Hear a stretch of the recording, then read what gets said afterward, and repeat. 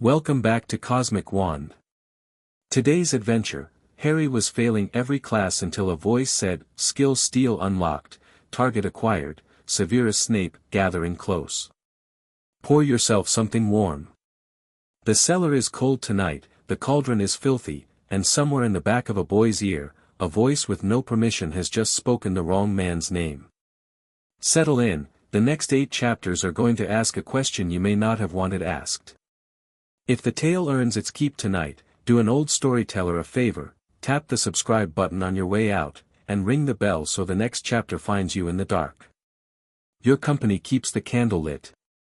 From the long shelf of Cosmic Wand, Chapter 1, Empty Cauldron, Empty Head. The note from McGonagall arrived at breakfast, folded into a tidy square, with his name on the front in handwriting that had taught half the country to dot its I's.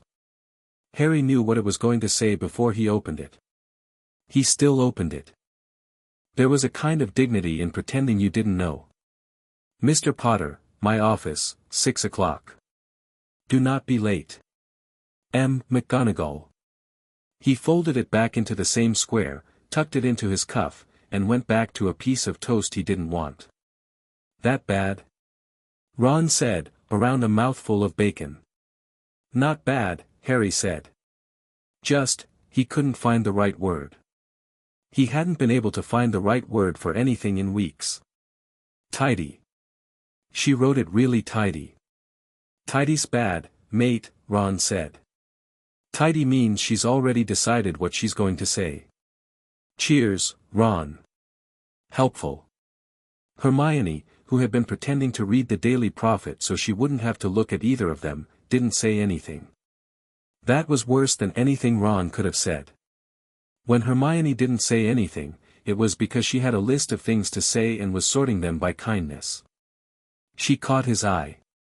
Whatever she says, she began. Don't, he said, and tried to make it sound light. Honestly. Don't. He'd asked her not to honestly him months ago. He'd asked her not to do a lot of things. The trouble with Hermione was that you could ask her not to do something and she'd respect it for a week, 2 weeks, the length of one assignment, and then it would creep back, because she couldn't help it. None of them could help it. He couldn't help being a failing 6th year, and she couldn't help being the friend of one, and Ron couldn't help eating bacon while the world ended in tidy folded handwriting.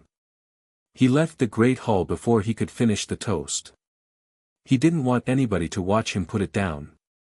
The corridors at 8:30 in the morning had that grey-blue cast that meant nobody had quite turned the castle on yet. Portraits dozed in their frames. Suits of armor creaked in their joints. Harry walked them with the slow, deliberate pace of somebody who had nowhere to be that he wanted to be. His grades had been bad in the spring.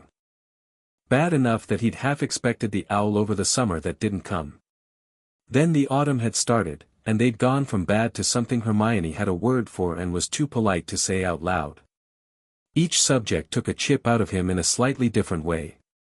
Potions, of course, potions had always been a wall, and he'd always lost skin trying to climb it, but it was a wall he knew. He'd at least known he was bleeding. The new thing was transfiguration. Transfiguration had been his subject. He'd been the boy who could vanish a snail in 2nd year while Ron was still apologizing to his. Now the snails sat there on his desk, fat and confident, and he couldn't get them to stop being snails. He'd tried. He'd tried in a way that he hadn't tried at anything in his life. He'd sat in the library until his back hurt. He'd done the diagrams. He'd done the wand movements in the mirror, like a fool. And the snails stayed snails. Charms was worse than transfiguration, because charms had never been work. Charms had been a thing his hands could do. Flitwick had stopped looking at him in class. That was the worst part, actually. Flitwick had stopped looking at him, in the way a small kind man stops looking at a thing he doesn't want to embarrass. He'd tried to tell Ron about it once. The look on Ron's face had been one of those friendly, helpless, please don't do this looks that mean you've gone past the point where your friends can carry you. He hadn't told Hermione. He didn't need to.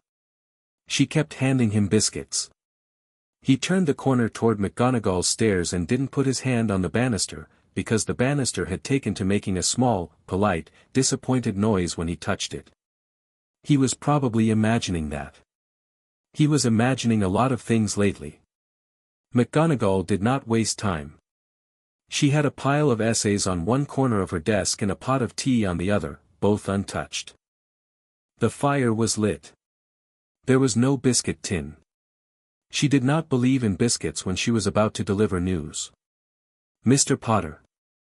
Sit. He sat.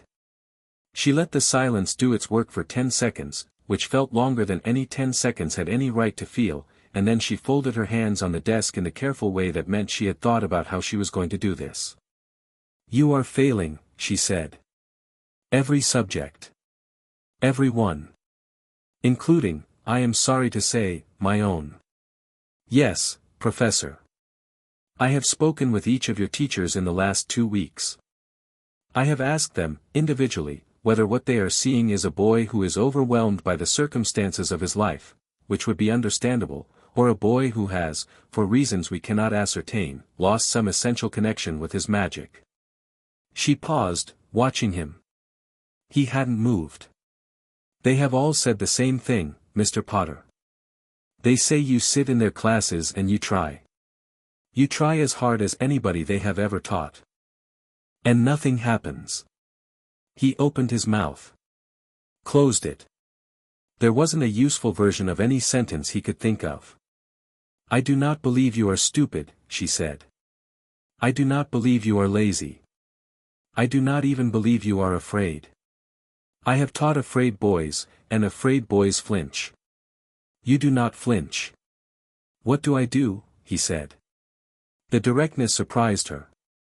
Her hands moved 1/4 of an inch on the blotter. She covered it by reaching for the tea, which she still did not pour. Honestly, she said. I do not know. I have ordered every additional textbook I can think of. I have arranged supplementary lessons with Professor Flitwick, twice a week. I have made the same arrangement with Professor Slughorn, though he is reluctant.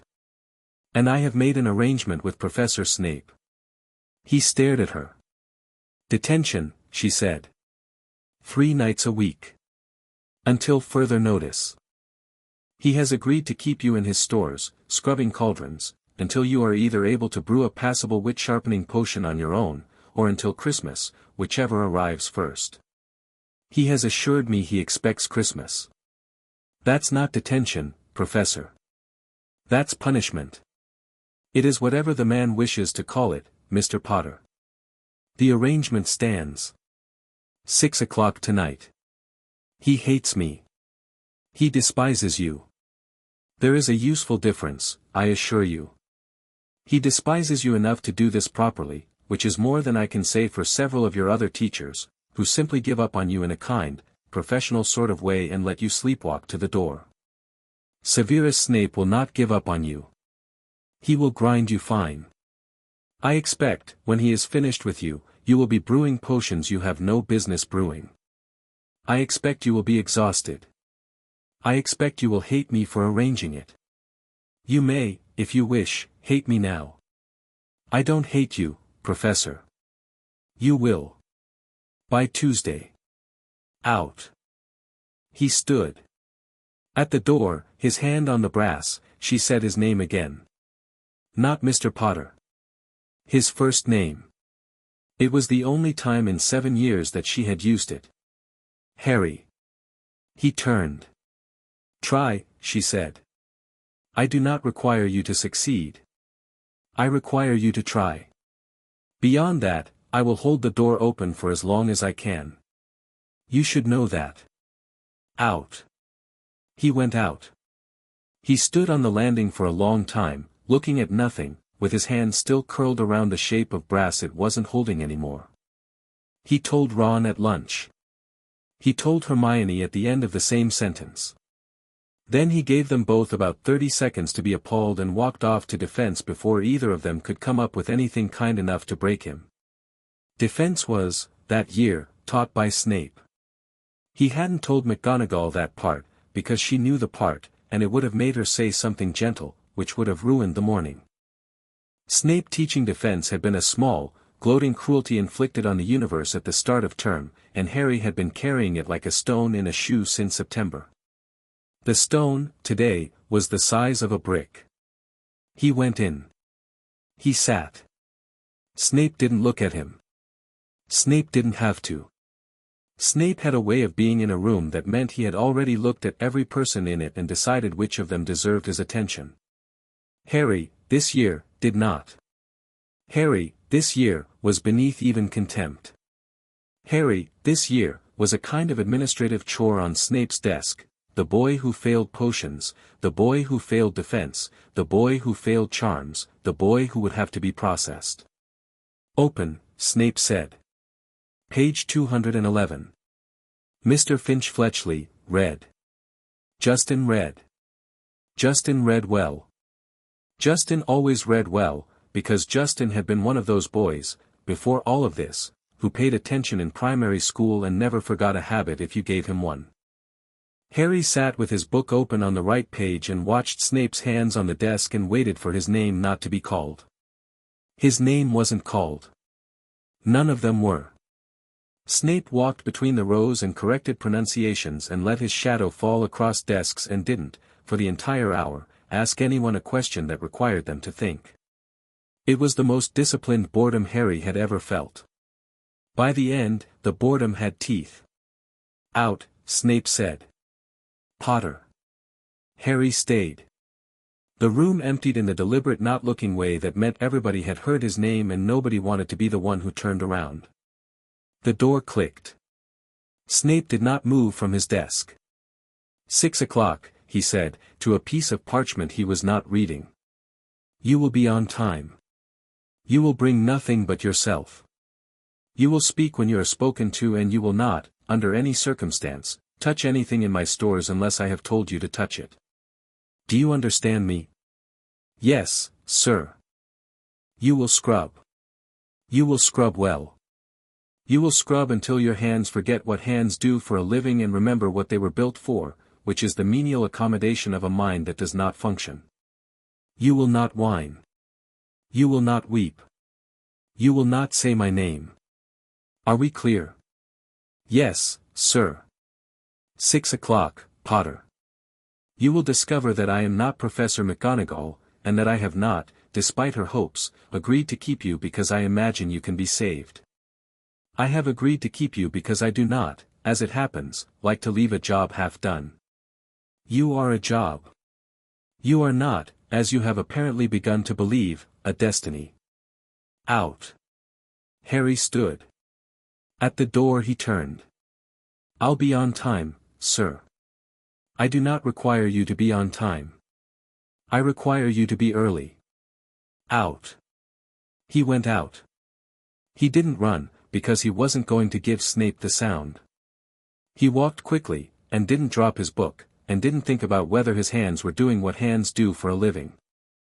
6 o'clock found him standing outside the potions classroom at 5:56. He waited 4 minutes. He knocked at 6, exactly. He had read enough about Snape to know that early was a kind of trap, late was a kind of execution, and on time was, barely, survival.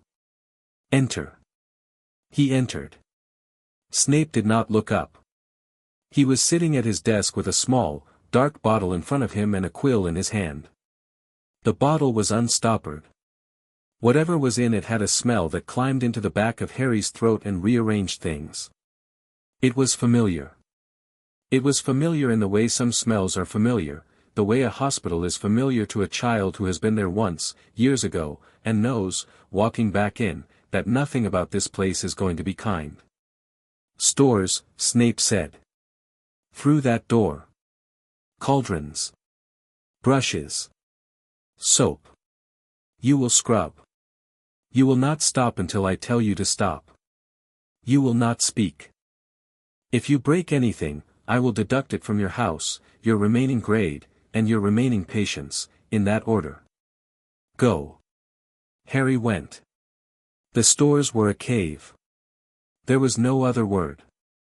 Stone walls, no windows, 3 torches, a stone floor that sloped very slightly toward a drain in the center, and along every wall, racks of cauldrons in iron and copper and tin, stacked like dishes in a kitchen the size of a courtroom.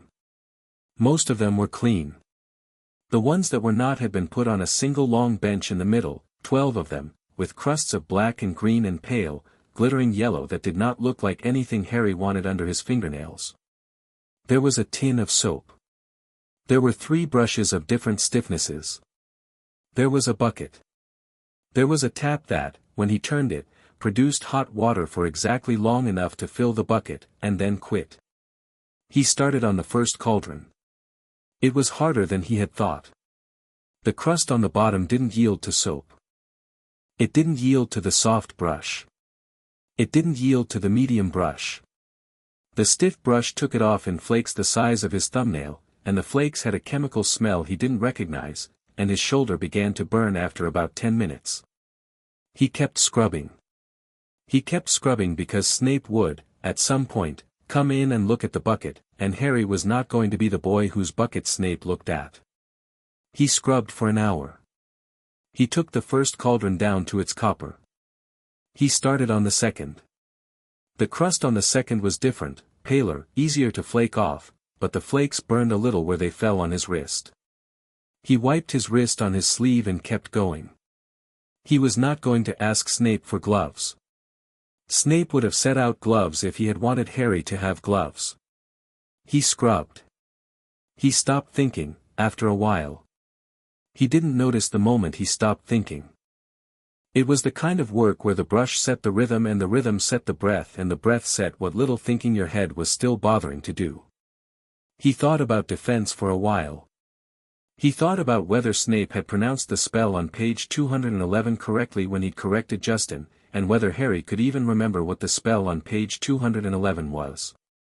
He thought about McGonagall using his first name. He thought about Hermione's biscuits. He thought about how, when his shoulder started really burning, he was going to switch arms, and how he should switch arms now and not when it actually hurt, because switching arms when it actually hurt would be too late. He switched arms. He scrubbed. He had taken the second cauldron down to its tin and started on the third, which was the worst of all of them, black, layered, with a stink under the layer that made his eyes water, when the voice arrived. It was not a voice the way Snape's voice was a voice. Snape's voice was a thing that came at you through air. This voice was inside his ear in a way that had nothing to do with air. It was clear and flat and bored. It did not ask for permission. Skill Steal unlocked. He froze. He didn't drop the brush. He'd been right about that, later, when he tried to remember what had happened, that he hadn't dropped the brush. The brush had stayed in his hand. His hand had gone rigid around it like a hand on a wand in a duel. The rest of him had stopped. Target acquired, Severus Snape. His mouth opened. Nothing came out of it. He looked at the door of the stores. The door was closed. There was nobody behind him. There was nobody in front of him. There were 12 cauldrons on a bench and a bucket of water that had gone gray and a brush in his hand and a voice inside his ear that had a font. That was the part that made him think for half a second he had gone, properly, mad. The voice had a font. He could see it the way you see a word on a page when somebody describes it to you, square, beveled, the kind of letters that looked stamped, with a slight margin around each one. Bold capitals. No serifs. Transfer protocol, proximity-based. Range, 20 meters. Efficiency, time linear. Ethical override, not installed. He closed his eyes. He was going to be sick. That was the thing he thought first, before he thought any of the other things. He was going to be sick into a bucket of grey water at 7:06 on a Wednesday in October in the dungeon of a man who already, on the best of nights, considered him beneath contempt. He didn't get sick. Host, Harry James Potter. Status, eligible. Initiating. There was a sensation behind his eyes. It was not painful. It was not, exactly, anything. It was the way you feel when somebody is standing at your shoulder and you haven't turned around yet, and then they put a piece of paper down on the desk in front of you, and the piece of paper is full of writing in a hand you don't know. You hadn't read it. You didn't know what it said. But it was there, now, on the desk, and you could read it any time you liked. He opened his eyes. He looked at the brush. He looked at the third cauldron. The crust looked, for the first time since he had walked into the room, like a thing with a recipe behind it. He could see where it had come from. Somebody had brewed a sleeping draught in here and let it go cold and let it go warm and let it go cold again, in a pattern, and the residue was the result. He could see what the residue was. He could see what would lift it. Boric acid in a weak solution, maybe 1 in 20. Not soap. Soap would lock the lie in. He had never used the words boric acid in his life. He had never used the word lie. He set down the brush very carefully, the way you set down something that has just bitten you. He stood up straight. He looked at the door. Source weakened. Source integrity, 99.1%. Stop, he said, out loud, to nobody. Stop, stop, stop, transfer complete, potions residue theory. Acquired. Stop, there was nothing to stop. The voice was gone. He stood with a brush at his feet and a bucket at his knees and his own breathing in his ears, and he stood in the silence after the voice the way you stand in the silence after a door has slammed in a house you thought was empty. He picked the brush up again. He didn't know what else to do. He went on scrubbing. He scrubbed the third cauldron. He scrubbed it badly, at first, because his hands had gone shaky and the brush kept slipping. Then his hands stopped being shaky, in a not good way. Hands stop being shaky, the way they stop because you have given up arguing with them. He went down to the residue. He looked at it and looked at the bucket and looked, in his head, at a small, neat instruction in a hand he didn't know, that said boric, 5%, with hot water, applied warm, do not scrub until applied. He didn't have boric. He had soap. He used soap. He didn't tell himself it was a test. He didn't tell himself it was anything. He scrubbed, badly, and the cauldron came clean badly, and he moved on to the fourth. He had got to the seventh cauldron when the door opened. He looked up. He hadn't meant to look up. He looked up before he could think not to. Snape stood in the doorway with the small, dark bottle in his hand, the one from the desk. It was no longer unstoppered. He held it lightly, between two long fingers, the way a man holds a thing he has decided to throw away. Snape looked at the bucket. Snape looked at the bench. Snape looked at Harry, and then Snape did not, quite, do anything that Harry could describe afterwards. He didn't sneer. He didn't draw himself up. He looked, briefly, at the bottle in his hand, as though he had momentarily forgotten what it was for, and then he looked back at Harry, and he opened his mouth, and he said, "Continue." It was a perfectly Snape word. The tone was a perfectly Snape tone. The pause before he said it was not a Snape pause. Harry, who had spent the last 5 years of his life cataloguing Snape's pauses against his will, knew this. He looked down at the bucket so that Snape would not see him knowing it. "Yes, sir." "Until 11. "Yes, sir." The door closed. Harry waited. He counted to 30. He looked up. Through the slit at the bottom of the door he could see the long shadow of a man standing perfectly still on the other side of it, for what must have been another half a minute, before the shadow moved away. He worked through the 8th cauldron, and the 9th. The 9th had been used for something that left a film like grease and a stink like burnt sugar. He hated it on contact. He scrubbed it down to its copper anyway. He'd worked out, somewhere between the 7th and the 8th, that you didn't go at these things the way you went at a frying pan in the Burrows sink. You went at them the way you went at a translation in Greek. You looked. You took a guess. You tried a corner. You watched what happened. The voice came back twice more before 11. It did not announce itself, the second time, with the long ceremonial wording. It announced itself the way an alarm clock announces itself, the same flat font, the same square letters, no preamble. Transfer, numerical heat tolerances, common bruise. Acquired. He didn't drop the brush this time. He kept scrubbing. His mouth did a tight ugly thing. He thought of swearing aloud, and didn't, because the door was closed but the door wasn't deaf. Source integrity, 99%. The third time was the worst.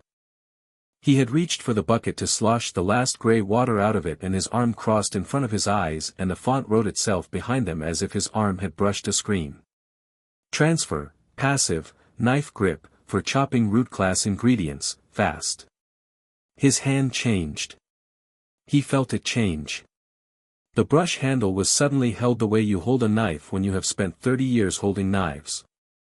The thumb in a different place. The wrist set at a different angle. He stared at his own hand. He flexed it. He put the brush back the way Ron held a wand, and it didn't feel right.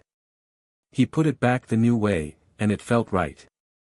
He put it back the old way again, and felt it feel wrong, and that was the moment he sat down on the cold stone floor of Snape's stores with his back against a rack of cauldrons and did not move for a full minute. He stood up. He scrubbed the floor. He scrubbed the floor because Snape had said the floor, and because it was a thing he could do without thinking, and because if he sat back down on it again he was going to start asking himself the questions he was not, tonight, prepared to answer. He scrubbed until 11. Snape did not come back. At 11, the bell did not ring, because there was no bell down here, the time just was 11, and Harry knew it was 11 because the torches on the wall changed color by a degree, the way Hogwarts torches did between watches. He stood. His back hurt. His knees hurt. His shoulder, which he had been switching off and on with the brush all night, had the kind of ache that you carry for 2 days. His knuckles were raw. He looked at the bench. There were 5 cauldrons on it that he hadn't got to. There were 7 on the racks behind him that he had. The 7 were clean. They were not as clean as he could have made them, with boric and warm water. They were clean. He looked at the door. He didn't know whether he was supposed to leave. Snape hadn't said. He decided to leave, because the alternative was waiting in here for a man who might or might not come back, and Harry, after several hours of scrubbing, was not in the mood to be a thing that waited. He opened the door. Snape was at his desk. The door of the classroom was open to the corridor. Snape sat with his back to the door, head bent over the same piece of parchment as earlier, the same quill in his hand. The candle at his elbow was lower. The small dark bottle was on the desk beside him, restoppered. Snape didn't turn when Harry came in. Out, Snape said. Yes, sir. Wednesday. 6. You will scrub the remainder. You will scrub the racks. You will scrub the floor. The floor in particular. You will, by Christmas, be able to look at a cauldron with a film of bicarbonate residue and tell me, without prompting, the temperature at which the previous brewer ruined it. You will do this not because I expect you to learn anything but because the floor of my stores is filthy and you are convenient. Out. Yes, sir. He had got to the door of the classroom when Snape said his name. Not Mr. Potter. Not Potter. Not boy. Snape didn't say anything else. Harry stood very still in the doorway with his back to him for a count of 2. Then he turned. Snape was still at his desk. Snape was still not looking at him. Snape's hand, the one with the quill in it, was resting on the parchment, but the quill was not on the parchment. The quill was held a quarter of an inch above it, and was not, quite, steady. The hand was not, quite, steady. A man with that hand could not, this evening, have stoppered a small dark bottle without thinking about it. A man with that hand would have spilled it. It had been stoppered when he came in. Harry made his face very flat. He bowed his head an inch. He said, "Good night, sir." He went out. He closed the door behind him. He walked, deliberately, because to run was to admit something. He walked through the dungeons. He walked up the steps to the entrance hall. He walked past a knight on a horse who saluted him cheerfully and a small girl in a portrait who told him he ought to go to bed. He went to bed. He did not go to bed. He stopped on the 7th floor landing, where it was dark, and stood very still, and put his hand against the cold stone of the wall, and waited until his breathing stopped being a thing that had any business with anybody. Then he closed his eyes. He thought, very deliberately, of nothing, and underneath the nothing, the small neat instructions waited. They had not gone away. Boric, 5%, hot water, warm, do not scrub. He could see the words. He could see them in the same square, beveled, no serif font that the voice had used. He could see them, and he had not read them before tonight, and he had not read them tonight either, and they were in his head. He took his hand off the stone. He walked into Gryffindor Tower. He gave the fat lady the password. He did not look the fat lady in the eye. He went up the stairs to the boys' dormitory. He did not undress. He sat on the edge of his bed and stared at the wood of the floor between his feet. There was a creak. There was a small careful step. A door opened. Hermione, in a dressing gown, with her hair up the way she put it up only when she had given up sleeping, slid into the room and pulled the curtain. "Harry," she said. "Quiet. Are you all right?" "Yeah," he said. "You're not." "No.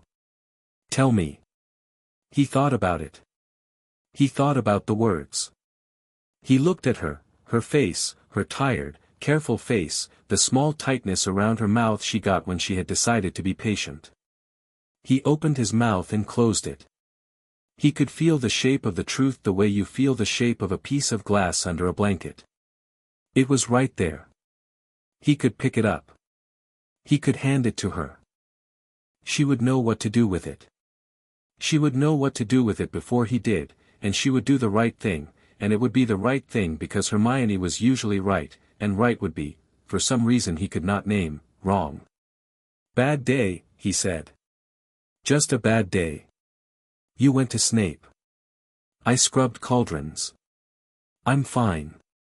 "Harry, Hermione. Please." She bit her lip.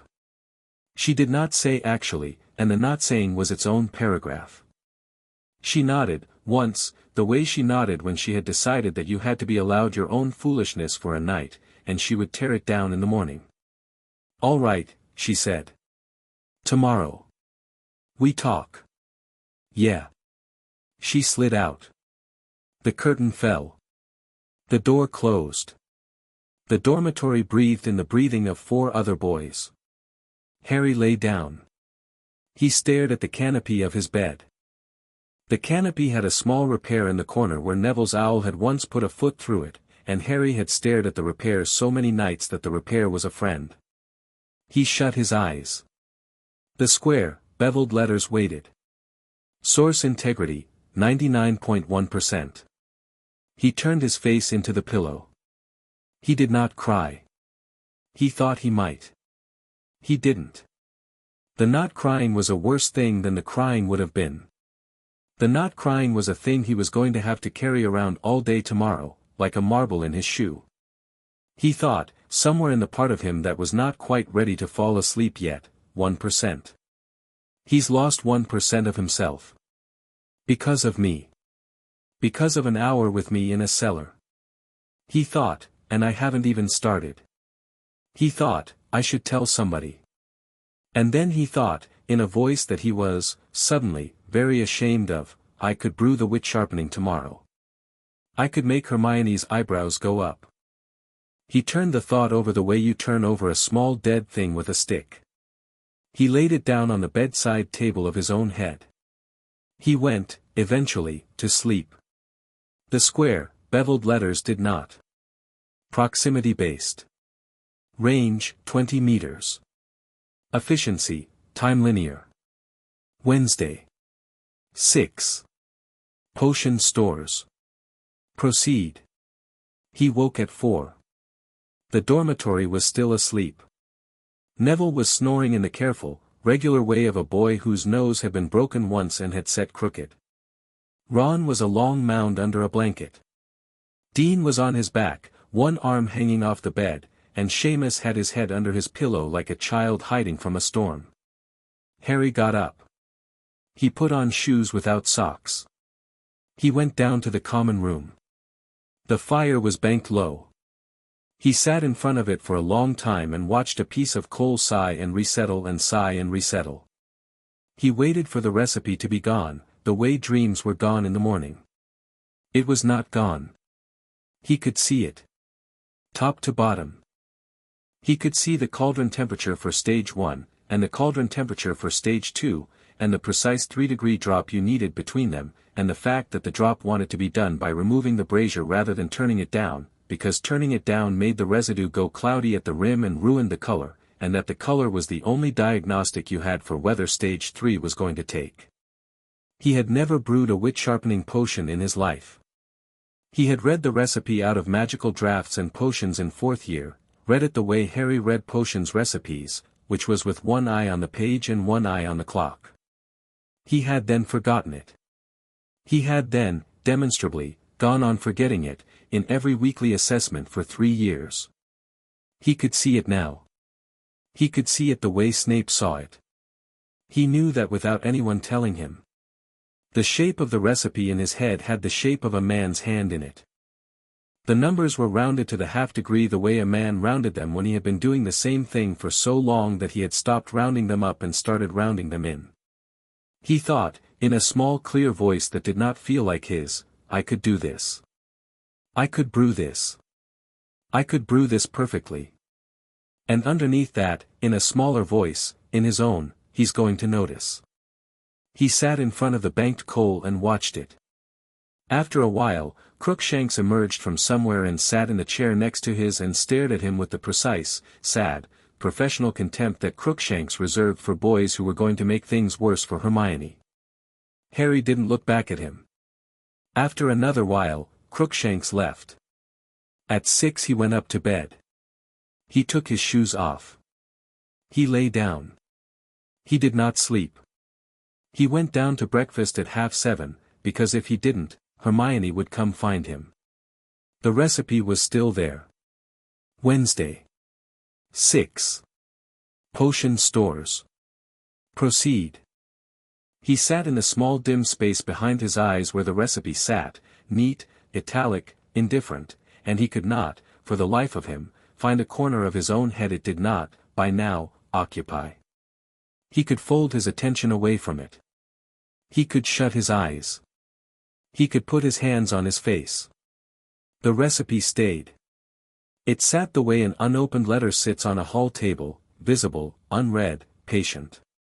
He thought, in his own voice, very small, this is what people mean when they say a thing has come into the house. He didn't, that morning, eat. He put his face into his arms on the table and waited for the doors of the great hall to open. When they did, he went in. Chapter 2, the first glass he stole the ingredients on the Tuesday before dawn. He had thought a lot about whether it counted as stealing. It hadn't, in the end, taken him long to decide. The student stores existed on the principle that any 6th year could go in and take what a 6th year needed for a 6th year recipe. The wit sharpening potion was a 6th year recipe. He was a 6th year. The maths held up. The maths only didn't hold up if you knew what he was going to do with the ingredients, and Harry, slipping in at 4:30 with a satchel over his shoulder, was not, at 4:30 in the morning, on no sleep, in the mood to argue with himself about etiquette. He took ginger root. He took scarab beetles. He took armadillo bile in the small vial because the small vial was the size he needed. He didn't take a cauldron.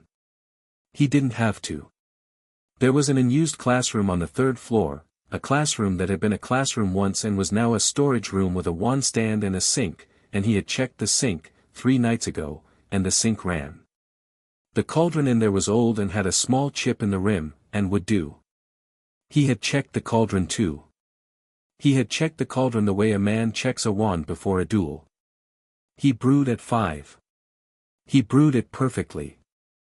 He brewed it the way a man brews a thing he has brewed in a kitchen every Sunday morning for 30 years and could brew with his hands tied behind his back. He brewed it with the brazier lifted at the precise second the gas in the cauldron went from cream to ivory. He brewed it with the beetles cracked, not crushed. There was a difference, and the difference mattered, and Harry had never known that there was a difference until his hands made it. He brewed it with the bile measured by drop, not by volume, because volume was a lie and drops were the only thing in the universe that didn't lie. He brewed it with a wooden spoon turning anti-clockwise for the first stirring and clockwise for the second, and he counted the turns under his breath in Latin, and he didn't know any of the Latin, and the Latin came anyway. It went pale gold. It went pale gold at exactly the moment the recipe said it would go pale gold, which was the only thing about the brew that Harry would have been able to predict before tonight. You didn't have to be a potions master to know that magical drafts and potions said it should go pale gold. The fact that Harry's brew was actually doing it was the thing that turned his stomach, because he had been ready, all morning, for it to go cabbage green and crack the cauldron. He had been ready for the world to be normal. The world was not being normal. He bottled it. He had brought 3 flasks. He had not, before he started, known why he had brought 3 flasks. He bottled 3 flasks. He cleaned the cauldron. He cleaned the cauldron with hot water and a bristled brush and, in his head, the small clean instruction that had been there since Monday night, do not scrub until applied, and he applied a thumbnail of boric paste that he had taken from the side cupboard in the student stores, and he scrubbed afterwards, and the cauldron came down to its iron and looked, for a moment, like a thing that had never been used. He looked at it. He thought, Slughorn would weep. He put the cauldron back. He locked the classroom. He went down to breakfast. He passed Snape on the stairs. Snape didn't stop. Snape did not look at him. Snape was carrying a small leather satchel in one hand and a book in the other and was walking at the precise pace of a man who had decided to walk at a particular pace and would not, for love or money, deviate from it. Harry kept his own pace. They passed within a yard of each other. The system said nothing. The system, he had learned, only said something when the touching was longer than touching. Snape was already gone. But Snape's hand on the banister had had a faint white knuckle that Snape's hand had not had on Monday. The wit sharpening lasted 20 minutes when he tested it. He took half a flask after second period, sitting on a bench in the courtyard with his hood up because rain had started in the way Scottish rain starts, which is by lying about whether it has started. The half flask went down clean. He counted to 30. Then he stopped counting, because counting had become foolish. He could feel everything in his head spread out the way a man's tools spread out on a clean workbench. He could see 4 things at once. He could see what Ron was going to say in lunch. He could see the part of his charms essay that was going to lose him a grade, and the small clean fix for it. He could see, in a way he had never seen, that the cracks in the courtyard flagstones ran almost, not quite, in the direction of magnetic north, and that this was probably an accident, and that knowing it was probably an accident was a kind of person he had never been before. He drank the other half flask in the corridor outside defense. He took it standing up, with his hand on the back of his neck, the way some boys take a shot of something before a fight. He went in. Wand out, Potter. Harry's wand was out. Stand. Harry was standing. Snape was at the front of the classroom with his back to the wall and his arms folded the way you fold your arms when you have decided that this lesson is going to be a punishment and you don't intend to pretend otherwise. He had not, since the start of term, asked Harry a question that required Harry to think. Today he was going to ask Harry to fight. Harry had known the second he walked in, because Snape was standing the way he stood when he had decided to make somebody bleed. The other students sat. Hermione's wand was on her desk, her hand flat over it, the way a woman puts a hand on something she might need at speed. Ron's wand was somewhere under his elbow. You will demonstrate, Snape said, the disarming charm. Wand and wandless variant. Distance, 6 feet. Target, Mr. Weasley. Mr. Weasley, you will not defend yourself. You will, however, attempt to retain your wand. If Mr. Potter cannot disarm you, you will, naturally, retain it. Begin. Ron's mouth opened. Ron's mouth closed. Harry didn't argue. There wasn't a useful version of arguing. He stepped 6 feet from Ron. He raised his wand. He felt, against his will, the careful tiny weight of the morning's gold potion sitting clean and steady behind his eyes. Expelliarmus. Ron's wand came out of Ron's hand the way a fish comes out of water. It came out so cleanly that Ron's fingers stayed in the curl they'd been in, and they stayed in the curl for nearly a second after the wand was gone, as though they had forgotten what they were supposed to be doing without something to hold. The wand crossed the room in a flat, unhurried arc and slapped into Harry's left hand. Harry hadn't put his left hand up. His left hand was just there. Silence. Snape did not move. Again, Snape said. Without the wand. Sir. Wandless, Potter. You will note that I said wandless.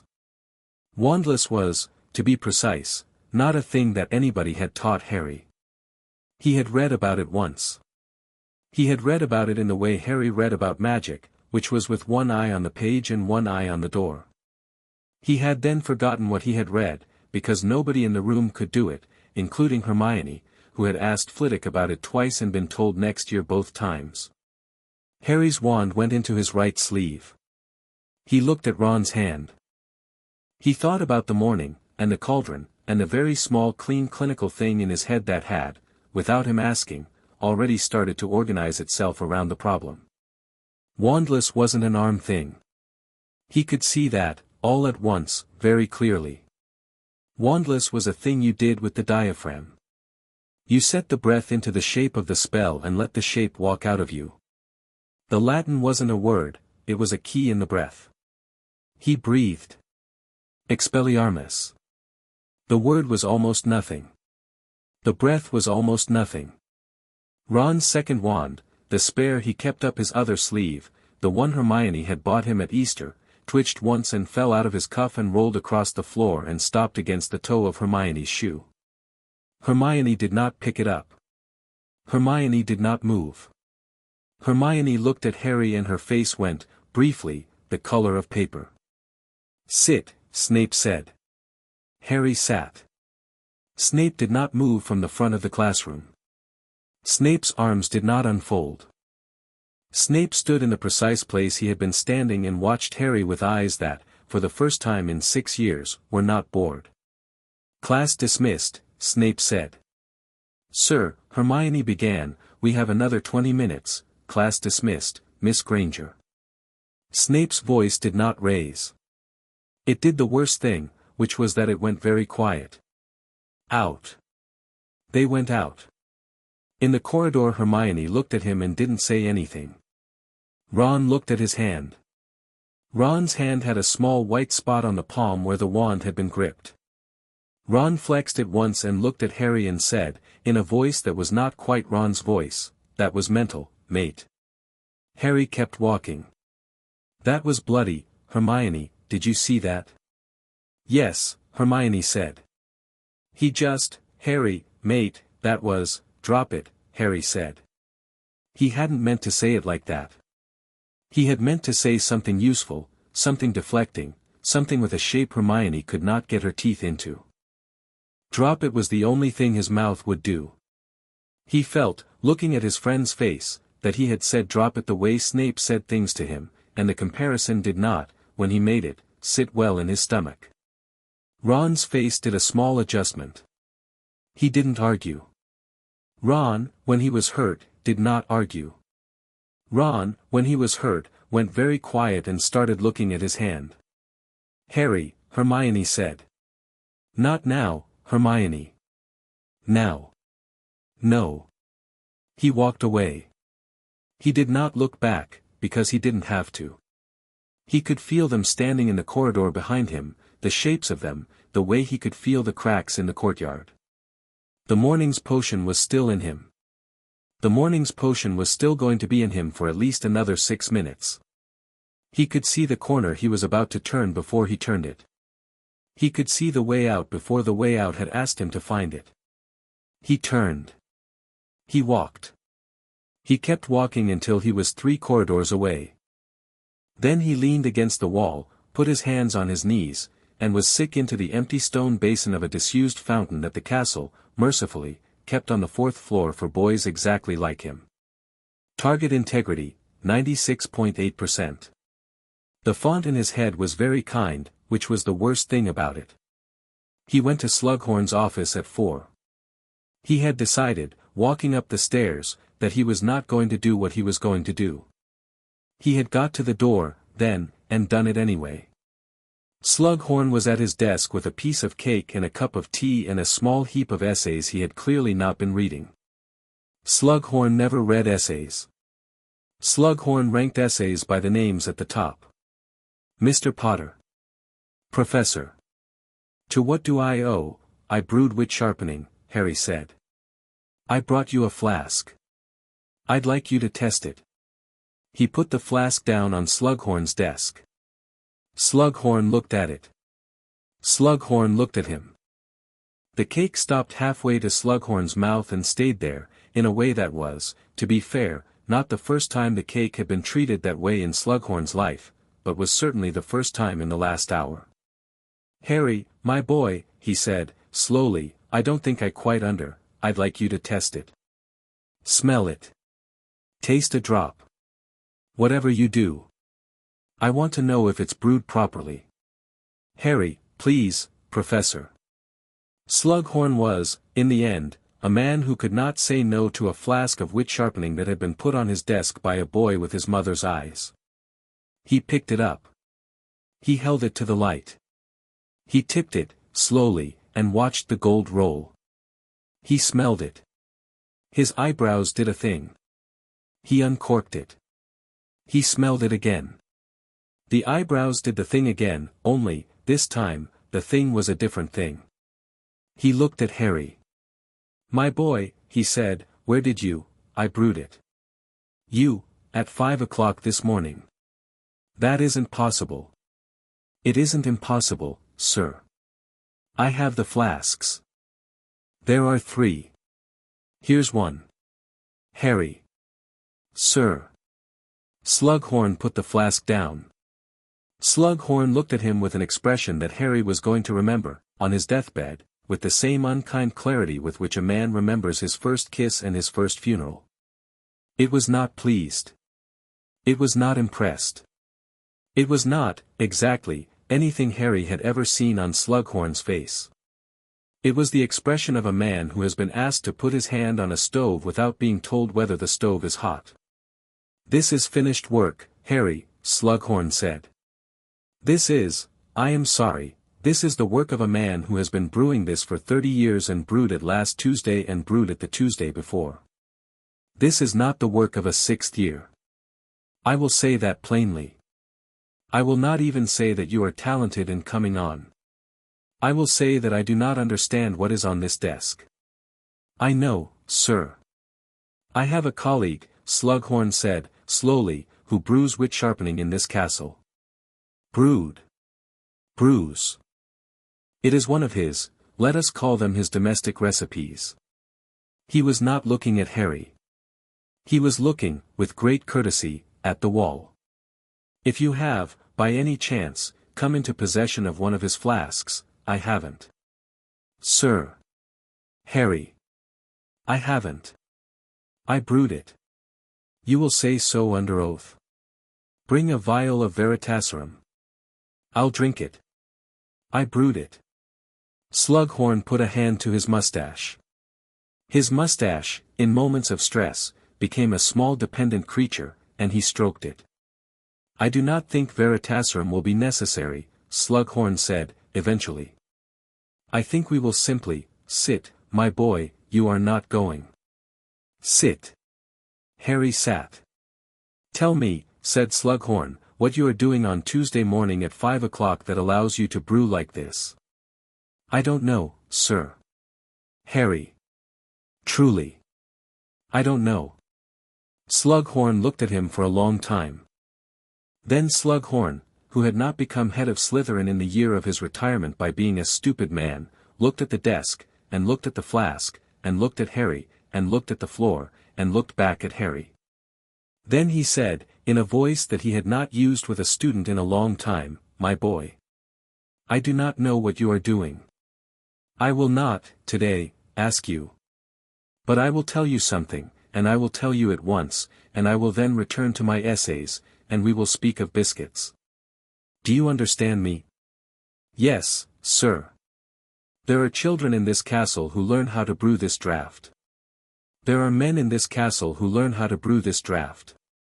There is, in the history of this castle, only one boy who has brewed this draught the way it is in this flask, and he is now my colleague, and he stands 6 feet tall, and he wears black, and he despises you. I will say his name once and I will not say it again. Severus. I do not know what you have done, Harry. I do not know what has happened. I tell you only this. He is a private man. He is, more than he is anything else, a private man. Whatever you have learned, whatever you have come into possession of, be private with it. Be private with it the way you would be private with a wound. Do you understand me?" "Yes, sir." "Drink your tea."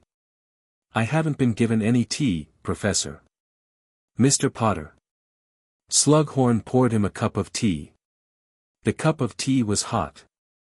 They sat across the desk from each other and drank tea in the way old men and very tired boys drink tea, which is by not pretending it is helping. After a while, Slughorn slid the flask of wit sharpening to one side of the desk, and put it under a cloth, and did not, for the rest of the conversation, look at it. Harry left at 5. In the corridor he stopped and put a hand on the stone wall and stayed there a moment. Then he kept walking. He could feel Slughorn watching him from the door.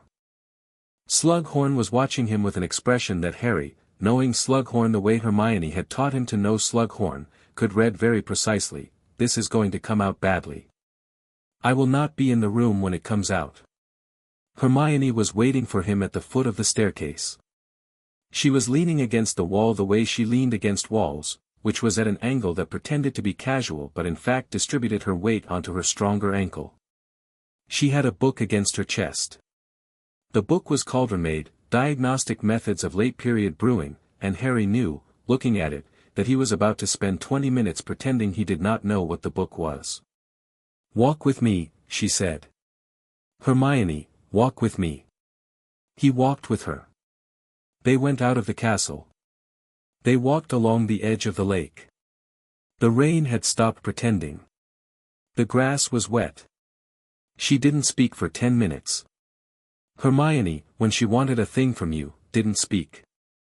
Hermione understood, better than any teacher in the building, that silence got more out of a boy than any question. She broke first, in the end. He never let her go more than 15 minutes. "Tell me what's happening to you." "Nothing. Harry." "Nothing I can tell you, Hermione." "Actually," she began. Then she stopped. She pressed her lips together. She had told herself, somewhere on the walk, that she was not going to actually at him today, and Harry watched her hold the line for a count of 3 before she gave up. "Actually, that's worse.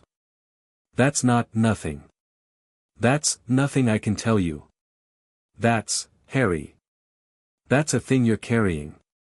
Let me carry it. You don't have to do it alone. It's not yours to carry. It's mine because it's yours. That's a," he couldn't finish. He stopped on the bank. He looked at the lake. The lake was the color the lake was when the rain had stopped pretending, gray-green, with a flat reflecting band along the far side where the cloud had thinned. He felt, looking at it, that he had never been more himself, and that the version of himself that he had never been more of was a version he didn't recognize. "Hermione," he said, quietly. "I'm going to tell you something. Not the thing. A different thing. All right. If I do tell you the thing, at some point, you have to promise me you won't go to Dumbledore. Or McGonagall. Or anybody. Until I say. Harry, that's not a promise I can, then I won't tell you. She stared at him. Harry. I won't, Hermione. I love you.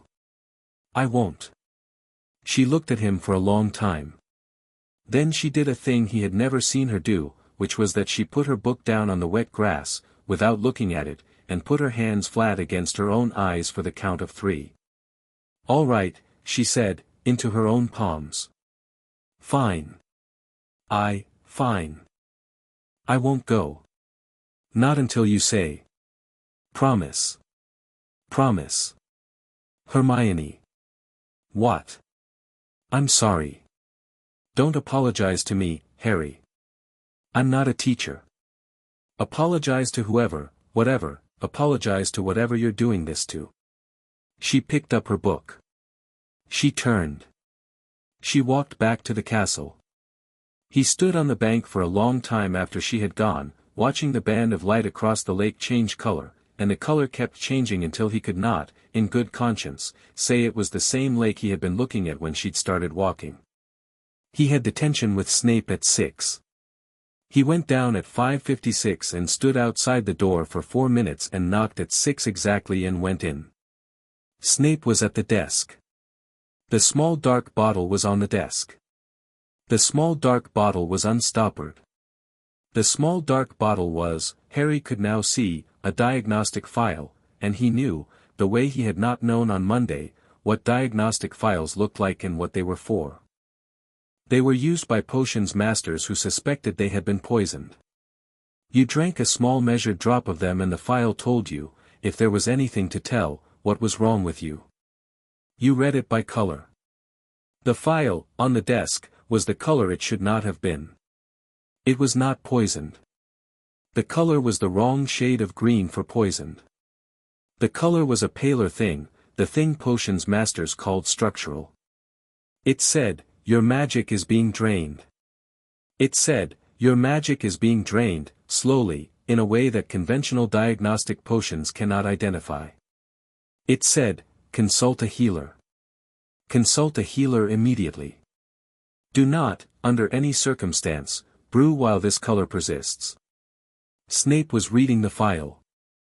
Snape had his back to Harry. Snape had not heard Harry come in, which was, Harry knew, the way he had not known on Monday, the kind of inattention that Snape was incapable of. Snape, on Monday, would have known if a mouse had come in. Snape, today, had not heard the door. Snape was very still. The file was very still in his hand. Harry stood at the door and breathed in, very carefully, and breathed out. The font, in his head, was kind. Proximity detected. Initiating. Stores, Snape said. He didn't turn. His voice did not match the color of the file. His voice was Snape's voice, the same dry sneering thing it had always been. You know the way. Get on with it. Yes, sir. Harry crossed behind him. The file was, by then, restoppered. Snape's hand on the stopper had a slight tremor. The stopper went in straight. Snape's hand was, by force of will, going to put the stopper in straight if it killed him. Snape's hand was, by force of will, capable of a lot of things. Harry went into the stores. He closed the door. He stood with his hand on the wood for a count of 3. He listened. The light under the door was steady, the man on the other side of it had stood up, by then, and gone to his cabinet. Harry could hear the cabinet open, and a glass set on a desk, and the cabinet close. Harry knew, without seeing it, that Snape had just poured himself a finger of something amber from a bottle on the 3rd shelf, and that Snape was going to drink it standing up, with his back to the room, in the precise pose a man adopts when he does not, for the moment, want to think of himself as a man who is drinking. Harry picked up his brush. He scrubbed. He scrubbed for 4 hours. The voice came back 6 times. Acquired, arithmancy of brew timing. Acquired, Latin phonemes, corrected. Acquired, occlumency, foundational theory. Acquired, wand grip, duelists, backhand variant. Acquired, curse class recognition, early dark. Source integrity, 92.4%. He scrubbed. He scrubbed because there was nothing else to do with his hands. He scrubbed because the alternative was to put his hands flat against his face and not take them off until the end of the year. He thought, in the small clean horrible part of him that was now doing things on its own, a clemency. He just gave me a clemency. The man can't shield his own diagnostic from me. He couldn't tell when I came in the door. He's losing the thing first that he needs most. The system isn't even being clever about it. The system is taking what's nearest the surface, and the nearest thing to the surface is panic. He stopped scrubbing. He stared at the brush. He thought, if I keep coming, he will go fast. If I stop coming, McGonagall finds out. If McGonagall finds out, the arrangement ends. If the arrangement ends, Snape lives. If the arrangement ends, I fail every class. He thought, I am 16 years old and I am in a cellar working out whether I let my defense teacher die so I can stay in school. The thought did not have a font. He scrubbed. At 11 Snape opened the door. Snape stood for a moment in the doorway. The candle in the classroom behind him made him a silhouette that had a longer reach than Snape usually had. The shadow of him went past the racks at the far wall, across the floor, against the door of the cabinet on the back wall. Harry kept his head down. He kept his back to the bench. Stand. Harry stood. Out. Harry came out. He kept his eyes on the floor. Look at me. He looked. Snape's face was not, at first inspection, a face that had changed. Snape's face had the same lines and the same sallow set and the same flat ungenerous mouth. Snape's face had, under the eyes, a thin band of grey that had not been there on Monday. Snape's face had, at the temple, a vein that was doing something a Snape vein had not done in front of Harry's gaze in 6 years of cataloguing. Snape's eyes were watching him. Friday, Snape said. 6. Yes, sir. You will, at some point in the next 48 hours, present yourself in this room to confess what it is you are doing. Harry didn't move. Sir. You will confess, Potter. Whatever it is. You may confess whether it is sentimental, for Granger's benefit, perhaps, she has been seen with you in distressed weather. You may confess whether it is mercantile, Mr. Weasley has, I notice, replaced his wand. You may confess whether it is, as I suspect, bluntness, Dumbledore's. You will confess, and you will do so before the next time you and I are in this room together. Do you understand? Sir, I understand, Potter. Yes, sir. Out. Harry went out. In the corridor he leaned against the wall. He had not breathed out properly since Snape had said the word confess. He breathed out now. He breathed out so completely that he didn't, for a moment, breathe in. The font waited in his head, kind, patient. Target integrity, 91.7%. Projected collapse, 73 days. Harry put his hand against the stone of the corridor and did not move for a long time. The torchlight ran orange along the stone. Somewhere above, the castle ticked the small ticks of its own old timber, the way old houses tick at night when they are settling. He thought, in a clean small voice that he was not sure was his any more, 73 days. 73 days to fix this. 73 days to find a way out of it. 73 days, and a man who wants me to confess, and a friend who has promised me she will not go to a teacher, and a system that does not have an ethical override installed. He pushed off the wall. He walked. He walked into the dungeons, past the stairs that led up to bed, past the corridor that led to the kitchens. He walked because his legs had decided, without consulting him, that they were going to walk until he had a plan. He walked for half an hour. He walked until he came out on the cliff path along the back of the castle, where in his 4th year he had walked with Cedric, and where in his 5th year he had not walked with anybody. He stood on the cliff path. The lake was below him. The cloud had broken in the place where the cloud usually broke at this hour, and he could see, very low on the horizon, the small steady shape of the moon. He thought, 73 days. Friday. Confess. He thought, no. He turned. He walked back into the castle. He went to bed.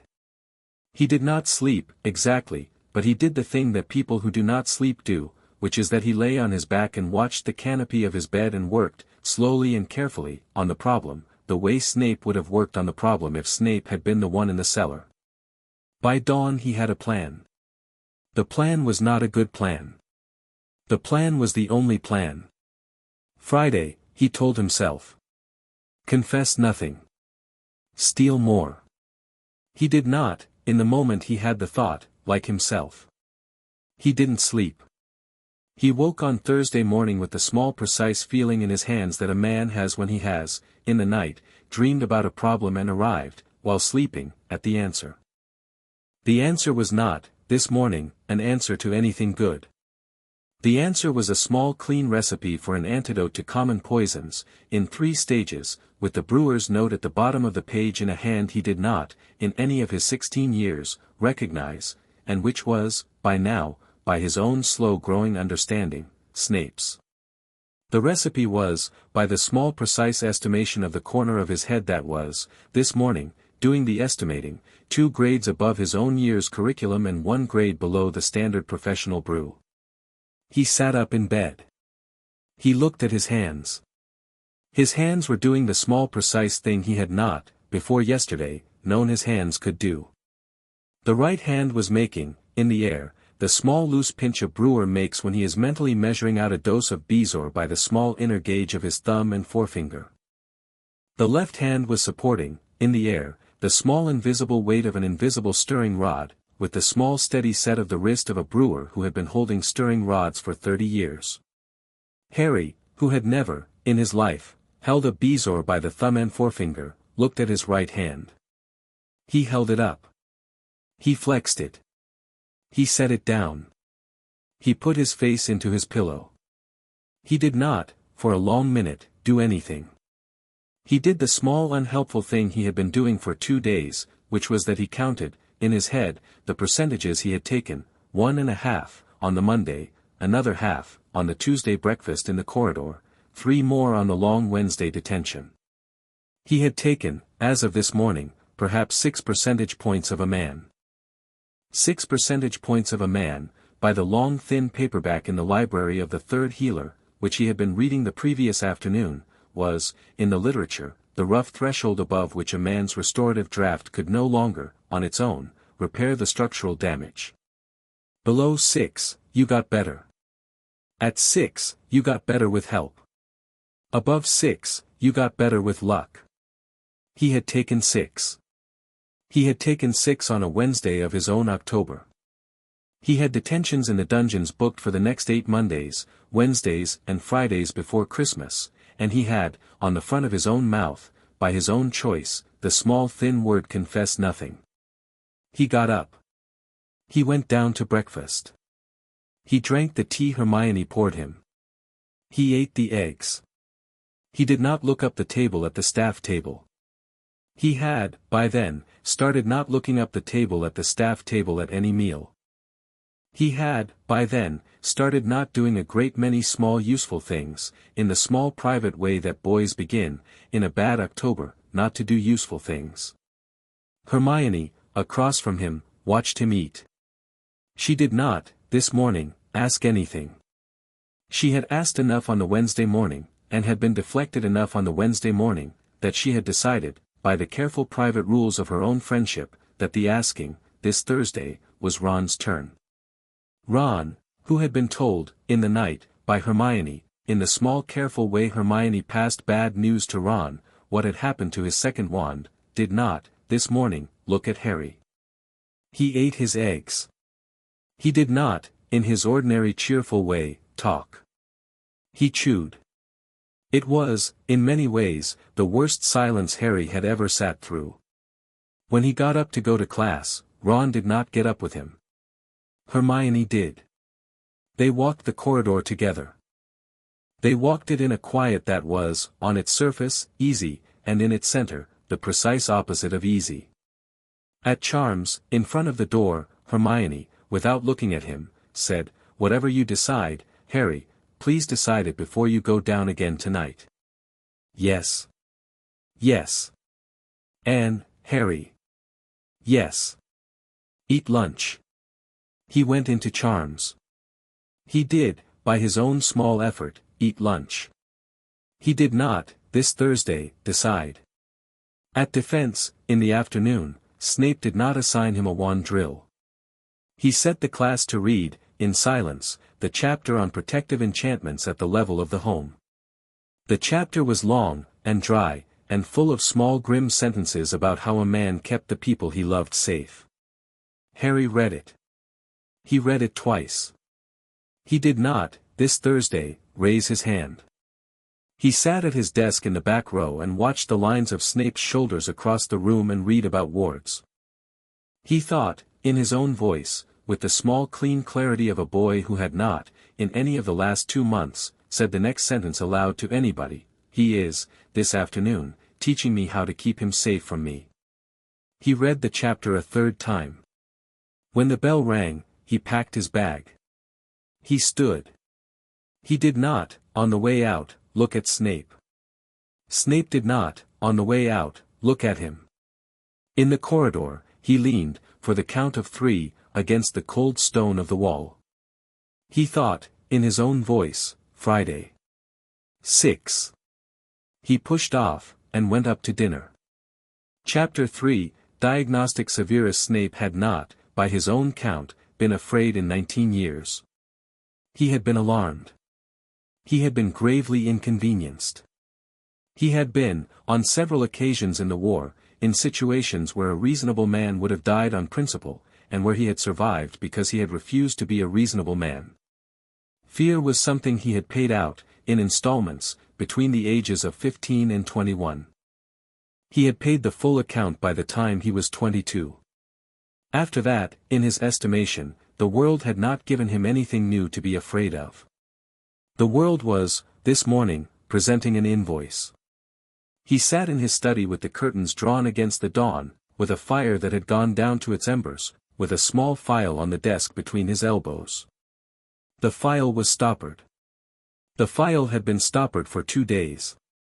The color in the file had not changed in 2 days. The color was the color of new moss in a poorly lit cellar, a green so pale and so wrong that you would, on a casual glance, take it for clear. Snape had known what the color meant on Wednesday. He had spent Thursday refusing to know it. He sat at the desk now with the precise posture of a man who has run out of corners in which to keep a thing. Structural depletion. He had brewed the diagnostic himself. He had brewed it twice, to be sure.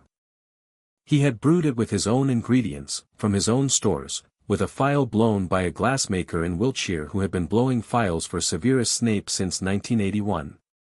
There was, therefore, no question of error. The diagnostic was diagnostic. He was depleted. The structure of his magic, the inner working, was being drained.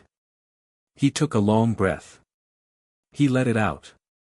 He took the quill from the inkwell and wrote 2 words on the parchment in front of him, in the small precise hand he had used for 19 years of double-coded reports to a dead headmaster and a living one. By whom? He sat looking at the words for a long time.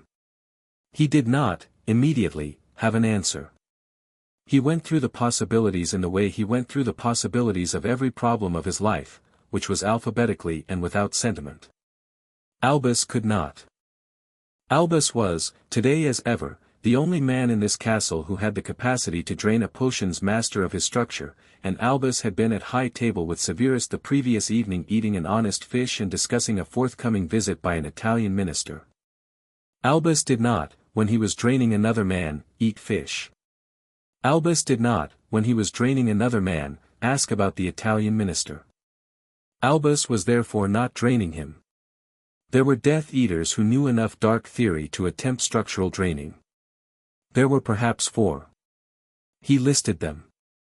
He crossed 3 off. The fourth was in Azkaban. He crossed the fourth off, and then, on principle, drew a small line through the crossed-off 4 and added a single short word to the side of the page, check. There were students. He had crossed students off the list before he had reached for the quill, but he reconsidered, in honesty. There was a girl in the 7th year who had been an outstanding in defense 3 years running and could plausibly have read an old book in a place where old books oughtn't be read. There were 2 Slytherin 6th years with family. There was Granger. He paused at Granger. Granger, when offered the chance, would do nothing of the kind. Granger was a tedious girl with an offensively well-developed conscience. Granger would, if she discovered such a curse on a teacher of hers, march into McGonagall's office at 3 in the morning to report it. He crossed Granger off. He left, then, the boy. Potter. He looked at the name in his head for a long time, in the way an old surgeon looks at a knife he has been carrying in his bag for 30 years and only now begins to suspect he has been carrying handle out. Potter could not. That was the simple, the obvious, the only answer he had arrived at every time he had let his mind, in spite of itself, present the suspicion. Potter was not capable. Potter was a 16-year-old boy with no scholarly seriousness, no aptitude for theoretical magic of any kind, and no friends of the caliber that could acquire him such a curse. Potter was, on Severus Snape's most ungenerous days, less capable of structural draining than the average house elf. The thought of Potter learning enough dark theory to drain a man was, on its face, absurd. But the boy had, on Wednesday, disarmed Ronald Weasley wandlessly with a breath like a man who had done it before. The boy had, on Wednesday afternoon, presented Horace Slughorn, and Severus had, in his own quiet way, gone to Horace and asked, a flask of perfect wit sharpening. The boy had, in his own classroom on Tuesday morning, sat at a desk and answered, when asked a procedural question about diagnostic files, a question that he had no reasonable cause to be able to answer, in the precise wording in which Severus had answered it to him in detention the night before, when he had not, by his recollection, said anything of the kind in front of Potter at all. The boy had, and this was the small uncatchable detail that had begun, slowly and against Severus's will, to set him to thinking, had, on Wednesday evening, walked into the stores while Severus was sitting at the desk holding a stoppered file of structural diagnostic in his hand, with his back to the door, and Severus had not heard him come in. Severus did not miss doors. He had, in his life, walked into rooms where the only thing keeping him alive was that he heard the door. He had, in his life, killed men because he heard a door before they did. The door was the door. The door was the first thing the trained man hears. The fact that he had not heard the door on Wednesday evening was, in his private estimation, the single most alarming sentence he had written in the journal he had not been keeping. He set the quill down. He picked up the diagnostic file. He held it to the light. The light from the dying fire, through the green, made a small pale spot on the back of his hand that looked, for a second, like rot. He thought, I will not give him my clemency. He stoppered the file. He put it in the locked drawer of his desk. He stood. His knees did the thing that he had been pretending, since Tuesday, that his knees did not do. He went, slowly, up to the headmaster's office. User query, 23 pending. The font was patient. The font had not, since the cellar, gone away. The font sat at the corner of Harry's right eye, the way a sticky note sits at the corner of a desk, and waited. Harry sat on the floor of an unused classroom on the second floor with his back against a desk and a stub of charcoal in his hand. He had been writing on a piece of butcher paper for an hour. He had crossed out most of what he had written. He had crossed out, in particular, the third version of the sentence at the top of the paper, which had begun as Dear Professor McGonagall and was now Dear Anyone and was, by the bottom of his second cup of tea, Hermione had sent him up with 2 cups of tea, before breakfast, in an enchanted carrier the contents of which never went cold. This was a Hermione thing, and he didn't know how he was supposed to drink them, would be Dear No One. He had been awake since 2. He had given up on sleep at 2 precisely, sat up in bed, gone to the common room, found Crookshanks in the chair next to his own again, looked at Crookshanks, lost the argument, and come up here to write. He had decided, in the night, that the only way to handle the system was the way Hermione handled everything, which was to interrogate it. He looked at the font. He thought, very carefully, as if he were speaking out loud, "Hello. User query acknowledged. Proceed. What are you? Skill Steal System. Interface with host unit Potter. Instanced. Not transferable." He stared at the paper. "Who put you here?" There was a pause. The pause was long enough that Harry, who had been holding his breath without meaning to, let it out. "Origin inaccessible to host." "Why me?" "Host, statistically underserved." "Host, existential pressure, high." "Host, compatible with target marker profile." "Compatible how?" "Occlusion dependencies." "Wand compatibility." "Proximity habituation." "Existing animus towards target." "Efficient transfer profile." "Why him?" "Target, high-density skill concentration." "Target, low projected recovery velocity." "Target, near host for extended hours without social friction." "Selection algorithm prioritizes volume, time, and plausibility." Harry read the last sentence again. He read it again. He thought of how to say what he wanted to ask. He couldn't put it nicely. He didn't try. Will it kill him? Possible. Probable without intervention. Projected outcomes, full transfer, target magical death. Civil death optional. Early severance, target retains magic at reduced capacity. Recovery, uncertain. Late severance, target retains marginal magic. Recovery, nil. Source death by unrelated cause, no effect on host gain. He read each line again. He read them in the order he had read them. He read them in the order that hurt him most. Then he read them again. Show me severance. Severance, locked until drain threshold. Threshold, 75%. Estimated unlock, 8 days. Why locked? Host integrity volatile. Premature severance, transfer rejection. Host suffers magical feedback injury. Severance withheld until host is stable. Stable meaning, host's new skill architecture forms integrative bonds with host's native skill architecture. Process requires time. Interrupting the process before completion, catastrophic. Harry put the charcoal down. He put both hands flat against the floor. He thought, so the system is not allowing me to stop. Proceed. He looked at the wall opposite. The wall opposite had a window with rain on it. Can I damage you? Can I refuse the transfer? Can I block it? Unlikely. Host is not a system engineer. Host has no tools for interference. Host's recommended response, continue as advised. Severance will become available. If I tell Dumbledore. There was, this time, no font for a second. There was something else. A small dry warmth at the back of his eyes, like the inside of a closed cupboard. Then the font, external observers, countermeasures applicable. Probability, high. Recommendation, no. What countermeasures? Undisclosed. Harry did not, immediately, do anything. He sat with his palms flat on the floor and the rain on the window and a piece of butcher paper in front of him that had said, at one point in its short life, "Dear Professor McGonagall." Then he, very carefully, picked up the charcoal again. He wrote, on the butcher paper, a line of numbers. He stared at them. He wrote, under the numbers, 3 names. He stared at the names. He drew a line between 2 of the names and the 3rd name.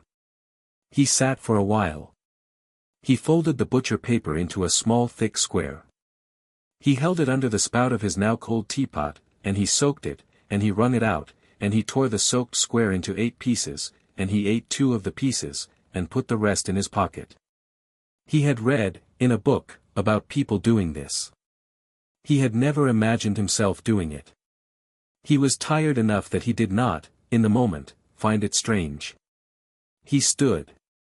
His knees hurt the way Snape's knees hurt this morning, although Harry could not, by definition, have known this. He went to breakfast. He drank a cup of pumpkin juice. He ate a piece of bread that he did not chew. He looked across the room at the staff table, where Snape was eating, in the way Snape ate when he had decided to eat, which was with a knife and fork held the way other men held the wrists of children they were taking somewhere safer. Snape glanced up. Their eyes met for a fraction of a second. Snape's expression did not change. Snape went back to his eggs. The font, in the corner of Harry's eye, proximity event. Distance, 41 meters. Efficiency, SUB threshold. No transfer. Harry, very carefully, set his cup down. He put his hands in his lap. He looked at his plate. He thought, without trying to, in Snape's voice, "You will confess, Potter, before the next time you and I are in this room together." He did not look at the staff table again. Severus stood at the top of the spiral staircase with his hand on the brass of the door for a count of 4. He did not, this morning, have the patience to do the courtesy of knocking. He had used the knight's patience on the diagnostic. He opened the door.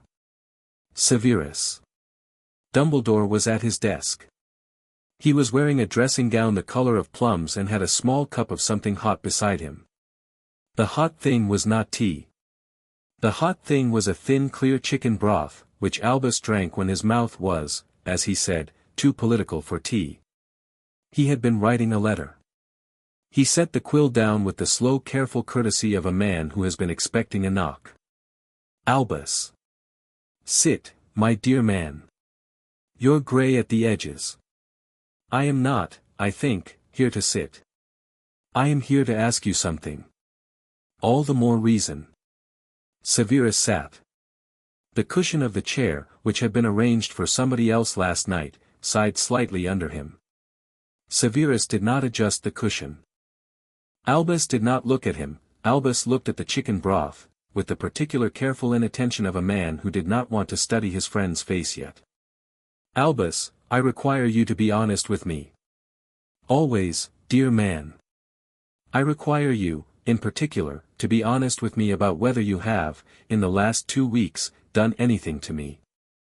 Albus's eyes, pale, watery, kind, and not, when you watched them, kind at all, came up. Severus. You have not. I have not. You will, I trust, accept my asking. I accept it, Severus. I would have been disappointed had you not. What has happened?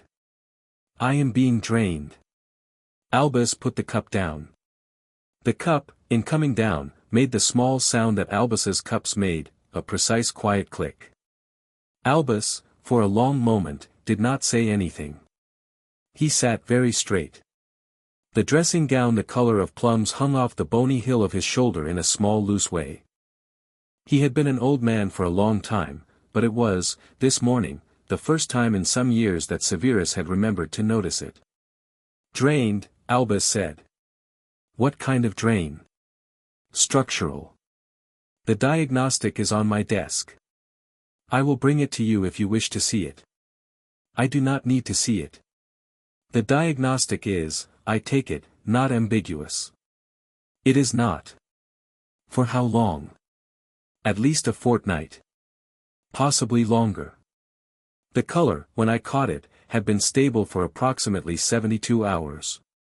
I had been suffering symptoms before that, a tremor in the hand, an inattention to fine work, an inability to perform a clemency at depth.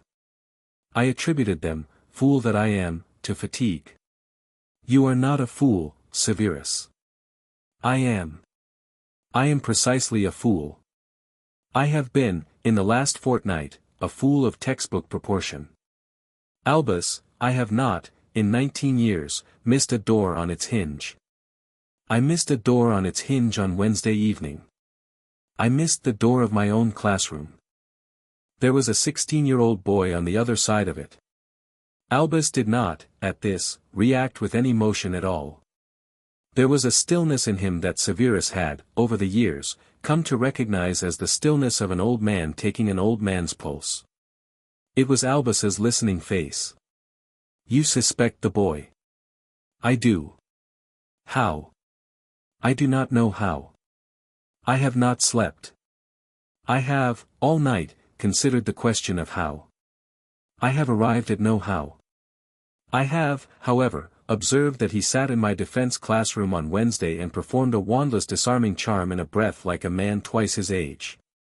I have observed that Horace Slughorn was, that same afternoon, presented with a flask of perfectly brewed wit-sharpening potion in the boy's hand.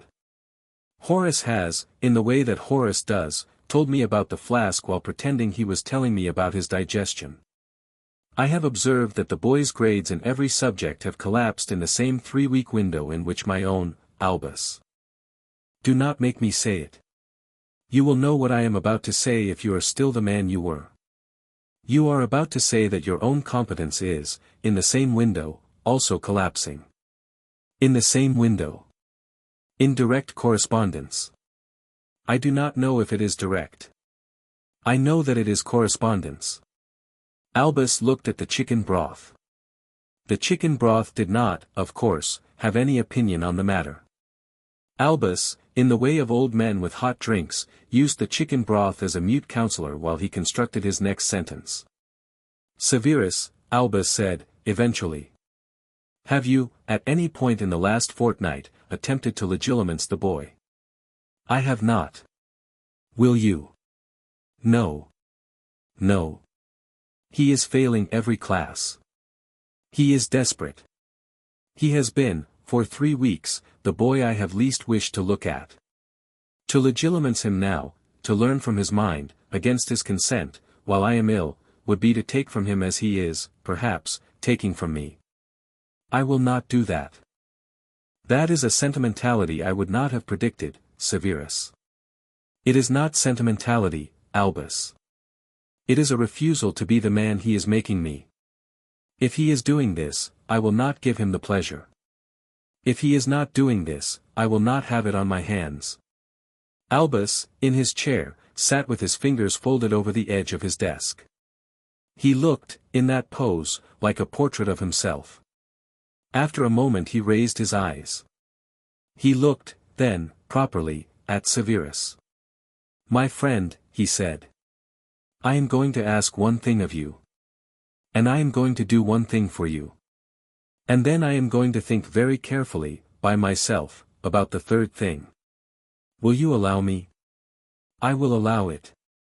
The thing I ask. You will, this evening, dine in my rooms. With me. You will eat fish, and you will drink water, and you will sit before my fire, and you will, on your honor as my colleague of 19 years, not stir from my hearth until I tell you that you may. We will not, this evening, discuss any of this. We will discuss the Italian minister. We will discuss the Quidditch ladder. We will discuss the appalling new vintage of pumpkin juice that Hagrid has been pressing upon us. We will do all of these things while you sit beside me and rest, in a way you have not rested in 19 years. Albus, you will, Severus. I am very rarely strict with you. I will be strict this evening. Yes. The thing I will do. I will, today, begin a very quiet inquiry. I will ask, of every man and woman in this castle who is in a position to know, what they have seen in the last fortnight that they may not, until now, have noticed. I will not ask anyone of the boy directly. I will not ask Minerva. I will, today, do this as I do all of my best work, which is by sitting in my chair and asking, in the most courteous and pointless small letters of which I am capable, how are you? To several dozen people whom no one ever asks how they are, and who will, accordingly, tell me everything. And the third thing. The third thing I will think about by myself.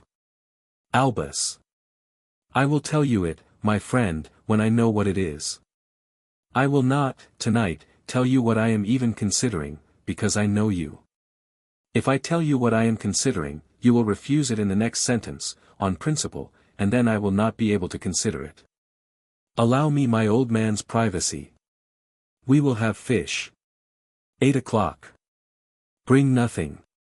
Severus, in spite of everything, very slightly, smiled. You are a difficult man to refuse, Albus. I am a tired man. I am a tired old man who has just learned, before breakfast, that he is being asked to consider his most loyal friend, his second most difficult student, and a question that may, when I have finished considering it, ruin a year for both of them. Do not, on top of all of that, expect me to be easy. Out. Severus stood. His knees did the thing. He did not, in front of Albus, pretend that they had not. Albus pretended, generously, that he had not seen. At the door, with the spiral about to begin to descend on its own, Albus said, Severus. Albus.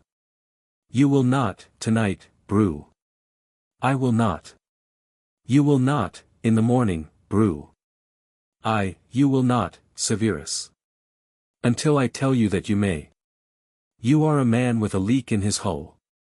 You do not, when there is a leak in the hull, pour anything more into the hold. Yes. Yes. 8 o'clock. Fish. 8. He went down. The staircase took him in its slow careful turning. He held the rail. He held it harder than he had held a rail in many years. He thought, in a voice he was, this morning, less and less sure was his, I will not brew. I will sit by his fire. I will eat fish. The boy will be in detention in the dungeons tonight, by my own arrangement. I will not be there to stand near him. I have, by accident, just done the wisest thing I have done in a fortnight. I have, by accident, just put 40 meters of stone between him and me.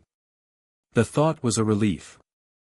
It was also, in a deep way he did not, even now, like to face, a betrayal of the boy he had spent 3 weeks pretending he was teaching. Hermione found him in the library at 4. He had spent the afternoon, after a charms class he could not in good conscience say he had passed nor in good conscience say he had failed, in the library reading a clemency theory. The theory was easy. The theory was, in fact, embarrassingly easy. He had begun to suspect, the way one suspects when one's left hand is reaching for the right book without one having quite asked it to, that he had now read the entire Hogwarts library's holdings on a clemency through Snape's eyes, several years ago, in Snape's own private hours, sitting in Snape's own private chair. He could not, exactly, remember Snape's chair. He could feel Snape's chair in his back. He had set the book down before Hermione's footsteps had come around the corner of the stacks, because he had heard her footsteps. He had heard her footsteps from 3 stacks away. He had recognized them by the slight favoring of the right ankle that came from a Quidditch fall in their 4th year that Hermione thought no one but Madame Pomfrey knew about. He had recognized them. He had heard them. He was 16 years old and he could hear a friend's old injury walking across a library. She sat down across from him. She put a book between them. She didn't open the book. Harry. Hermione. Where were you at breakfast? I was at breakfast. You were at breakfast for 11 minutes. You did not eat. I had bread.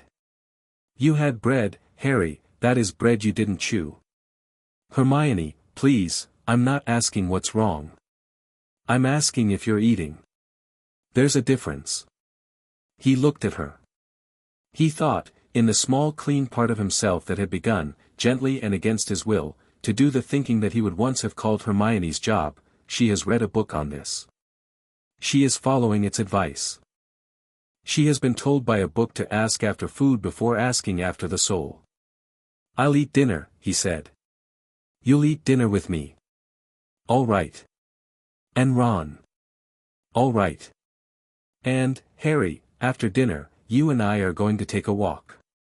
All right. She looked at him. That was easy. Yes.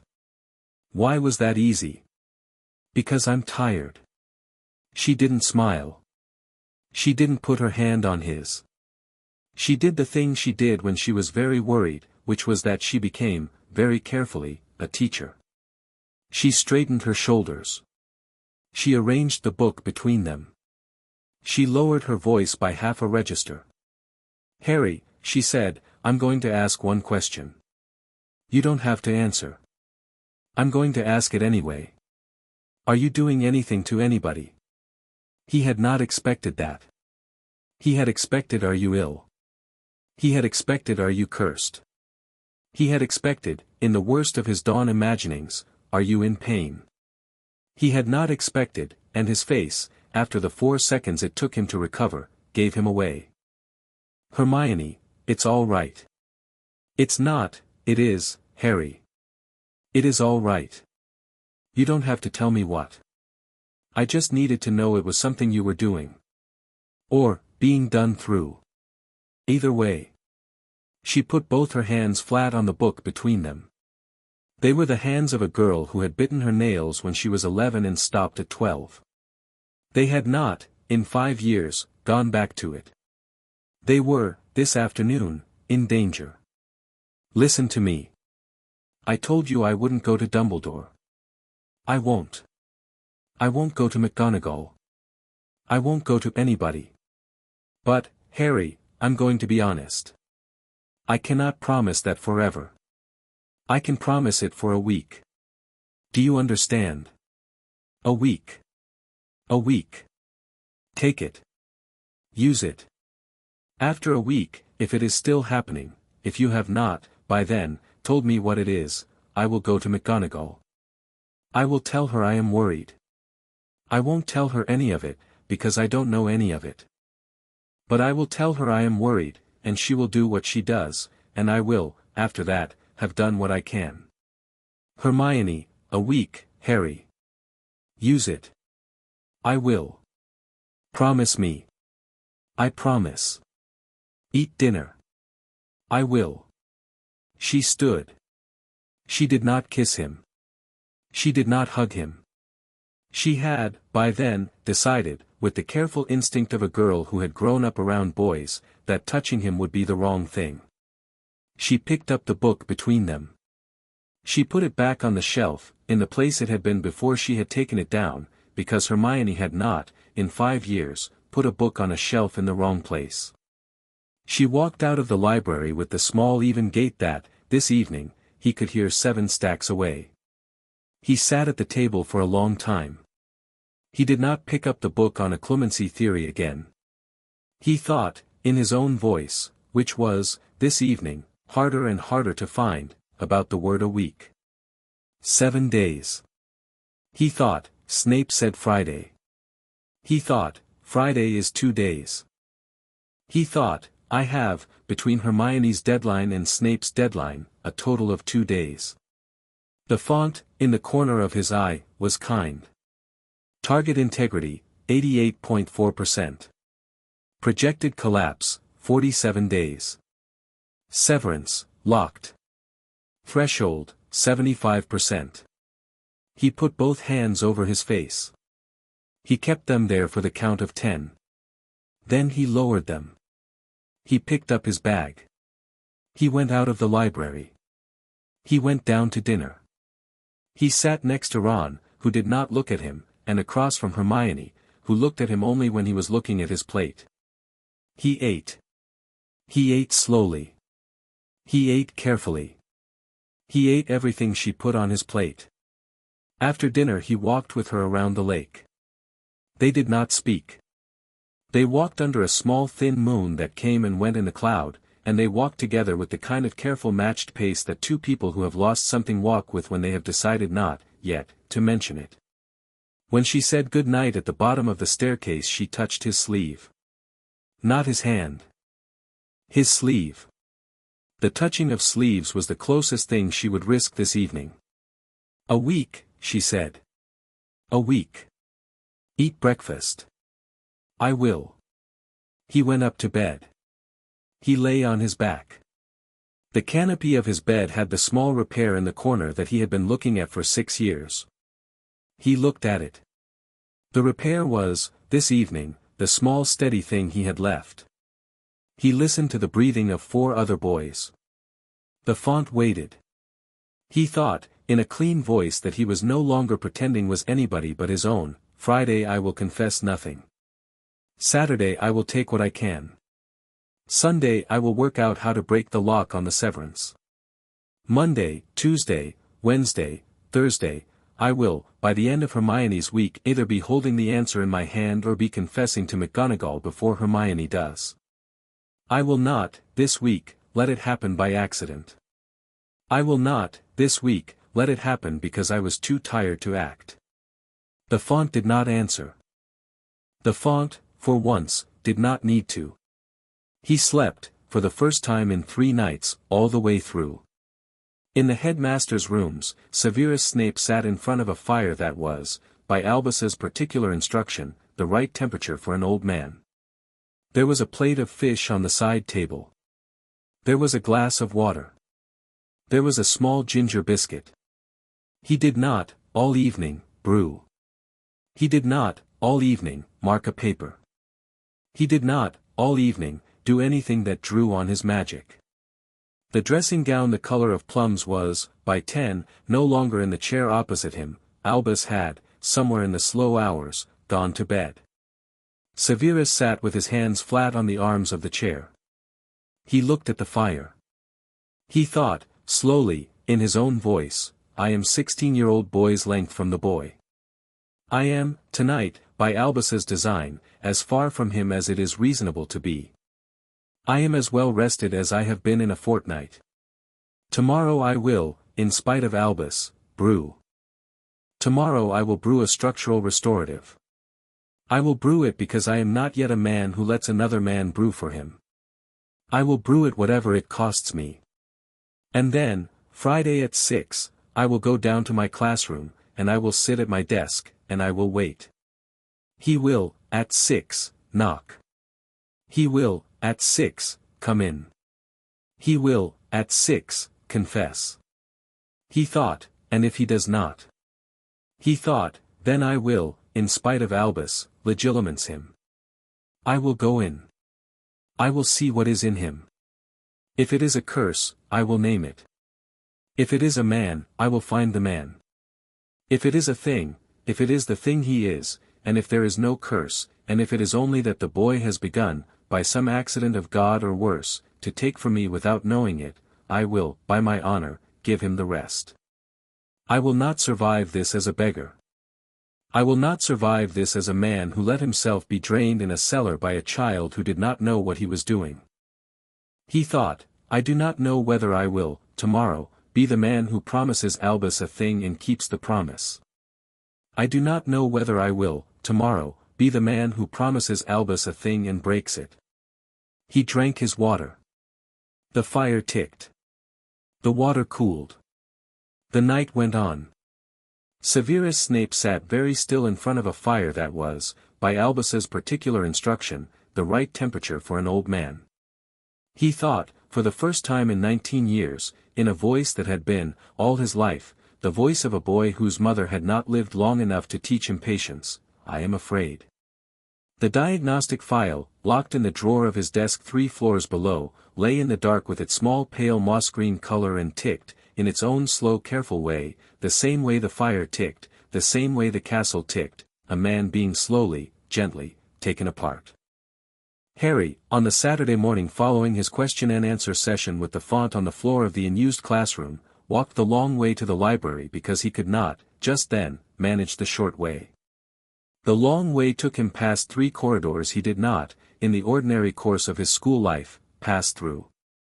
The first was the corridor outside Professor Flitwick's room, where Flitwick, even on a Saturday, was at his desk by a window in the small dignified way of a small dignified man. Flitwick did not look up. Flitwick had, on the Friday morning, looked at Harry's levitation charm with the careful eye of a man who had stopped pretending he was not noticing, and had nonetheless, on the Friday afternoon, said nothing further. Harry walked past with his head down. The second was the corridor outside the staff room. He could hear Slughorn through the door, laughing at something he had read in the paper. The third was the corridor outside the door of the small back stair to the dungeons, which had, by Snape's design and by long architectural accident, a small dark patch of stone in front of it that was always, by some draught from below, 2 degrees colder than the rest of the floor. Harry stood on the cold spot. He thought, very small, in his own voice, he is 6 floors down. He is probably brewing the structural restorative. He has, by now, perhaps been arguing with Dumbledore for an hour about brewing it. He thought, he is alive. He is 60 meters below me. He is alive. He went on past. Chapter 4, The Spy Game. Friday came down on the castle in the slow grey way Fridays in October came down on the castle, and Harry, who had not in 5 years of school been a boy who liked Fridays, found himself this morning looking at the ceiling of his bed and counting Snape's meters from his bed the way another boy might count sheep. 40 meters. Roughly. Snape's quarters were in the dungeons. Snape's quarters were not, in the strict map sense, anywhere near Gryffindor Tower. The system, however, did not measure meters by floor. The system measured meters by line of sight from one body to another. The line of sight from one body in Gryffindor Tower to another body in the dungeons of Hogwarts went through approximately 500 meters of granite, mortar, ash, beech, oak, and the slow medieval hatred of every Slytherin who had ever been buried in the foundations. He was, technically, out of range. He thought, lying there, if I do not leave my bed, the system does not feed. He thought, if I do not eat, the system does not feed. He thought, if I do not breathe, the system does not feed. He thought, don't be a fool, Potter. The last thought was, when he ran his attention over it, not, exactly, in his voice. It had a curl on the consonants. It pronounced Potter in the precise way Snape pronounced Potter, which was as if the word Potter were the small contemptible profession of a man who made cups and the boy were merely an example of one. He got out of bed. He stood at the window for a while. The window of the boys' dormitory looked out on the long sweep of the grounds. It was raining, again. It had been raining all week. He thought, looking at the rain on the glass, I will, tonight at 6, refuse to confess. I will, tonight at 6, sit on a stool in his classroom, and he will ask me what I have done, and I will say that I do not know. He thought, looking at the rain on the glass, and then I will, in detention, in the cellar, take from him whatever it is he is willing to come close enough to give. He thought, looking at the rain on the glass, I have, since Tuesday, become the worst person I have ever been. He thought, don't be a fool, Potter. Sentiment is the language of children. Did you not learn anything from him? He got dressed. He went down to breakfast. Hermione watched him eat. She did not, today, watch him in the careful sideways way she had watched him on Wednesday. She watched him directly. She had decided, somewhere in the night, that the gentle method was over. The gentle method had been her I won't go to Dumbledore until you say. The new method, this morning, was I am sitting opposite you and you will eat the eggs I put on your plate and you will eat them with my eyes on them. He ate the eggs. He ate the toast. He ate, when she put it there, the apple. He drank the tea she had brewed in a separate pot at the bottom of the table, because she had decided that the school tea was not, this week, sufficient for him, and because Hermione, when she had decided you needed real tea, brought you real tea. Charms first, she said. Yes. Don't fail it. Hermione, don't fail it, Harry. It's not a difficult class. Don't fail it because you're elsewhere. Be there. Charms doesn't deserve you not being there. Ron, on the other side, ate his bacon, and did not speak. Ron, since Wednesday, had not, in any real sense, spoken to him. Ron had not been angry. Ron had been worse than angry. Ron had been, in the small careful way Ron was when Ron's feelings had been hurt without his being able to name why, quietly absent. He ate with them. He laughed at jokes when he had to. He did not catch Harry's eye on the stairs. Harry, this morning, looked at him for a long second before getting up. Ron, in the time he was being looked at, did not look back. Harry stood. He shouldered his bag. "Charms," he said. "Charms," Hermione said. He went to Charms. He did not, in Charms, do anything Charms had not asked him to do. He sat in his usual seat. He cast his cheering charm at his usual partner. The cheering charm did the right thing on the first try. Flitwick, who had been watching out of the corner of his eye, did not, in the moment of the first try, do anything that betrayed him, but when, 20 minutes later, Harry produced a levitation charm that lifted his quill off the desk in a perfectly straight line and held it perfectly still in the air at the height Flitwick had asked for, Flitwick, for the first time in 8 weeks, turned his small dark professorial gaze full on Harry's face and looked. Flitwick did not, in front of the class, say anything. Flitwick, in the corridor afterwards, did. "Mr. Potter," he said. "A word." "Sir." "What have you been reading?" "Sir." "You have, this morning, produced a levitation charm that I would, on another student, ask whether they had been practicing at home. On you, Mr. Potter, I am required by my own conscience to ask the more specific question. What have you been reading?" Harry started. He saw the shape of the lie before he reached for it. The lie, this morning, was offering him 15 plausible versions of itself, the way it had been offering him plausible versions of itself since Wednesday, and Harry, the way he had been doing since Wednesday, picked one. "I've been working with Hermione." "Evenings." "Miss Granger." "Yes, sir." Flitwick looked at him. Flitwick was, in fact, a small careful man with 2 centuries of teaching behind him and a precise eye for the moment a 16-year-old boy looked at a teacher with the small steady eye that meant "I have prepared this answer." He saw the eye. He did not, in the corridor, do anything about the eye.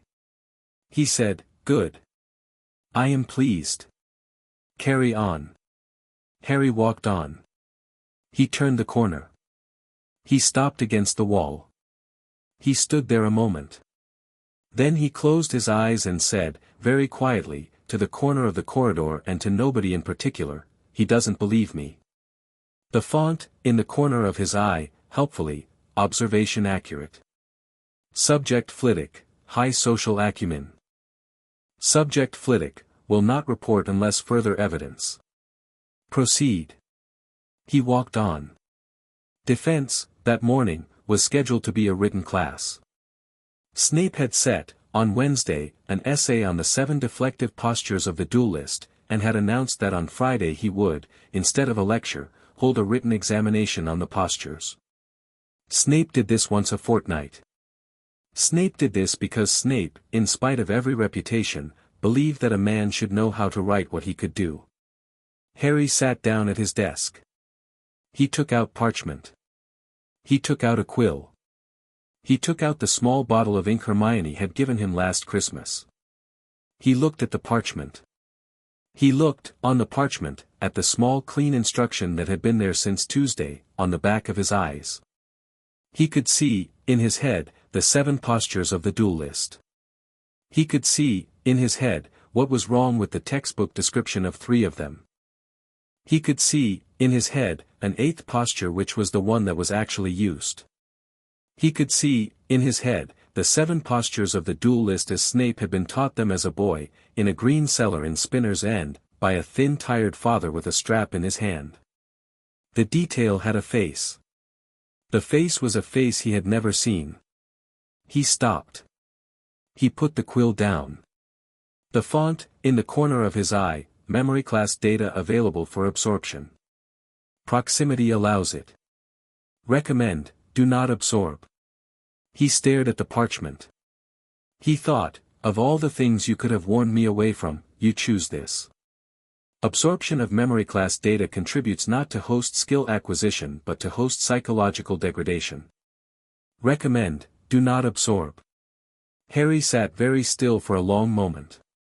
Then he, very carefully, on the parchment in front of him, wrote out the 7 postures of the duelist, in the 7 plain professional words in which the textbook described them. He did not write the 8th posture. He did not write what was wrong with the three. He did not, when he wrote, draw on the small clean instruction in his head. He drew, the way he had drawn for 16 years, on his own muddy schoolboy memory of having read the chapter once badly. He answered 6 questions. He got 5 of them right. He got the 6th one wrong on purpose. He drew, by way of illustration on the bottom of the parchment, a small careful sketch of posture 4. The sketch was Harry's. The hand was Harry's. The proportions were Harry's. He did not, in the sketch, draw the small precise alteration of the wrist that he could see, in his head, would in fact make the posture work. When he had finished, he sat back. He looked at the parchment. He thought, that is the worst essay I have written in 3 weeks. He thought, good. When Snape walked along the row, 20 minutes later, collecting the essays, Snape paused at Harry's desk. He did not look at Harry. He looked at the parchment. He looked at it long enough that the boy on Harry's left, who was always nervous in Snape's vicinity, hiccuped audibly. He picked up the parchment. He read it. He read it the way Snape read essays, which was not in order.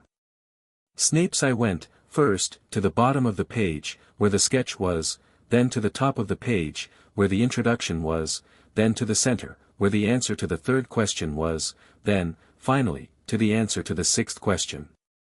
The answer to the 6th question was wrong. Snape looked at it for a long time. Then he, very gently, set the parchment down on the desk in front of Harry, not in the pile he was collecting, and walked to the next desk.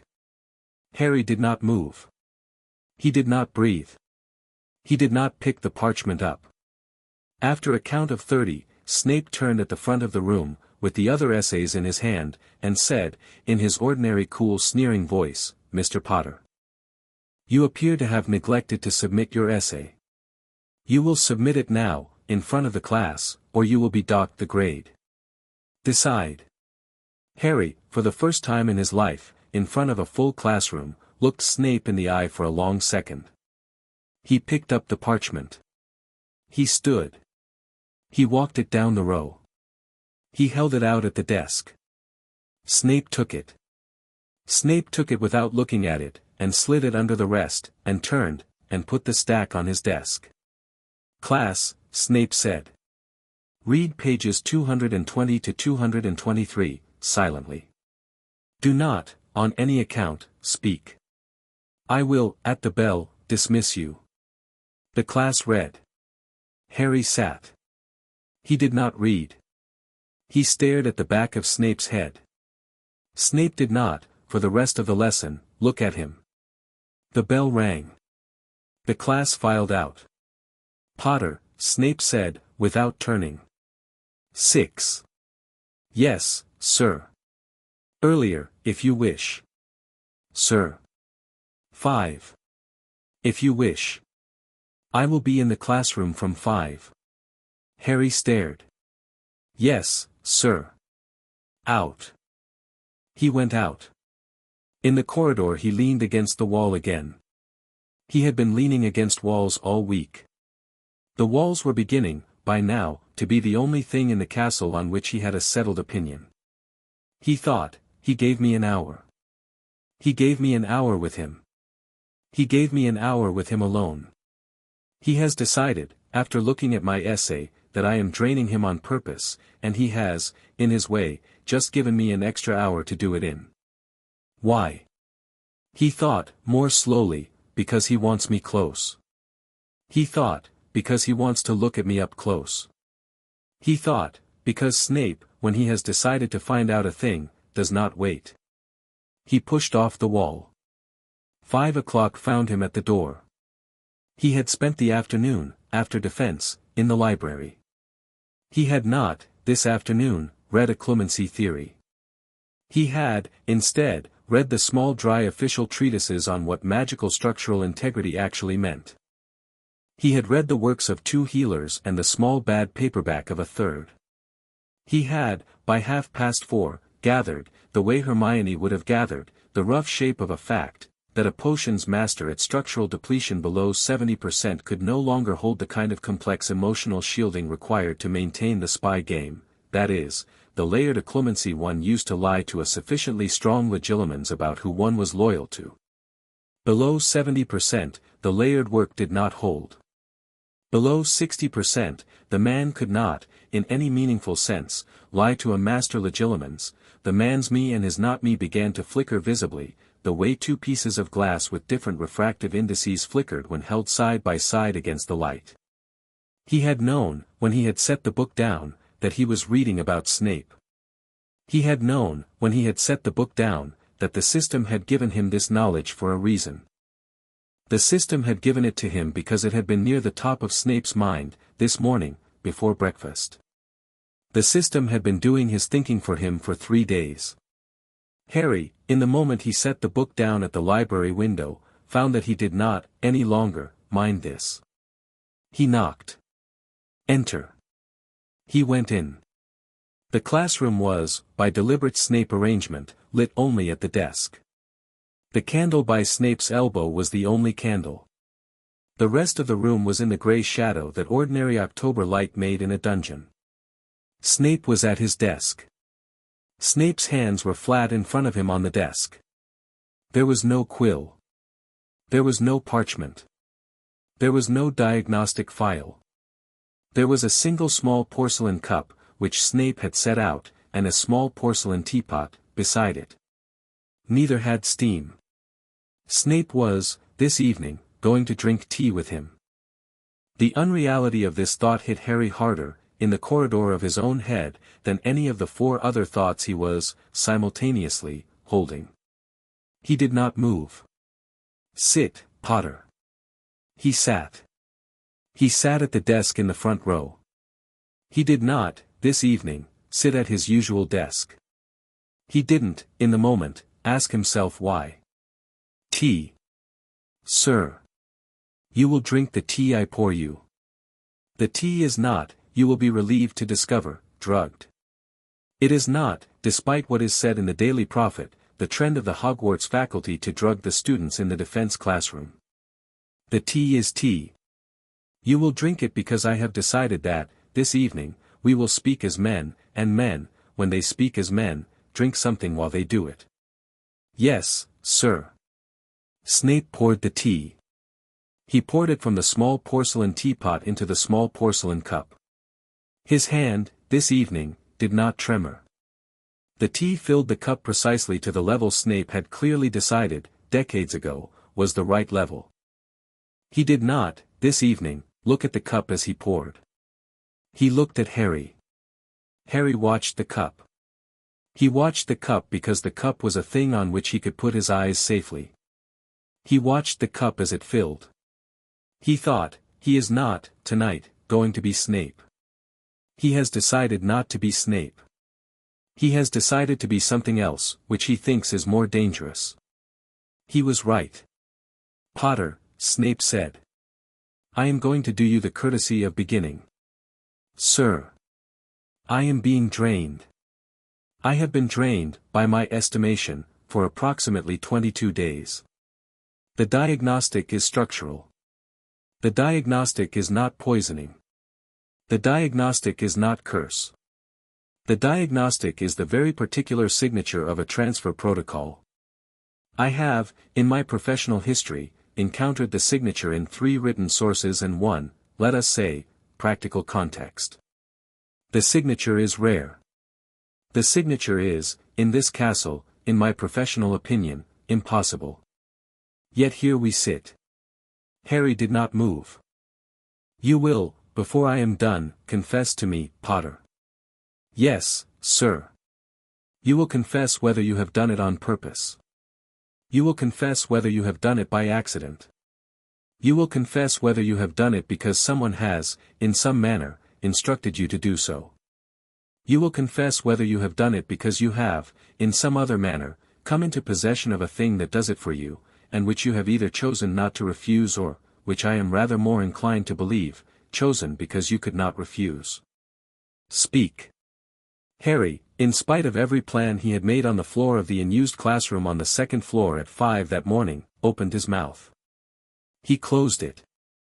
He opened it again. He said. The word did not, when it came out, sound like his word. I did not begin it, sir. You did not begin it. No, sir. You did not initiate it, to use a useful sterile word. No, sir. And you know what it is. Yes, sir. Speak it.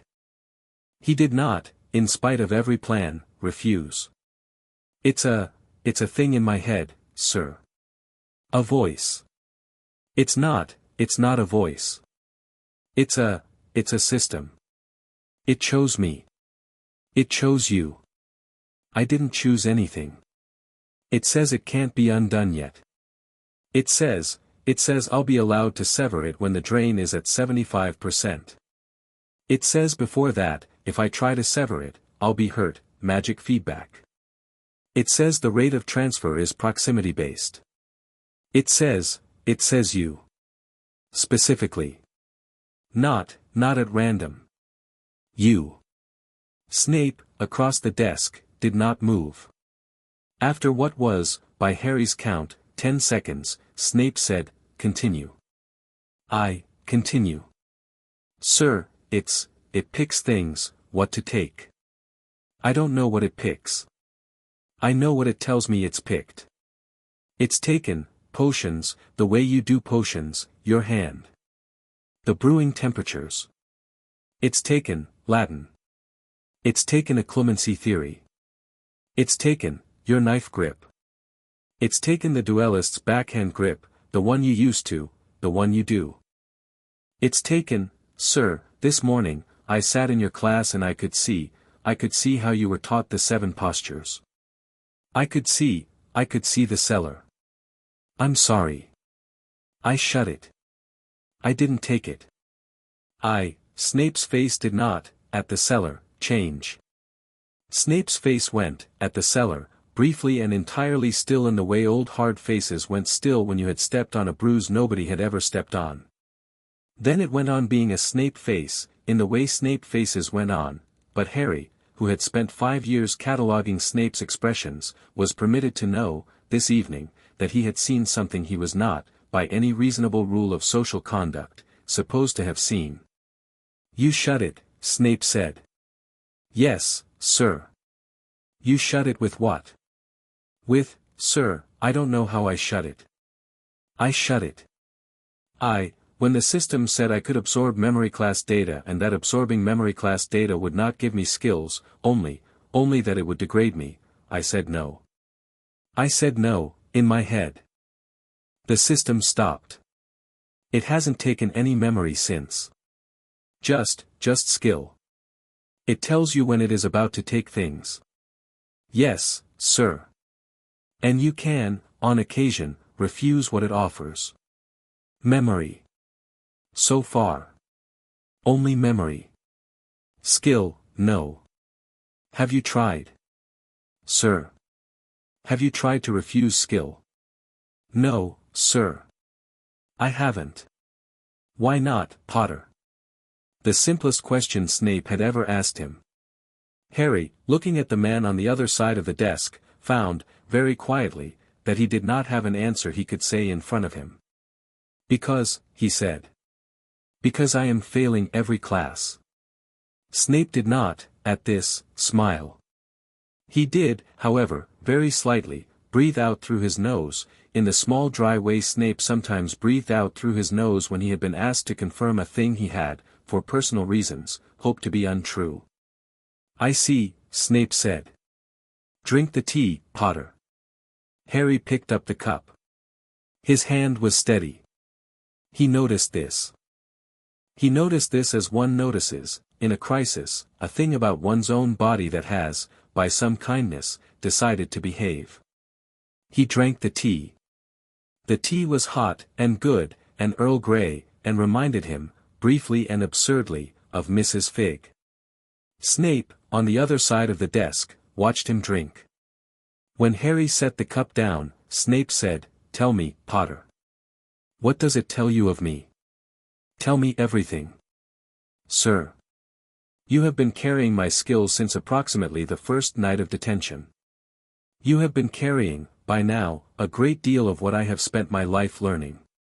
You will, by now, have begun to acquire, not only the technical things, the brewing and the knife and the Latin, but also the contextual things. The way I think. What I think about. What I think about when I am not, by any obvious cue, thinking. You will, by now, have begun to know, I will not be ashamed to say this, what I do in my free hours. What I have done in my free hours, the better part of the last 19 years. Tell me, Potter. Sir, I haven't, tell me. Harry, very slowly, said, You spy. Snape did not move. You spy for the Order. You have spied for the Order since Dumbledore. You spy on the Dark Lord. You go to him. You go when he summons you. You go to a manor near Wiltshire. You, sir, I'm sorry, I'm telling you because you asked. You go through there's a code phrase. There's a recognition phrase. Every time. He changes it. He tests you. He uses legilimens on you. He goes deep. He doesn't trust you. He's never trusted you. He keeps you because you're useful. You keep going because if he didn't trust you, he'd have killed you in 81, and he didn't, and you have, since 81, been the only piece of the Order he has not been able to read. You, sir, I'm sorry. I can stop. Continue. You hate him. Yes. You hate him because of my mother. There was a silence that Harry would, on his deathbed, remember. It was not, in the end, a long silence. It was perhaps 3 seconds. It contained, in those 3 seconds, the entire structural reorganization of every assumption Harry Potter had carried in his head since the age of 11, about the man on the other side of the desk and about himself and about, if he was honest with himself, his own mother. He did not, in the silence, look down. He was not going to permit himself to look down. Yes, Snape said, eventually. Continue. You have not enjoyed teaching me. You have spent 6 years being unable to look at me. Because of her. Because of him. Harry stopped. He wasn't sure why he was going on. Because of my mother. Yes. I'm sorry. Do not apologize to me, Potter. I have nothing to forgive you for. I do, however, have a great deal to ask of you. Drink your tea. Harry drank his tea. When the cup was empty, Snape took the small porcelain pot, refilled the cup, and set it back down between them. He did not, this time, watch Harry as he poured. He watched the cup. His hand, when he poured, was perfectly steady. He had, this evening, made it perfectly steady by will. You have, this evening, told me what you know, Snape said. You have, this evening, made me a confession that does not, in any classical sense, belong to a 16-year-old boy. I will, this evening, return the courtesy. Sir, listen, Potter. Yes, sir. You have, by now, the knowledge of 19 years' service to a man who eats children for breakfast. You have, by now, the technical capacity to brew at the level of a master. You have, by now, the duelist's grip and the foundational theory of mental shielding, and you have, by your own count, perhaps not yet enough to defeat anyone in a real engagement, but a great deal more than you had 4 weeks ago. You have, in short, become, in 4 weeks, a moderately dangerous boy. You will also, by some midpoint in the next several weeks, have hollowed me out completely. You will, when that occurs, have no further skills to acquire. Your system will, on its own logic, allow you the option to sever. You will then have a choice. You will sever, or you will not. If you do not, I will die. If you do, I will live in a kind of half-state, depending on what percentage you have arrived at, in which I will, on no account, be the man I have been for the last 45 years. Either of these outcomes, Potter, is acceptable to me. Harry's mouth opened. Sir, I have not finished. I will, before I die or am reduced to whatever I am to be reduced to, make a single demand of you. You will accept it. Yes, sir. You have not yet heard the demand. I'll accept it. Snape looked at him. It was, Harry would think later, the only time in 6 years that Snape had looked at him like that. It was not a kind look. It was, in a strange way that Harry would not, for years, be able to name, a respectful look. Tell me what is in his head, Potter.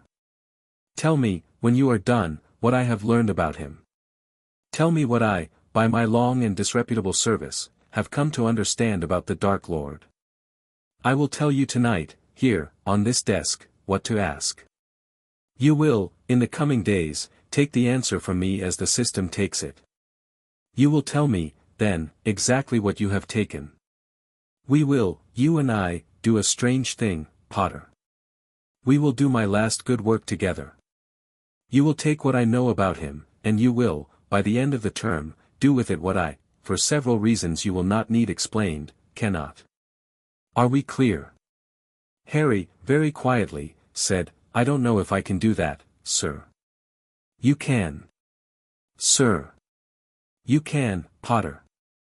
You will discover, before this is finished, that you can. You will discover, before this is finished, that you have always been able to. The man I have spent 6 years failing to teach you to be, the man I despised you for not being, is, my boy, the man you are about to be, whether you wish it or not.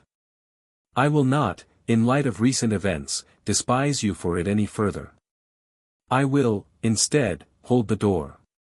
Harry, in the small clean corner of his head where he was, this evening, still himself, found that his eyes were stinging. He drank the tea.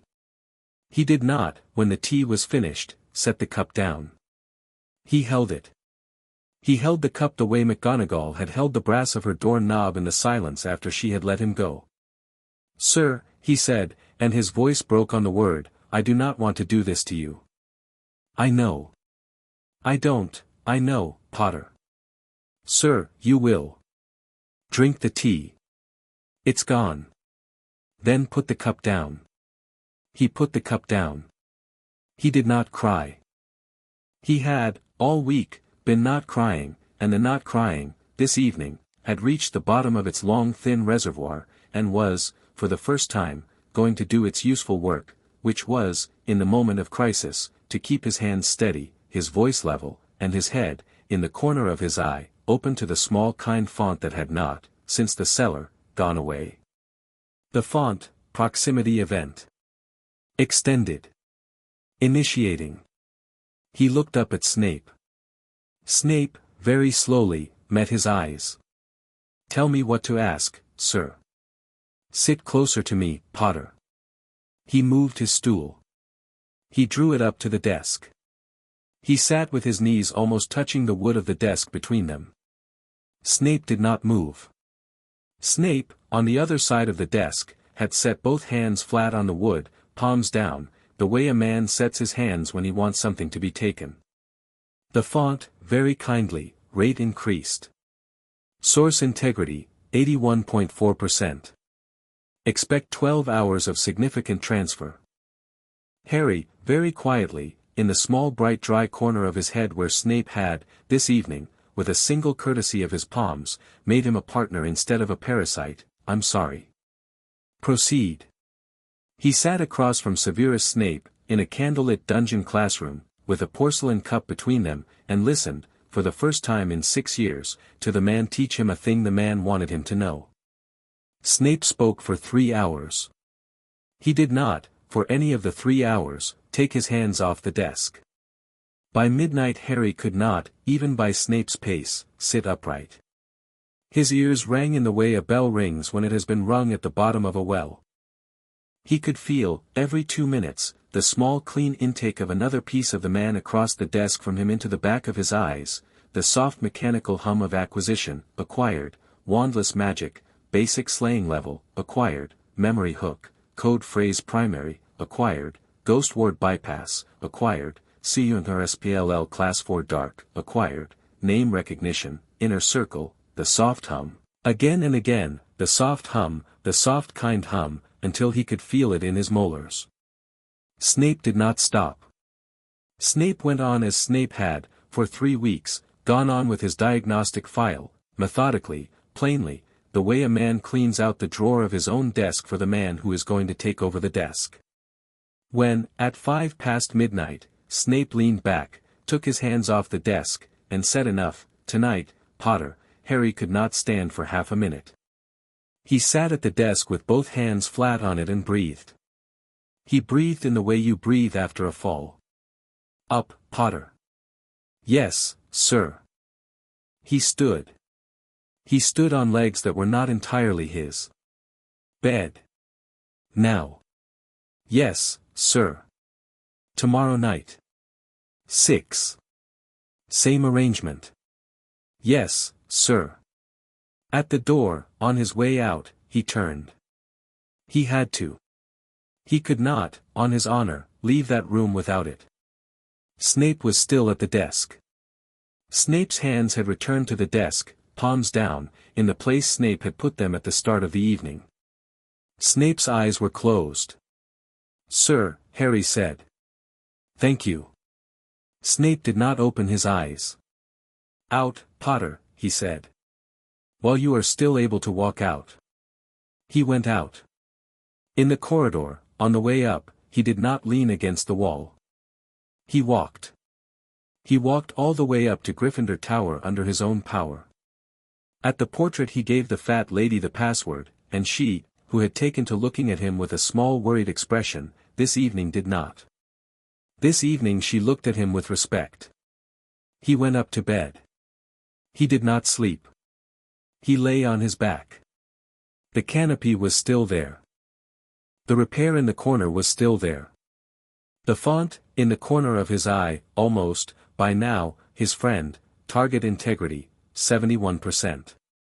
Projected collapse, 31 days. Severance, approaching. Threshold, 75% 25%. Severance will unlock in 4 percentage points. He thought, 4 points. Tomorrow. 6. 3 hours. We do it again. We do it until the lock opens. He has, in his way, set a deadline that is not Hermione's and not McGonagall's and not Dumbledore's and not Voldemort's. It is his own. He has decided to spend his hours. He thought, the small bad thought he could not, lying there, keep down, and when, in 4 points, the severance opens, and when, 4 points after that, the man on the other side of the desk no longer remembers his own name, what do I do? He thought, I don't know yet. I will, before then, work it out. He thought, I will, before then, talk to Hermione.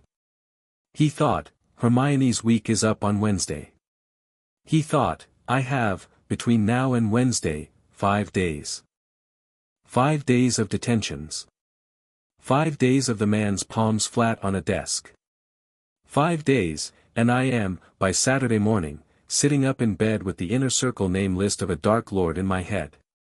He thought, God help me. The font, kindly, proceed. He turned his face into the pillow. The boys around him slept. The castle ticked. He did not, for the first time in 5 years, mind the ticking. He, in fact, listened to it. He listened to the small old noises of a castle that had stood, for 1,000 years, watching boys with stones in their shoes try to make sense of what they had been given.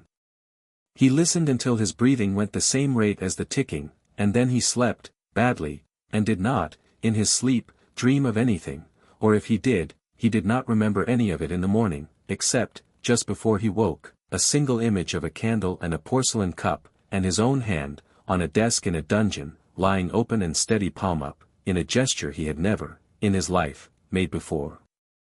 Chapter 5, Mirror. Mirror. Saturday morning was cold and clear in a way the week had not, until then, permitted, and Harry came down to breakfast a different boy. He could feel it walking. He could feel it in the way his feet placed themselves on the stairs.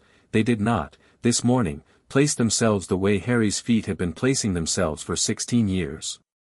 They placed themselves with a small precise economy that he, by now, recognized as Snape's, the gait of a man who had learned, in a certain narrow house in Cokeworth, to make as little noise as possible coming downstairs. His shoulders had decided, overnight, that they were going to carry themselves an inch back from where they had carried themselves for 16 years.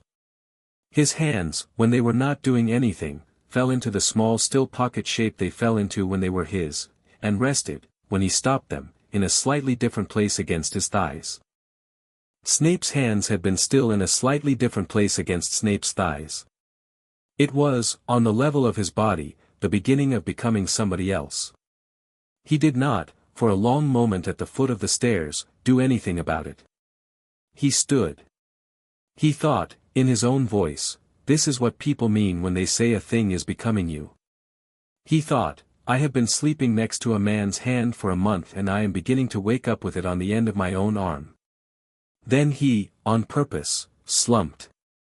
He rolled his shoulders forward by an inch. He let his hands hang the way Harry's hands hung. He went down to breakfast looking like a boy.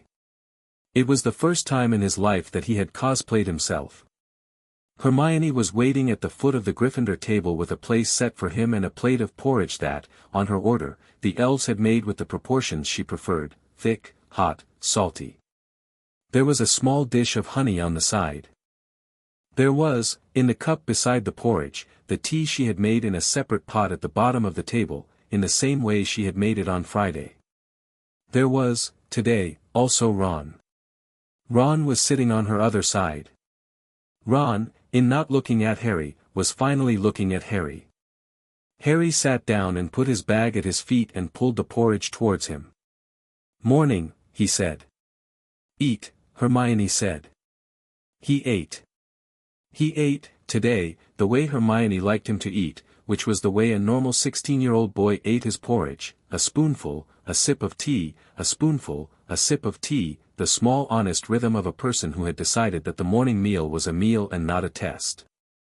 He had eaten 3/4 of the porridge when Ron said, into the silence, "Mate." "Yes. I'm going to ask you a question." "All right. And you're going to answer it without doing whatever it is you've been doing, which is," Ron made a small loose gesture with his fork. The fork had an egg on it, which dropped. He didn't look at it. "Which is making things easier for me by not making them easier for me. You understand?" "I understand. Have you been doing something to Snape?" Harry did not, this morning, look at Hermione. He had not, in any of his 5 o'clock in the morning rehearsals on the floor of an unused classroom, prepared this. He had prepared Hermione's version of this. He had prepared McGonagall's version of this. He had prepared, in his most paranoid hour, Dumbledore's. He had not prepared Ron's. Ron's was the worst version, because Ron, when he asked a direct question, was not asking with the curiosity of an intellect. Ron was asking with the small unhappy certainty of a friend who had already decided what the answer was and only needed the friend to say it aloud so that they could deal with it together. "Yes," Harry said. Ron blinked. He had, by the look of it, been expecting more argument. He picked the egg up, slowly, with his fork. "All right," Ron said. He put the egg in his mouth. He chewed. He swallowed. "Hermione knows. Hermione knows there's something. She doesn't know what. She made me promise, she made you promise not to tell." "Yeah, I worked that bit out." "So. What is it?" Harry, very quietly, told them. He told them quickly. He told them, almost the way the system told him things, in clean flat sentences with no decoration. He told them about the cellar. He told them about the recipe. He told them about the morning's perfect wit sharpening. He told them about Slughorn's face. He told them about the wandless Expelliarmus and Ron's spare wand and the way the fork had felt in his hand at breakfast that morning. He told them about Friday night. He told them about Snape's hands flat on a desk. He told them, finally, about the system's voice. He could not, looking at Ron's face, tell whether Ron had understood. He could tell, looking at Hermione's face, that she had understood entirely. Hermione had gone, by the end of the story, the color of paper. There was a long quiet at the breakfast table. The elves had begun to clear the porridge plates from the far end. Hagrid, at the staff table, had begun a story to sprout that involved a bowtruckle. Around them, the great hall went on being itself in the loud careless way of a Saturday morning. Hermione spoke first. "Actually," she said. Then her hand went up to her mouth. She held it there for a moment. She lowered it. "Actually, Harry," she said again. Her voice was very even.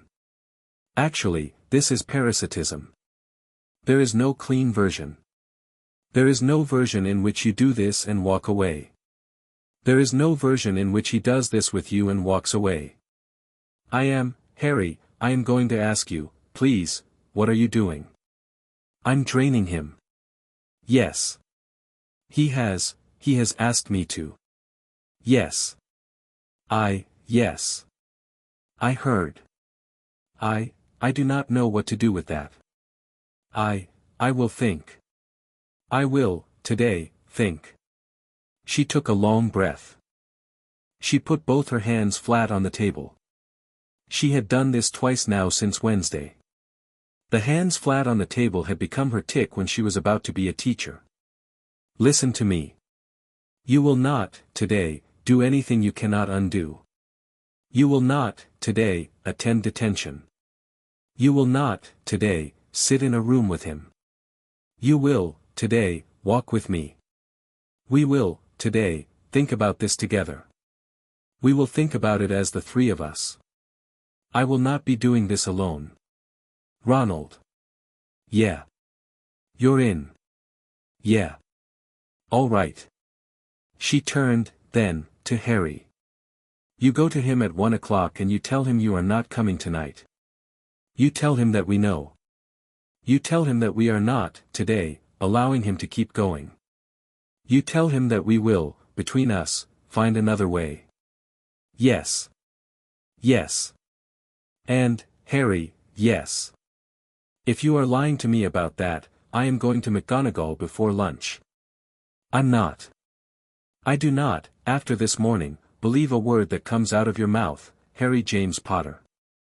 I am going to require, for the foreseeable, your behavior to do the believing for me. Yes. Yes." Ron, between them, did not look at either of them. Ron, very quietly, said, "Bloody hell, mate. You've been eating him."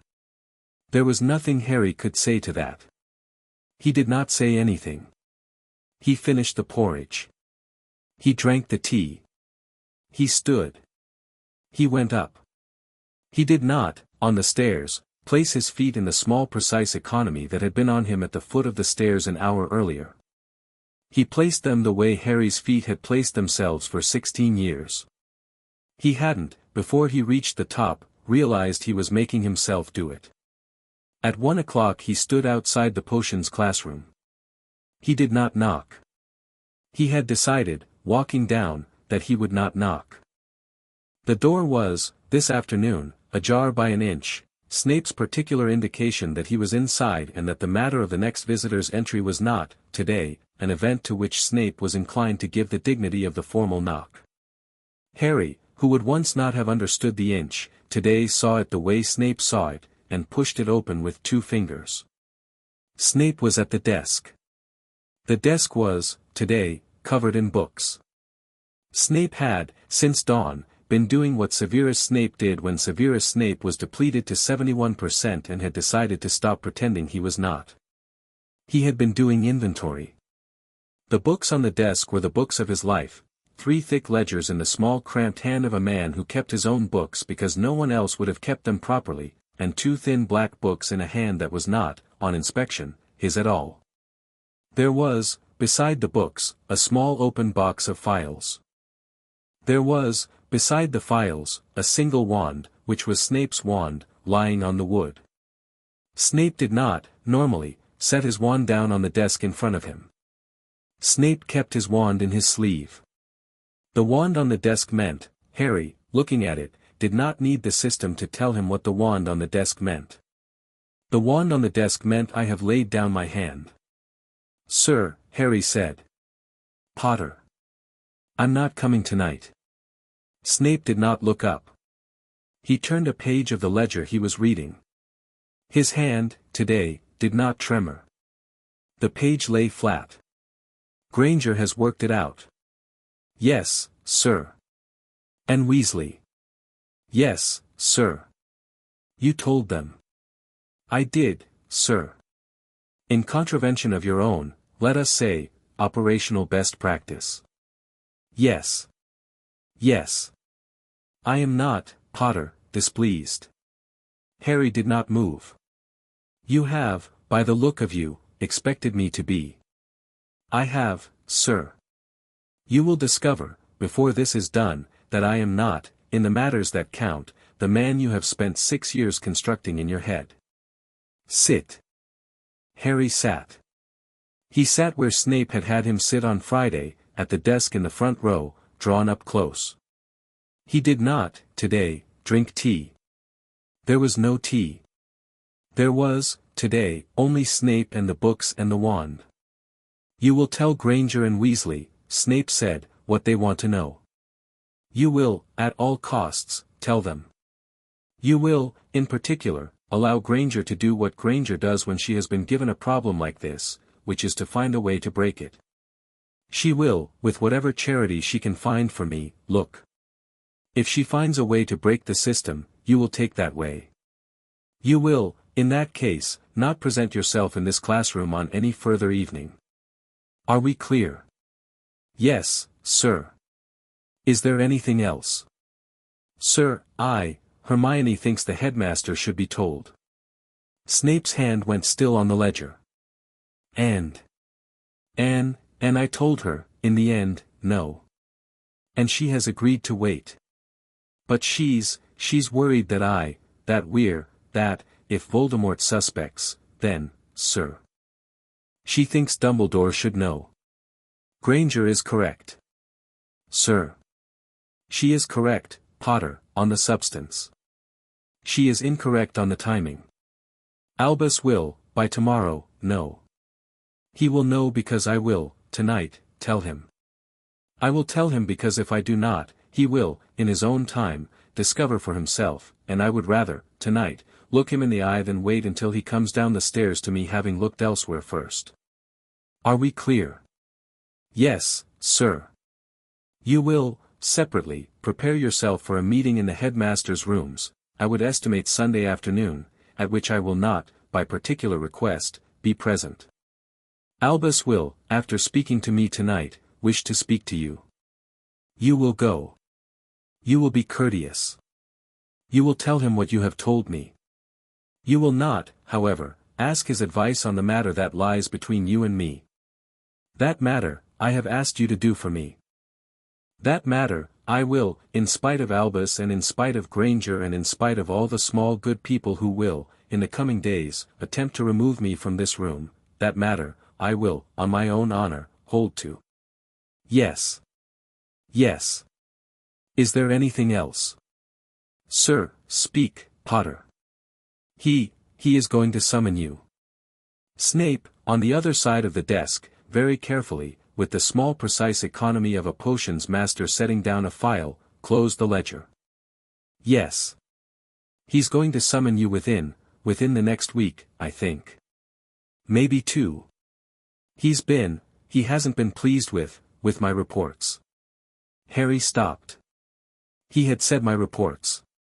He had not, this morning, intended to say my reports. He had said my reports because, in the corner of his head, my reports was the natural noun for what Snape had been sending to Voldemort for 19 years. He had inherited, with the spy game, the small possessive pronoun. He held his breath. He waited for Snape to correct it. Snape, very dryly, my reports, Potter. Yes, sir. Sorry. Your reports. I am aware that they have not pleased him. I know, sir. You will, when he summons me, do nothing. Sir, nothing, Potter. You will not, on that night, attempt anything heroic. You will not, on that night, do anything except sit in your dormitory or in the Gryffindor common room with Granger and Weasley and the small things of your life, and you will, if I am to be killed, allow me to be killed. You will not, on that night, sit closer to me than the distance of a castle. You will allow the system, on that night, no further transfer. Are we clear? Yes, sir. If I survive, and I may, I have, in 19 years, been in worse situations and survived, do not, by your face, do me the dishonor of pre-grief, I will return. I will return to this castle. I will return to this room. You will, the following evening, come to the room. We will continue. Are we clear? Yes, sir. Out, Potter. He stood. He turned. At the door, he stopped. He did not, this afternoon, look at Snape. He looked at the wand on the desk. Sir. Out. Sir, when he summons you, would you take your wand off the desk first? Snape's voice was perfectly level. That is, Potter, a request I will accept. He went out. In the corridor he set his shoulders. He set them, again, the way Harry's shoulders had been set since he was 11. He went up to find Hermione, who was waiting in the library with 3 books open and a piece of parchment full of small precise notes, and who, when he came in, looked up, and looked at his face, and did not ask anything, and Ron, who had Hermione's teapot in one hand and a biscuit in the other, and the 3 of them sat in the corner under the window, with the rain, again, on the glass, and they worked for the rest of the afternoon and into the dark of the evening, on the problem of how. Between them, 3 16-year-old children might, before the end of the term, save a man who had decided to let himself be saved if they could, and to die otherwise. Dumbledore sent for him at 11 on Sunday morning. He went up. The spiral staircase took him up in its slow careful way. Dumbledore was at his desk. He was not, today, in the dressing gown the color of plums. He was in a dark green robe. He had, in front of him, a small bowl of what looked like soup but turned out to be, on closer inspection, lemon drops. He was, when Harry came in, eating one. My dear Harry. Sir. Sit, sit. Tea. Yes, please, sir. Dumbledore poured. The pouring took longer than it had any business taking, because Dumbledore poured as Dumbledore did everything, which was with a small careful ceremonial pause at the end of each motion. He set the pot down. He set the cup in front of Harry. He sat back. He folded his hands. He looked at Harry, then, for a long moment, with eyes that were, this morning, very tired. Severus has told me, Dumbledore said, what is happening. Yes, sir. He has told me with, I will use the word, admirable directness. He has told me, in particular, of the arrangement he has chosen to enter into with you. He has also told me, in spite of all of my pleading, that he intends to continue that arrangement until either of 2 outcomes, neither of which, in my own view, is acceptable to me. I would like, this morning, to hear from you. Sir. In particular, Harry, I would like to hear from you whether you, in your own conscience, are content. Harry, before he could answer, did the thing he had begun, in the last week, to do when he was about to lie, which was that he closed off the part of his mind he had begun to know was visible. He closed it, today, by a small private trick that he had not, when he sat down, known he had, and would, half a second later, know he had inherited. Dumbledore, opposite him, was looking at his cup of tea. Sir, I would like to ask you something, before I answer. By all means. You have, since I came in, attempted legilimens on me. Twice. Have you not? Dumbledore did not move. Then Dumbledore, very slowly, with a small dignified slowness, set the lemon drop he had been about to put in his mouth back into the bowl. Yes, he said. I have. Forgive me. It's all right, sir. It is not. I had hoped you would not feel it. I had hoped, also, you would not, after feeling it, be able to do what you have evidently just done, which is, to keep me out without giving me the dignity of asking you whether I might come in. I find, Harry, this morning, that I am, somewhat, out of my depth. Yes, sir. The font, in the corner of Harry's eye, external observer detected. Countermeasures engaged. No transfer. My boy, Dumbledore said. I will be plain. I will be plainer than I have, perhaps, been with you in 5 years. Severus has, by my reading, decided to spend his life. He has come to a stopping place in the long sentence of his loyalty, and he has put a full stop at the end of it, and he has handed you the rest of the page. He has done it, I think, knowingly, and gladly, in the way only Severus would be glad, which is to say, he has done it because he has decided that you, this term, are a man he no longer despises. That is, in my long acquaintance with him, an event without precedent. I find, in the face of it, that I am required, against my own wisdom, to allow it. Sir, I have not finished, Harry. Sorry, sir. I will allow it, in this castle, on 3 conditions. The first, you will, before the system unlocks the option of severance, come to me. You will come to me before you decide.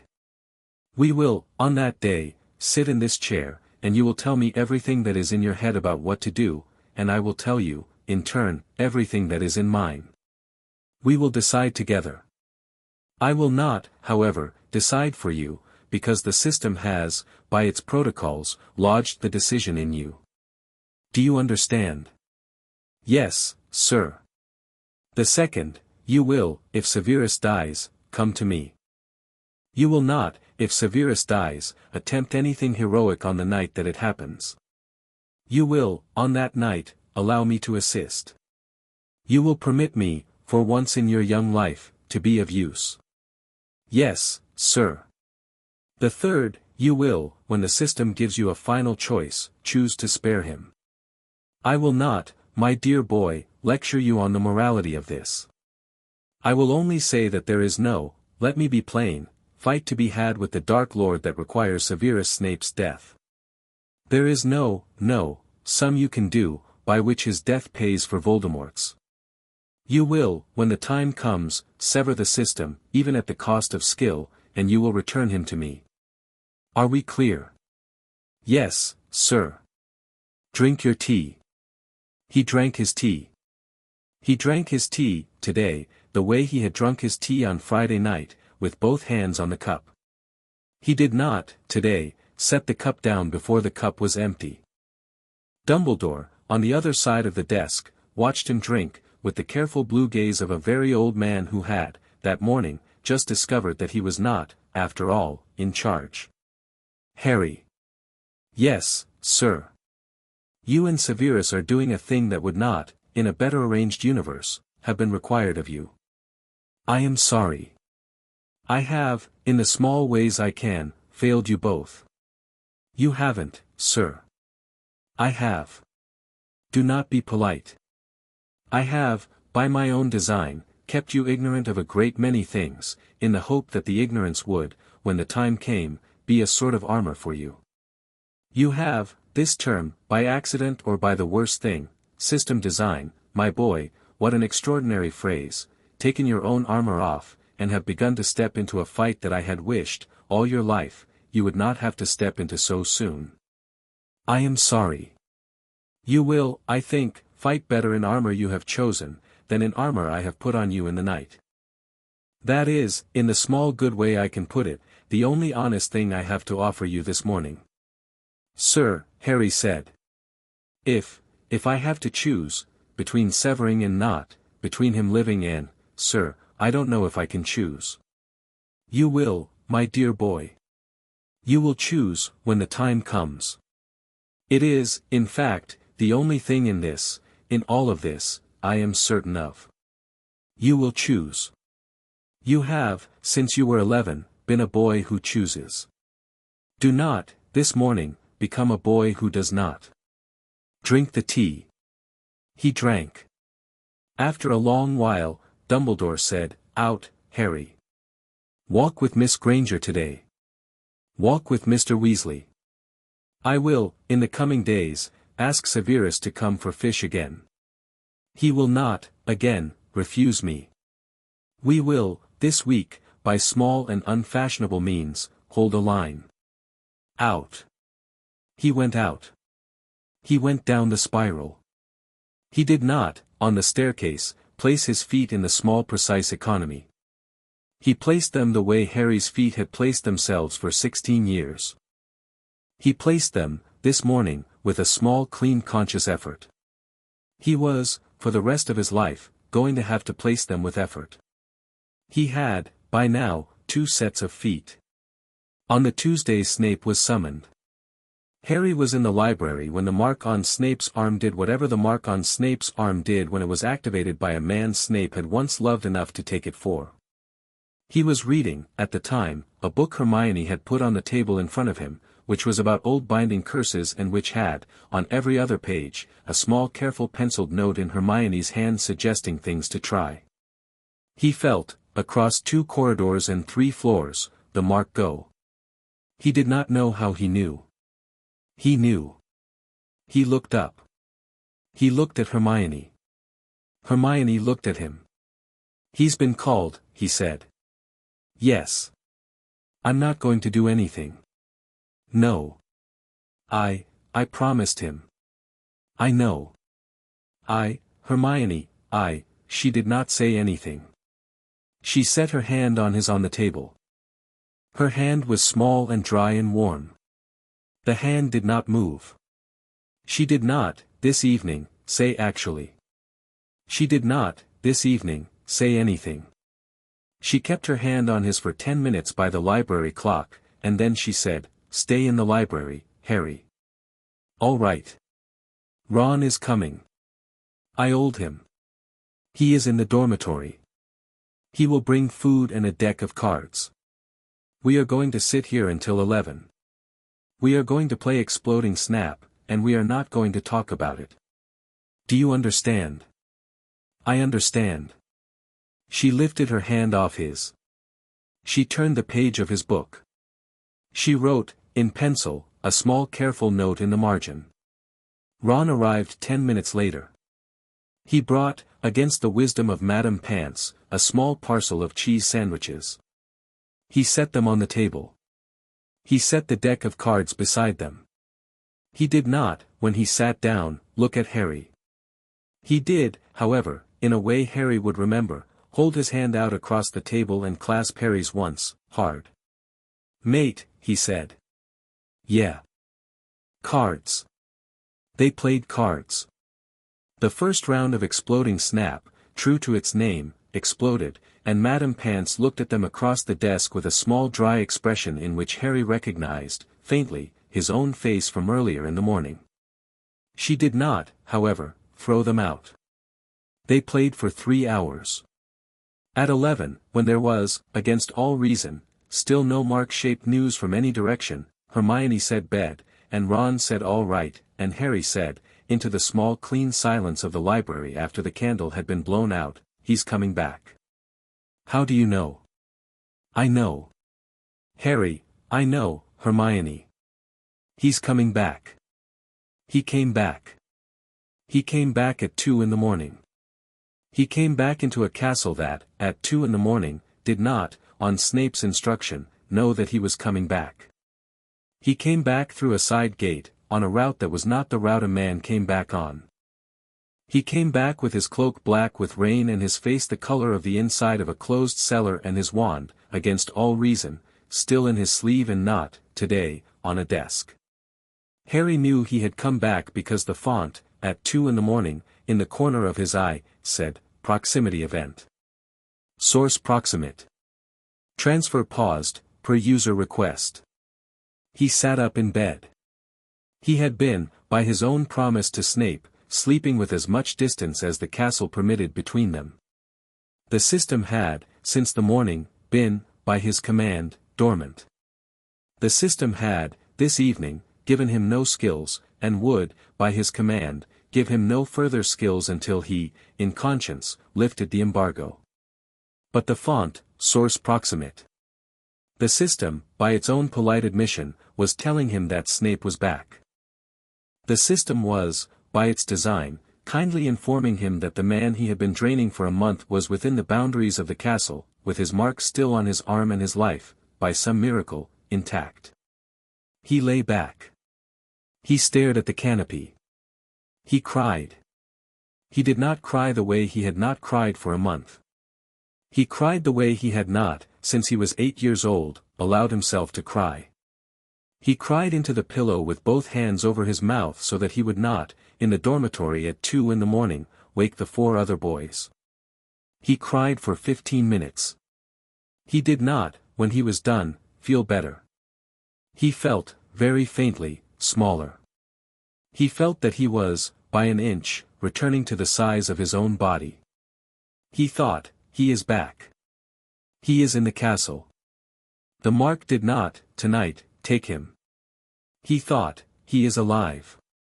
He thought, he came back so that I could, the day after tomorrow, sit in the room with him and take more. He thought, oh God. He thought, then, in a voice he was, for the first time in many days, certain was his own, if when the severance opens, I do not take the option to keep going. Do you hear me? Whatever even if it costs us. Do you hear me? I will not take any more than I need to take. I will not take more than he wants me to take. When the severance opens, I will take it on the day it opens. Do you hear me? The font, kindly, in the corner of his eye, user preference acknowledged. Preference logged. Not yet actionable. He thought, logged. He thought, good. He went, eventually, to sleep. In the dungeons, very low down, 3 floors and 1 short corridor away, Severus Snape stood in his own quarters, in front of a small mirror he had not, in 20 years, made himself look at. He looked at the mirror. The mirror did not, today, lie. He saw, in the mirror, a man he had not, since the age of 22, expected to see staring back at him, an old man. He saw a sallow gray-eyed man with hollows under his eyes and a thin pale lip and the slight unsteady half-tilt of the head of a man whose acclimacy had, 2 hours ago, broken under the precise and pleasureless attention of Lord Voldemort. The mirror, mercifully, did not contain a second man behind the first. He undressed. He set his cloak over a chair. He set his boots beside the bed. He set, in the place he always set it, his wand on the bedside table, back from the desk, where Harry had asked him to take it. He lay down. He thought, with the small clean precision of a potions master who has, by accident, just had his head opened in a manner near Wiltshire and not, by an inch, betrayed Albus or himself or the boy, he saw weakness. He saw it for half a second. He did not see what the weakness was. He saw a sliver. He believes the sliver to be illness. He has, in his unkindness, instructed me to use it as cover. He will, in a fortnight, summon me again to confirm. I have, in a fortnight, perhaps 2 more usable nights with the boy, before my acclimacy is no longer fit to lie even a half-second to him. I have, after that, perhaps a week of life. I have, in that week, to give the boy the rest. The rest is, I am tired. I will, tomorrow, list what is left. He thought, I do not, tonight, hate the boy. He turned over. He pressed his face into the pillow, the same way the boy 3 floors above him was, at that moment, pressing his face into his pillow. Neither of them, that night, slept all the way through. Neither of them, that night, woke. They lay in the same castle, 2 ends of a long stone hallway, breathing the same cold October air, awake in the same wordless way, the way a man and his shadow are awake when both of them have, for the first time, recognized the other. The font, in the corner of Harry's eye, did not, that night, say anything further. The mirror, in Severus Snape's bedroom, was, by the time the dawn came, turned, by his own quiet hand, to the wall. He woke on the Wednesday morning to a small clean note on his pillow. The note was not, this time, from Hermione. It was not, this time, from Ron. It was, in the small precise hand of Severus Snape, in the small careful black ink that was Severus Snape's preferred ink, folded into the precise square Severus Snape folded notes into. The note said, "Sit at my hearth at 6. Bring nothing. Bring no one. S." He did not, all day, show the note to Hermione. He did not, all day, show the note to Ron. He carried the note, folded into the precise square, against the inside of his shirt, and at 5:30 he went down to the dungeons. He went down the back stairs. He stood at the door of the potions master's quarters. The door was, by the precise inch that Severus had begun to indicate by, ajar. He went in. Severus was in the chair in front of the cold hearth. The hearth was not, this evening, cold. The hearth had been, by some careful hand, set with a small modest fire. The fire was the precise temperature of the fire Albus had, in his own rooms, set for Severus on the night he had eaten fish, and Harry, looking at it, understood without anyone telling him that this was, by long acquaintance with the man, a deliberate small reference. "Sit, Potter." He sat. He sat on the ridiculous footstool again. "We are going to do, today, a small thing. We are going to do, today, a small thing that we have not yet done. We are going to do, today, the small thing that, by your friend Miss Granger's research, is the willingness of the source. I am going to, this evening, give you a thing I have not, before, given you. I will give it to you knowingly. I will, in the giving of it, lift the iron bar Albus has, in his attentions, placed against me. I will, in the giving of it, restore to you, Potter, a measure of the active control you have spent the last 2 months wishing you had.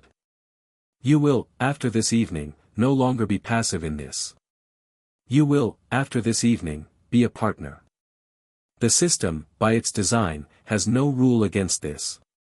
Albus, by his particular reading of the world, will, in time, accept it. I will not, today, ask his permission. Are we clear? Yes, sir. Drink the tea, Potter." He drank. The font, in the corner of his eye, with the kindness it had, by now, begun to do toward him reliably, source, consenting. Rate, elevated. Source protection factor, active. He held the cup. He looked at the man across from him. He, for the first time since the long room of October, did not, in the small clean corner of his head where he was alone with himself, want to cry. He, in the small clean corner of his head, very quietly, said, "Thank you." The font did not answer. Severus, in the chair, with the small dignified set of his face, did, however, in a way Harry would not, on his deathbed, forget, very slowly close, and open, his eyes. It was, by the small private courtesies between them, the answer. Chapter 6, Voldemort's Notice. In a long room in the heart of a manor in the cold marsh country of Wiltshire, the Dark Lord, on the Wednesday morning following his interview with Severus Snape, was, by all visible signs, in a good mood. This was a thing that the Death Eaters who attended him had, by long study, learned to identify. The Dark Lord's good moods were not loud.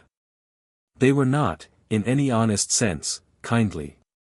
They were, however, distinct from his ordinary state. He had, this Wednesday, sent for tea. He had not, when it had been brought, killed the elf that brought it. He had, this Wednesday, allowed Bellatrix to sit down without being told to sit down, and had allowed Lucius to stand near her without being told to stand somewhere else. The signs were, in short, all there. The Dark Lord was in a good mood because he had, on the Tuesday evening, discovered an interesting thing. He had discovered it in Severus Snape's head. He had been, by his own design, looking for it for several years. He had been looking for it because Severus Snape, in his estimation, was a man who held something back. The Dark Lord had known this with the same long patient certainty with which a fisherman knows that the lake holds a particular fish. He had been content to wait. He had been content to wait because the fisherman, in time, catches the fish, and the Dark Lord, in time, caught what he intended to catch. This had been, for half a century, his one true theology. He had, on the Tuesday, seen the fish.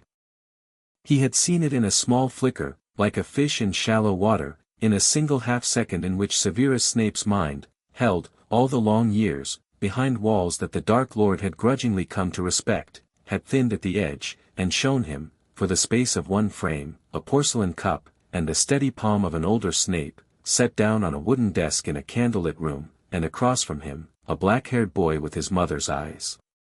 The Dark Lord did not, in the half-second, register the eyes. The Dark Lord registered the cup. The cup, in particular, the way the cup sat.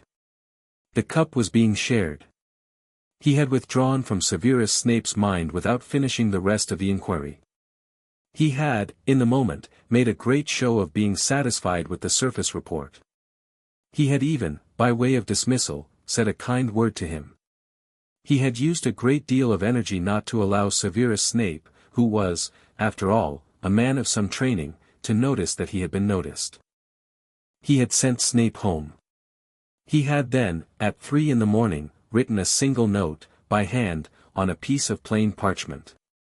The note said, "The boy is doing something. Find out what." He had given the note to a man named Travers, who was a man with a particular set of competences that did not, ordinarily, involve 16-year-old schoolboys. Travers had bowed. Travers had not asked questions. Travers had, by the breakfast hour on the Wednesday, already begun. The Dark Lord, in his good mood, sat in a long chair in a long room and drank his tea. He thought, for the first time in years, about Lily Evans. He thought about her not, today, with the small dry amusement with which he sometimes thought about her, the amusement of an executioner who has, in the years since, become curious about the particular wood from which a gallows is made. He thought about her with something rather closer to interest. The boy was doing something. The boy was doing something with Snape. The boy had his mother's eyes. Snape had, since 1981, been, in the Dark Lord's understanding, a man with a great deal of feeling about Lily Evans. The Dark Lord set down his cup. He smiled. It was, by some way, the worst thing that had happened in the marshes of Wiltshire all year. Travers found a way into Hogwarts the way Travers found ways into anything, which was by paying somebody who already had a way in. The somebody was, in this case, a half-blood cousin of a Hufflepuff in the second year, who had been writing letters to her cousin all term about a boy in her house who had a new owl and a small chronic resentment against Mr. Filch. The cousin had, by Travers's standards, been very cheap. By the boy's standards, the cousin had been very generous. Travers paid, in the end, in a single bag of nuts, and the boy with the new owl, by the Thursday, was passing a small folded note to Travers in Hogsmeade on his free hour, with the names of the 4 Gryffindor sixth years he had been told to watch in the library on the Saturday evening. It was a small dirty competent thing. It was the kind of thing Travers had been doing all his career. By the Friday morning Travers had, by his own quiet methods, a complete account of the following observable facts, that Harry Potter had detentions with Severus Snape 3 nights a week. That the detentions had begun in early October and were now in their 5th week. That on a particular night the previous Friday, Harry Potter had remained in the dungeons with Severus Snape from 5 o'clock in the evening until past midnight.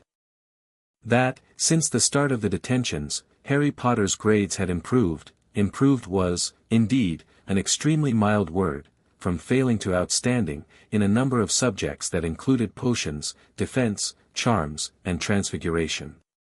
That, since the start of the detentions, Severus Snape had been observed, by several members of the staff, to be exhibiting signs of severe fatigue. That, on the night of the Dark Lord's interview, Severus Snape had returned to the castle at 2 in the morning, by a side gate, and had not, the following day, taught a single class, claiming, in the staff room, a passing illness. That on the Wednesday morning, Madame Pomfrey had been observed entering Severus Snape's quarters with a small black bag, and had not come out for 2 hours.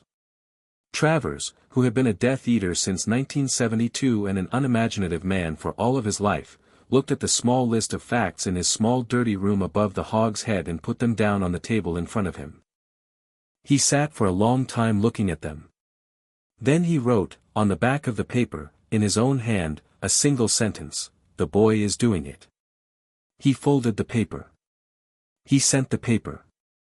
Within an hour, in the Marsh country, the Dark Lord read it, and, for the second time that week, did the small unkind thing his face did when he was, in his own private way, pleased. It was Hermione, in the end, who told them. She had been, all week, in the library, with 3 books open on the table and a long roll of parchment beside her on which she had been writing, in her small precise hand, a kind of summary that the boys, by some unspoken consent, had stopped trying to read over her shoulder. Hermione, when she had been given a problem, did not, in general, hand back interim results. She gave you the final answer. The boys, who had each tried, on the Tuesday and again on the Wednesday, to ask, had each been told, with a small careful smile, "I will tell you when I have something to tell you." She had, on the Thursday evening, told them. She had told them in the corner under the window where they had been working since the Saturday, with the rain, for the 8th day in a row, on the glass. "It can be broken," she had said. Ron, who had been chewing a chocolate frog, had stopped chewing. "How?" Harry had said. "It cannot be broken by you, Harry." "I know that." "It can be broken by, Harry, please don't get angry, it can be broken by Snape." Harry had not, at the time, said anything. She had pressed on. She had pressed on the way Hermione pressed on, which was by talking through any silence as though it were not a silence. She had explained, with the small careful diagrams she had drawn in the margins of the parchment, that the system was, by its own design, a transfer protocol that depended on a kind of structural handshake, a consent of sorts, however unconscious, at the level of magic itself. The system, by its construction, required the source to be, on some deep level, willing. Not consciously. Not psychologically. Magically. The system fed on a particular form of compliance which was the deep magical thing that a person did when they were near another person whose presence, in some inexplicable way, did not, on the level of their unconscious magic, register as threat. This was the part of it, Hermione said, that Harry had not entirely understood when the system had told him about it. The system, when it had selected Snape, had selected him in part because Snape did not, at the level of his unconscious magic, regard Harry as a threat. He regarded Harry as many things, as an inconvenience, as a memorial, as a job, but never as a threat. The magical thing in Snape, that did not regard Harry as a threat, was what the system was milking. If Snape were, on the unconscious level, to begin to regard Harry as a threat, the system would lose its grip. Hermione had folded her hands. She had looked at Harry. "You would, in effect, have to make him afraid of you," she said. "Not afraid the way one is afraid of a difficult student. Afraid the way one is afraid of a person one expects to kill one. If you can put that in him, even briefly, the handshake fails. The transfer stops. The system would, in all probability, sever itself, because it cannot maintain a connection it does not, on his side, have." Ron had said, slowly, "You want Harry to threaten Snape." "I want Harry to make Snape afraid. Just enough. Just long enough. Just deeply enough that the handshake on his side breaks. Hermione, mate. Snape has been afraid of nothing since the Battle of Bannockburn. I know. He's not the kind of man you can't make him, I know, Ron." There had been, then, the long quiet that followed Hermione's bad news. They had sat under the window for a long time. "Hermione," Harry had said, eventually. He has, by his own choice, sat with his palms flat on a desk for 3 hours and let me take from him. He has made me a partner. He is, by anyone's definition, the precise opposite of afraid of me. He is putting himself in my hands. To frighten him, I know. To break that, I know, Harry. Hermione, that's, I can't do that to him. That's, even if I could. That would be, I can't. I know. The three of them had sat. The rain had gone on. Hermione had, at length, looked at her parchment, and then at the small careful diagram she had drawn at the bottom of it, and then at Harry. There is, I think, she had said, very quietly, another way. What? Harry. There is a person, about whom Snape's unconscious magic does, beyond all doubt, register threat. There is, in fact, only one person in the world about whom Snape's unconscious magic registers threat. That person is the Dark Lord. Yes. If the Dark Lord were to come, into Snape's life, near Snape, in a way that activated the handshake-breaking afraidness, the system would, by its own logic, sever. Harry had stared at her. You want me to put Voldemort in front of Snape? I want the system to register that Voldemort is in front of Snape. Hermione, Harry. Listen. The system is a system. It is, by its own admission, a transfer protocol. It is operating, in your head, on a small list of conditions. One of the conditions is, target does not regard host as threat. If we can, by any means available to us, alter the unconscious magical environment so that the system reads threat off Snape, even though the threat is not from you, the protocol terminates. We do not need to put Voldemort in the room. We need to put a sufficient simulacrum of Voldemort in the room. A signature. A magical proxy. Harry, the diary. The Horcrux memory diary, from your second year. Did you keep anything from it? Hermione. Did you keep anything? There's a piece of it, Lucius, there's a piece of the diary we have, Dumbledore has it. He kept it after my second year. He has it in the office. Yes. Hermione, you can't ask me to use a piece of Voldemort to make Snape feel he is being attacked by Voldemort. Harry, I am not asking you to. I am asking you whether the piece exists. We can think, between the three of us, about whether and how. I am, this evening, telling you what I have found. I am not telling you what to do with it. Harry had, very slowly, sat back in his chair. He had not, in the moment, replied. He had looked at the rain on the glass. The rain was doing what the rain had been doing all week, which was deciding, against all sense, that it was going to be the only weather of October. He thought, she has, in 3 days, found a way that works. He thought, she has, in 3 days, found a way that I cannot, in good conscience, take. He thought, or rather, she has, in 3 days, found a way I cannot take without his permission. And if I ask his permission, he will, on principle, grant it. He has, by now, granted me everything. He will grant me the right to scare him with a fragment of the man who killed my mother. He will do it because he is, in his particular way, the most generous man I have ever known. He thought, oh God, no. He thought, no. He thought, I will not, on any account, ask him. We will, between the three of us, work for a third way. Hermione has, by my long acquaintance with her, only ever found a second way when there was, in fact, a third. He had, very quietly, said, Hermione. Keep looking. There must be another way. There has to be, a way that doesn't put him in front of, that thing. Please. Keep looking. She had, very slowly, nodded. All right. 3 more days. Then if there is no third way, we go to Dumbledore. All right, Harry. Ron. Yeah. Don't tell anybody about the diary fragment. I haven't, mate. I know. Don't. Yeah.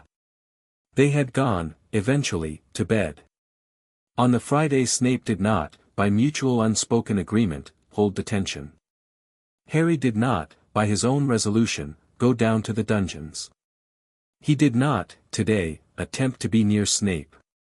He worked, instead, in the unused classroom on the second floor with a stub of charcoal and the long sheet of butcher paper, and he wrote down, in his own hand, in the small careful script he had begun to write in since the system had begun, by accident, to drill it into him, everything Snape had given him on the Friday night previous.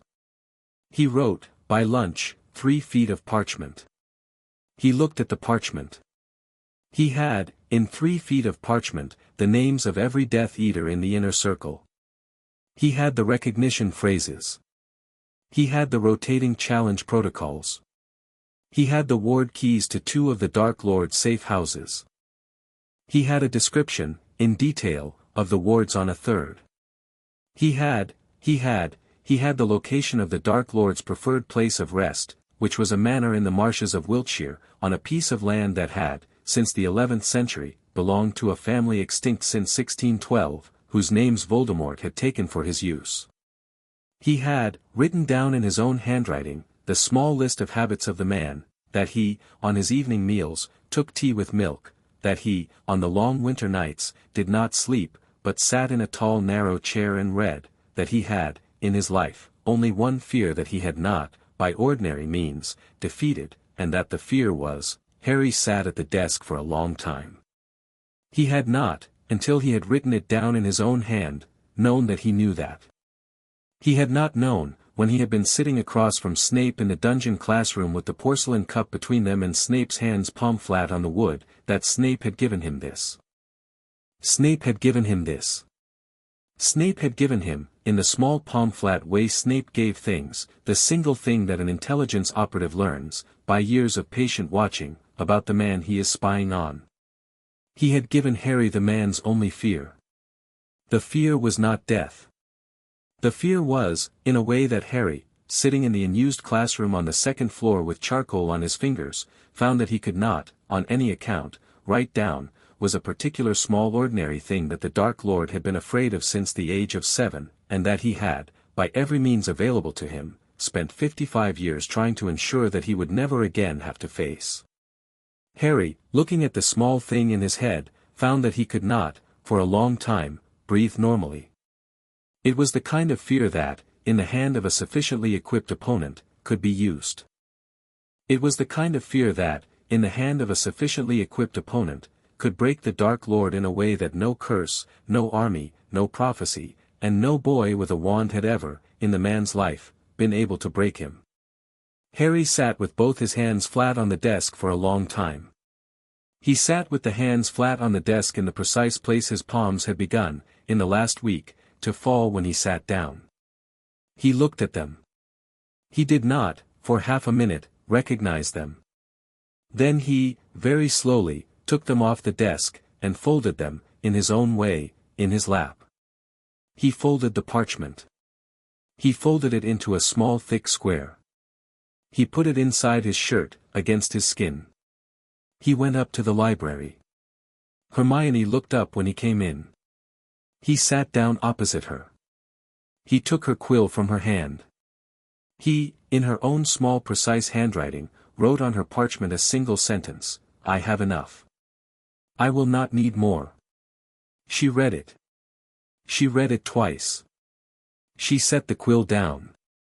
She did not, today, say anything.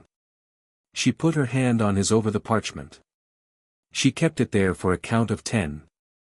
Then she very quietly said, in a voice that was, this evening, more frightened than he had heard her voice in 5 years of friendship, "Are you sure?" "Yes. Harry, you have to be sure. Once you decide, once we tell him you are done, the system, I know. The severance is still locked. I know.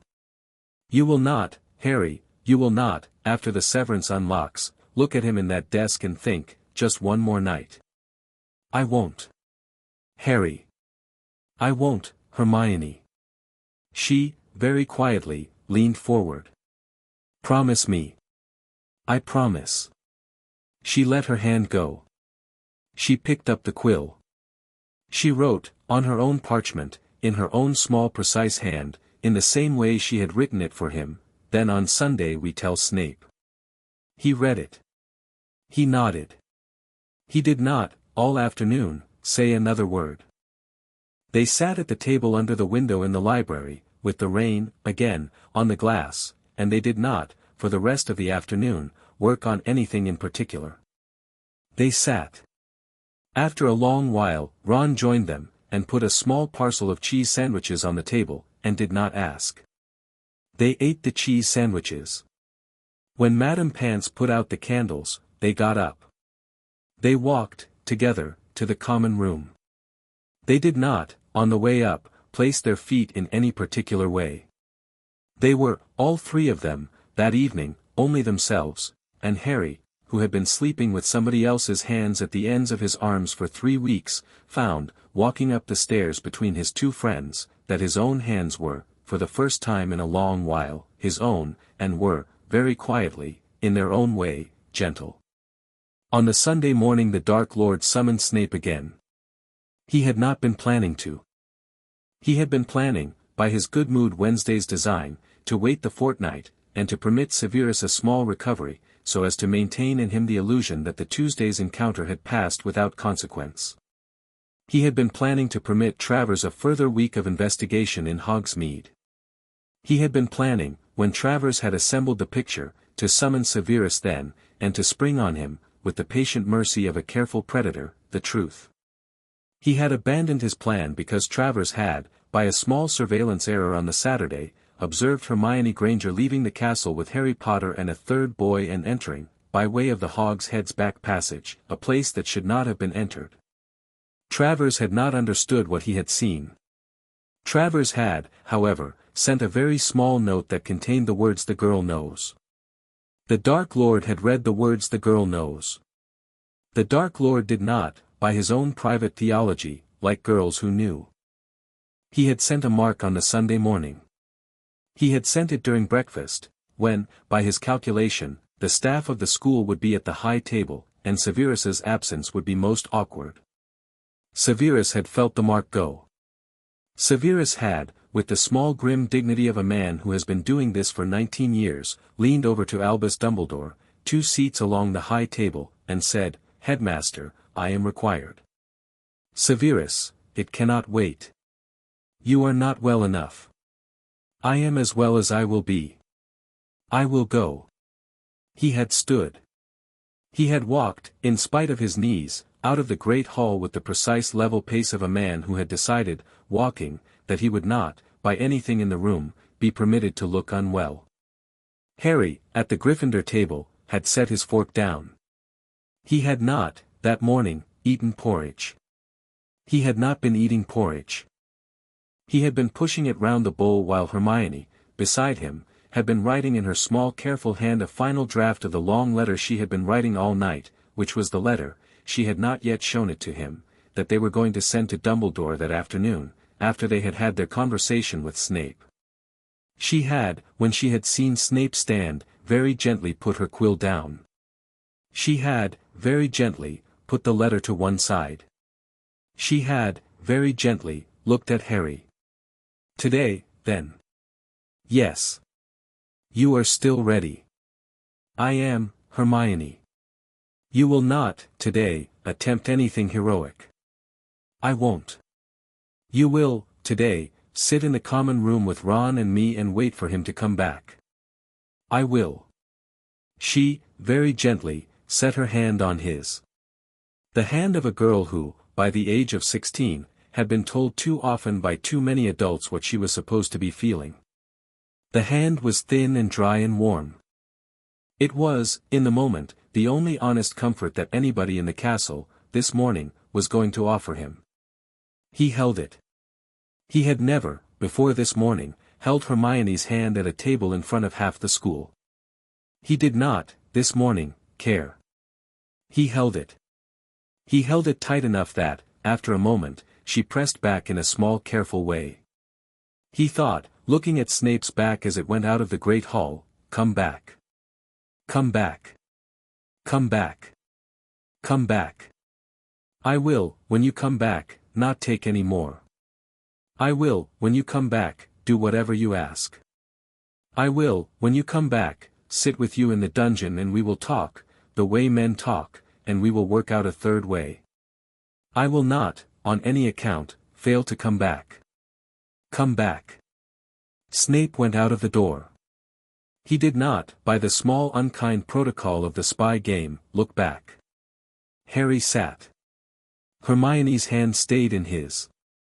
Ron, on his other side, put his own hand, very awkwardly, on Harry's shoulder.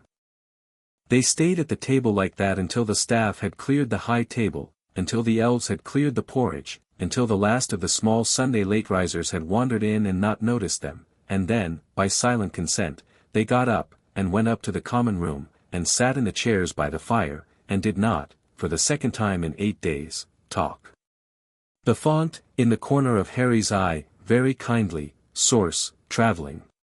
Proximity, decreasing. No transfer. Harry, in his head, said, "Don't tell me anything more about him today." The font did not answer. The font, that afternoon, did not say anything else. He sat in the chair by the fire, with his two friends, with the rain on the window, and he watched, in his head, in the small mirror Snape had once told him was inside every Acclumen's, Snape's own image of the rack of his defense classroom, drawn out as a small mental anchor, and tried, by Snape's instruction, to keep his head empty, and his palms steady, and his breath, in the small precise way Snape had taught him, even. He could not, for any of the afternoon, do it.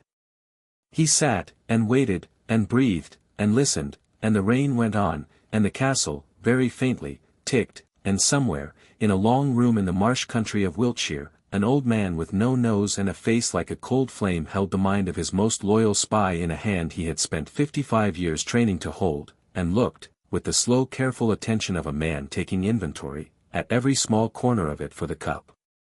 He found, this Sunday, at last, the eyes. He found the eyes, and he laughed. The laughter was the worst thing that had happened in the marshes of Wiltshire all year. It was not, by a long way, the worst thing that was going to happen there before nightfall. Severus, in the long room of the manor, knelt on the cold marble in the precise pose of a man who had knelt on cold marble for 19 years. He kept his face down. He kept his face down not as humility, the Dark Lord did not, by this hour of his life, require any of his servants to grovel, the Dark Lord required, from the men he respected, only the small dignity of competence, but because the Dark Lord's gaze, this morning, was particularly difficult to meet. There were, in Severus's chest, certain things he could not afford to permit the Dark Lord to see in his eyes. There was, in his chest, a candle. There was, in his chest, a porcelain cup. There was, in his chest, a 16-year-old boy with the small steady hands of a potions master who had, by accident, become his student. He was, by this morning's diagnostic, at 61% of structural integrity. He had occluded, during the walk from the castle to the gate, every thought he could afford to lose. He had occluded the cup. He had occluded the boy. He had occluded the wand on the desk and the wand off the desk. He had occluded, in a small particular gesture that had cost him 3 minutes of his recovery from the previous Tuesday's interview, the very fact that he had a system of occlusion at all. He had, at the gate, taking off his glove, sealed the small remaining work behind a particular trigger, which was the cold of the iron on his bare hand, a small ordinary stimulus that would, by his calculation, hold for 90 minutes. He had 90 minutes. The Dark Lord, opposite him, did not, this morning, ask him to rise. He sat in his long chair. He had, on the table beside him, a small cup of tea. Bellatrix was somewhere near the door. Lucius was somewhere near the window. The Dark Lord was, in the small unhurried way the Dark Lord did these things, the only thing in the room that had any opinion. Severus. My lord. I have, since our last meeting, taken a particular interest in your school. Yes, my lord.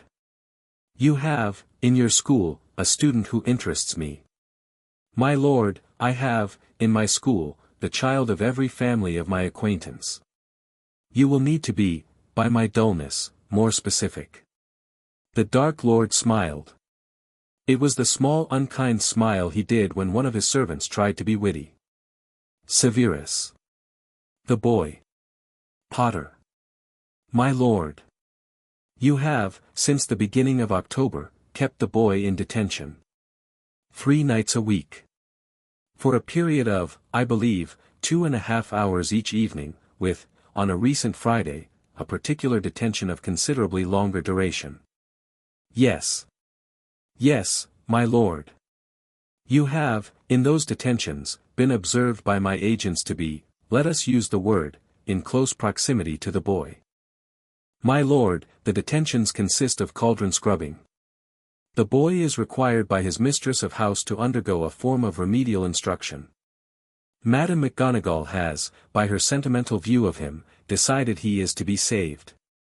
I have, by my sentimental view of cauldrons, decided that he is to scrub. The remainder is, my lord, dull. And his grades, Severus, have soared. Yes, my lord. In every subject. My lord. Including, and this, I confess, has been the small detail that has charmed me, including in your subjects.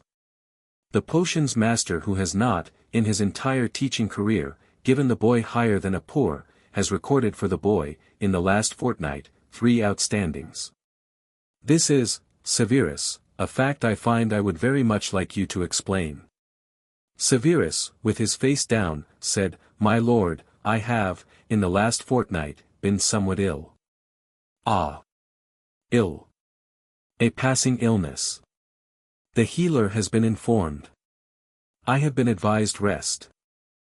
I have not, in the last fortnight, perhaps applied to the boy the same, let us say, particular standard of marking that I have, in his previous years, applied. The boy's grades reflect, in part, my own diminished attention. I see. And the wandless Expelliarmus, Severus.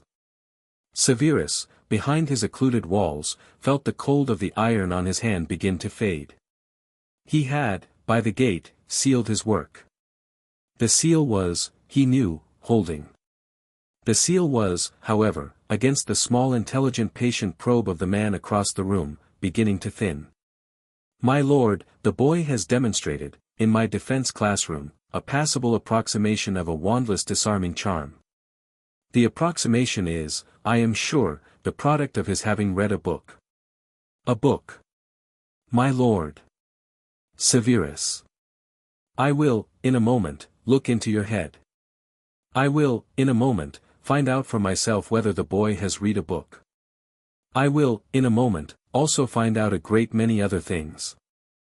Before I do so, let me give you, my faithful Severus, an opportunity. Tell me what is happening. Severus, with his face down, in the small private corner of his head behind the locked door of the iron at the gate, hold. Hold. Hold. 90 minutes. You have, by your watch, 74. Hold.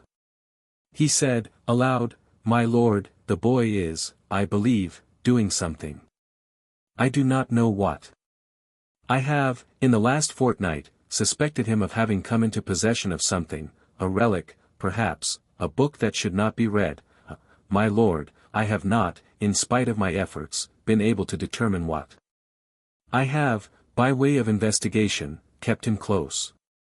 I have, my lord, this is the answer to your question about the detentions, kept him close in order to make a small attempt to discover what he is doing.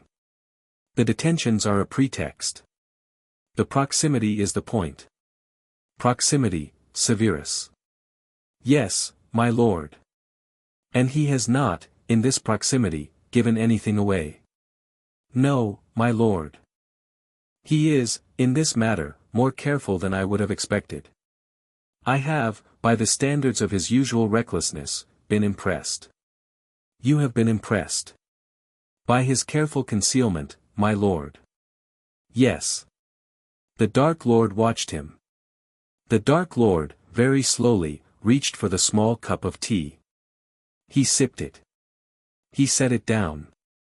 "Severus," he said, "you are not, and I will be plain with you, not the man you were a month ago.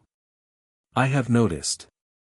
I have, on our last interview, allowed myself to overlook it. I am, you understand, in my mercy, occasionally permissive. I will, this morning, not be permissive. I will look in your head.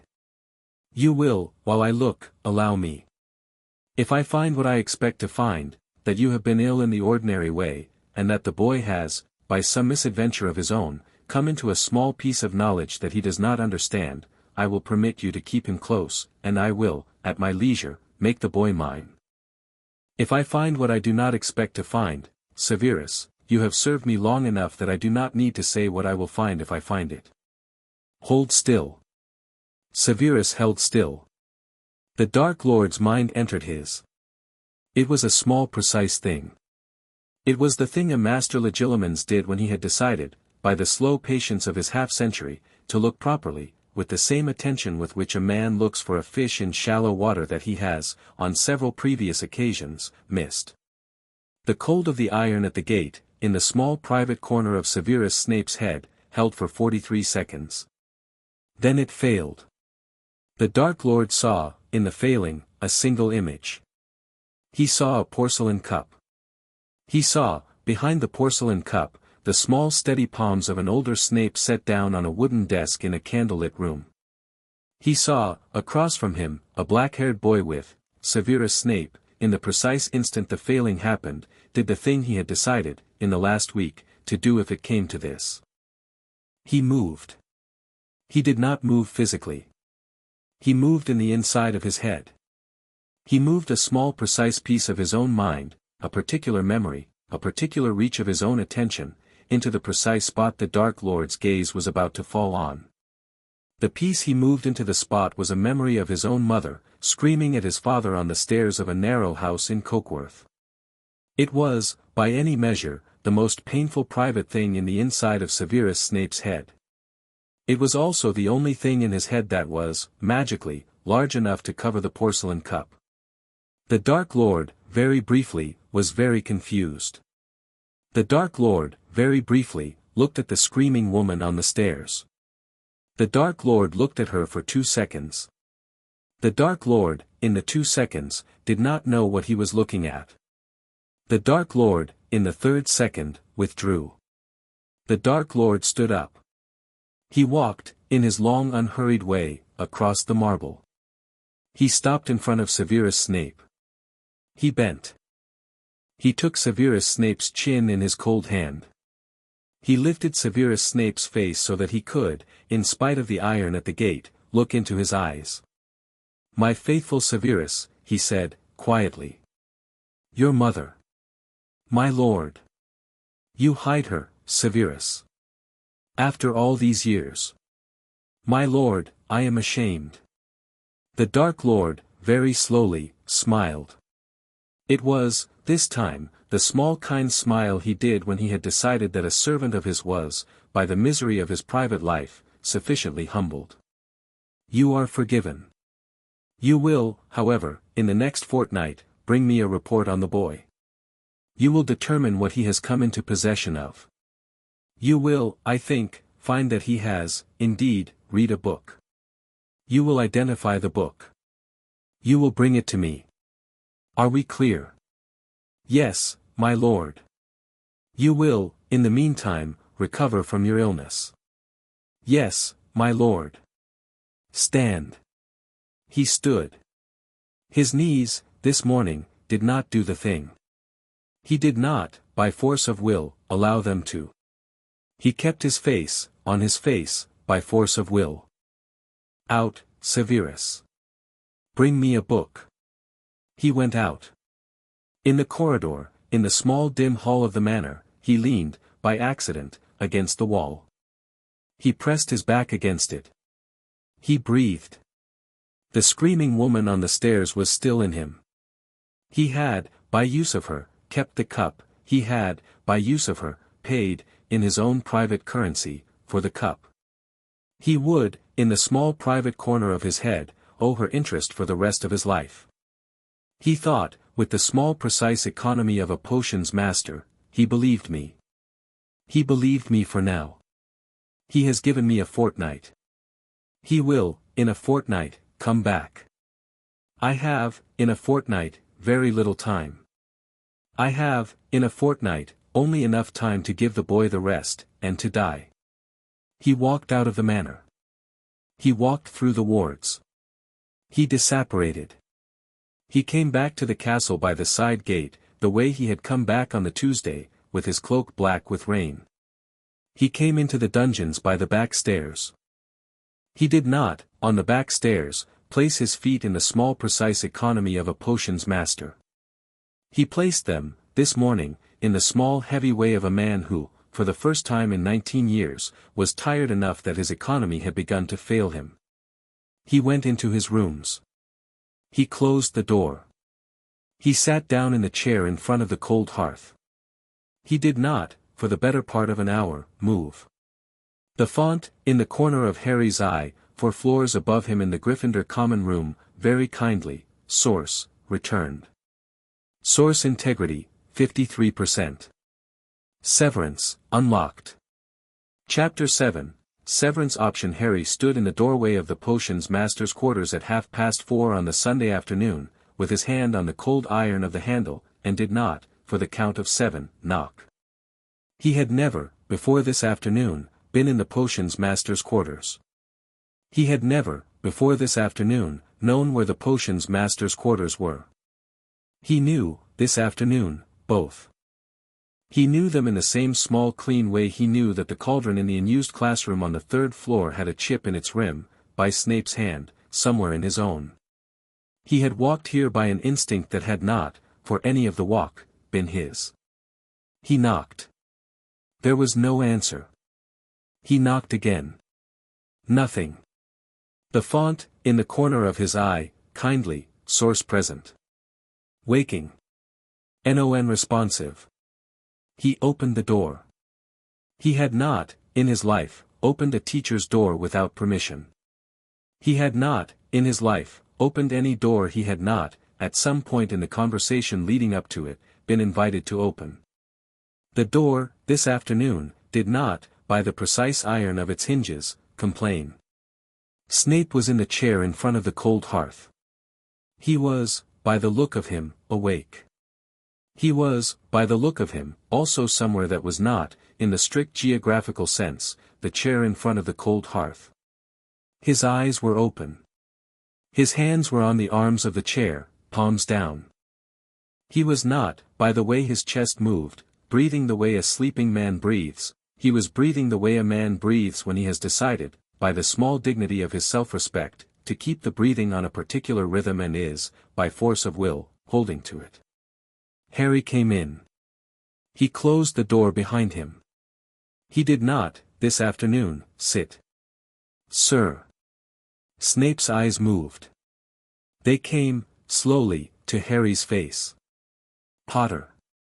Sir, I came to, you should not be here, Potter. I know, sir. You will leave. Yes, sir. In a minute, sir. I came to say one thing. Say it. The system is unlocked. Snape, very slowly, closed his eyes. He kept them closed for a count of 3. When he opened them on Harry, with a small dignity that Harry would, on his deathbed, remember. How long? Since you came in, sir. Since I came in. Yes, sir. The system told me.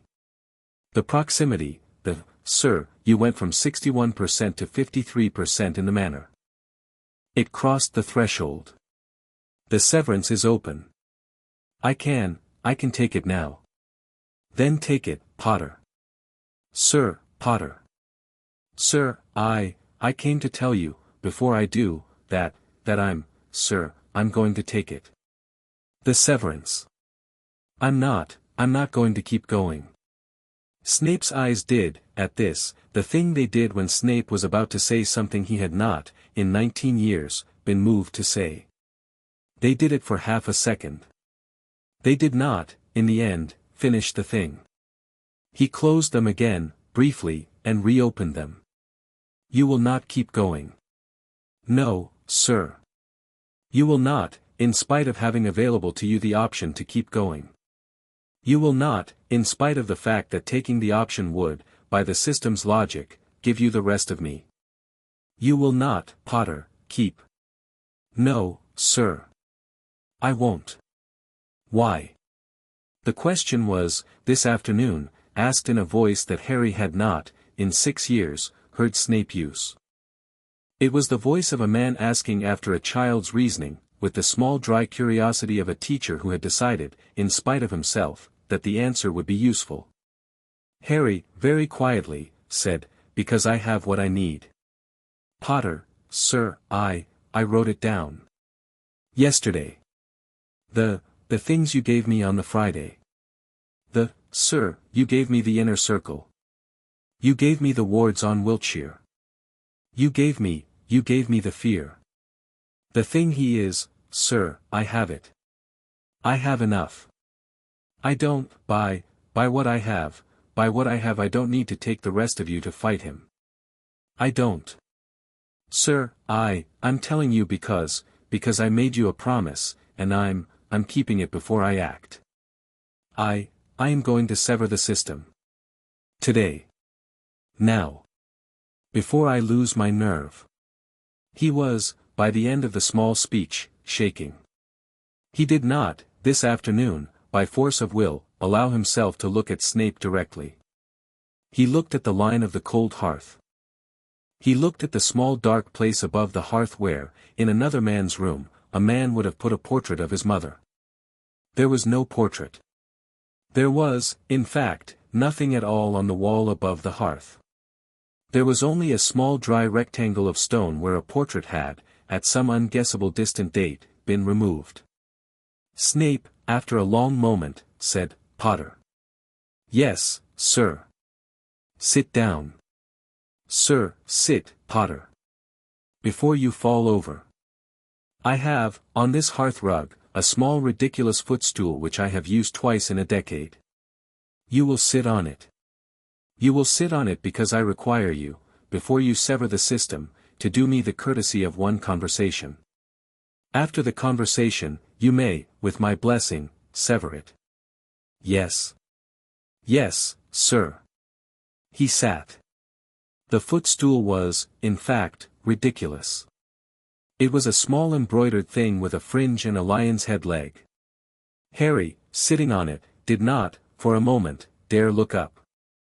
Snape, in his chair, with both hands flat on the arms, said, You have not, by my count, in this whole conversation, used the word thank you. Sir. You have, very correctly, refrained.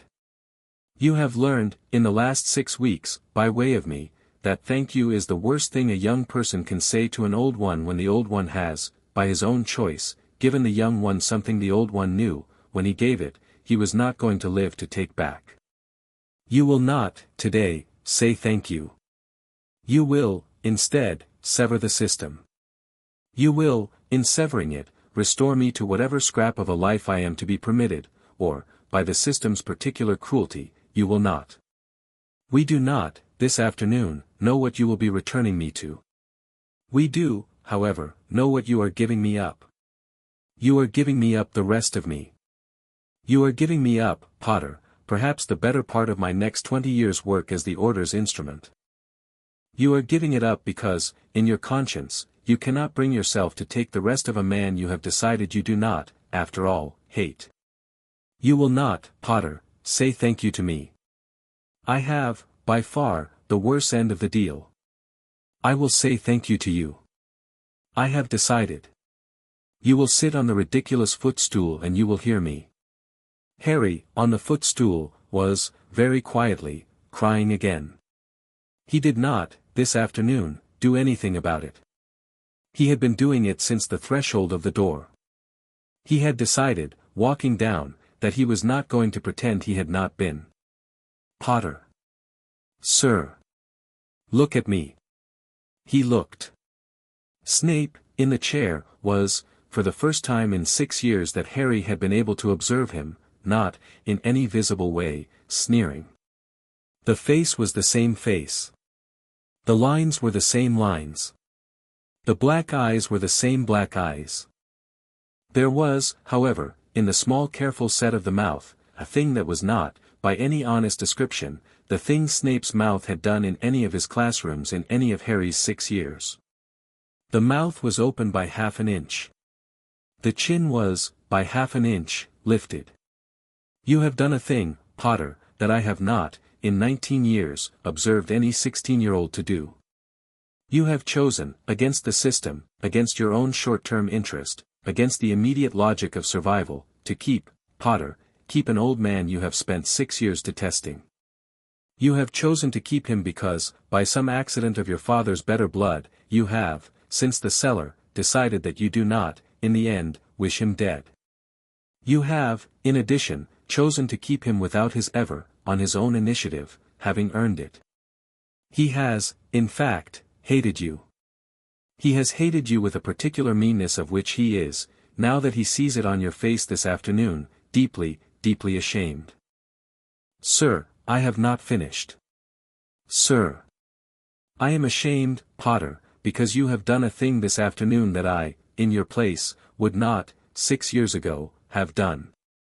You don't know that, sir. I do. Sir, I do, Potter.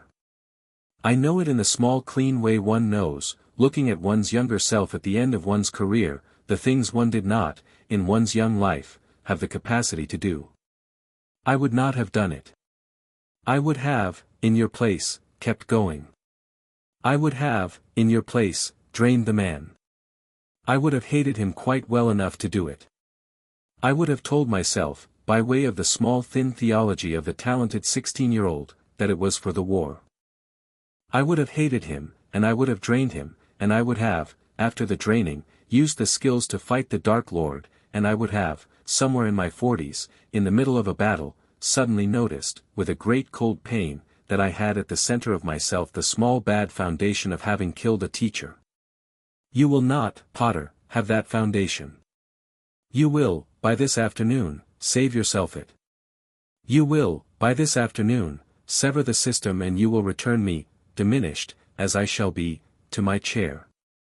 You will then, in the next 6 months, take what I have given you and you will do, with it, what I have spent 19 years preparing to do, and you will do it as a 16-year-old who has not yet, in his life, killed a man for convenience. That, Potter, is the gift. That, Potter, is the thank you. It is not, in fact, mine to you. It is yours to me. I am, by the small private accountancy of an old man on a Sunday afternoon, your debtor. He stopped. He looked, for a moment, at the cold hearth. Then he, very slowly, lifted his right hand off the arm of the chair, and held it, palm down, in the small careful gesture he had used at the desk on the Friday. Sever the system, Potter. Sit on the stool. Do it now. I will, in the doing of it, hold still. Harry sat with his hands flat on his knees and looked at the man across from him. He looked at the lines of the face. He looked at the gray at the temple. He looked at the small uneven pale spot on the inside of the wrist where a man, alone in his quarters at 3 a.m, had been pressing a fingernail against the skin for the last 2 hours to keep himself awake. He looked, and he did not, for a count of 10, do anything at all. He thought, this is the last time I will see him as the man he has been.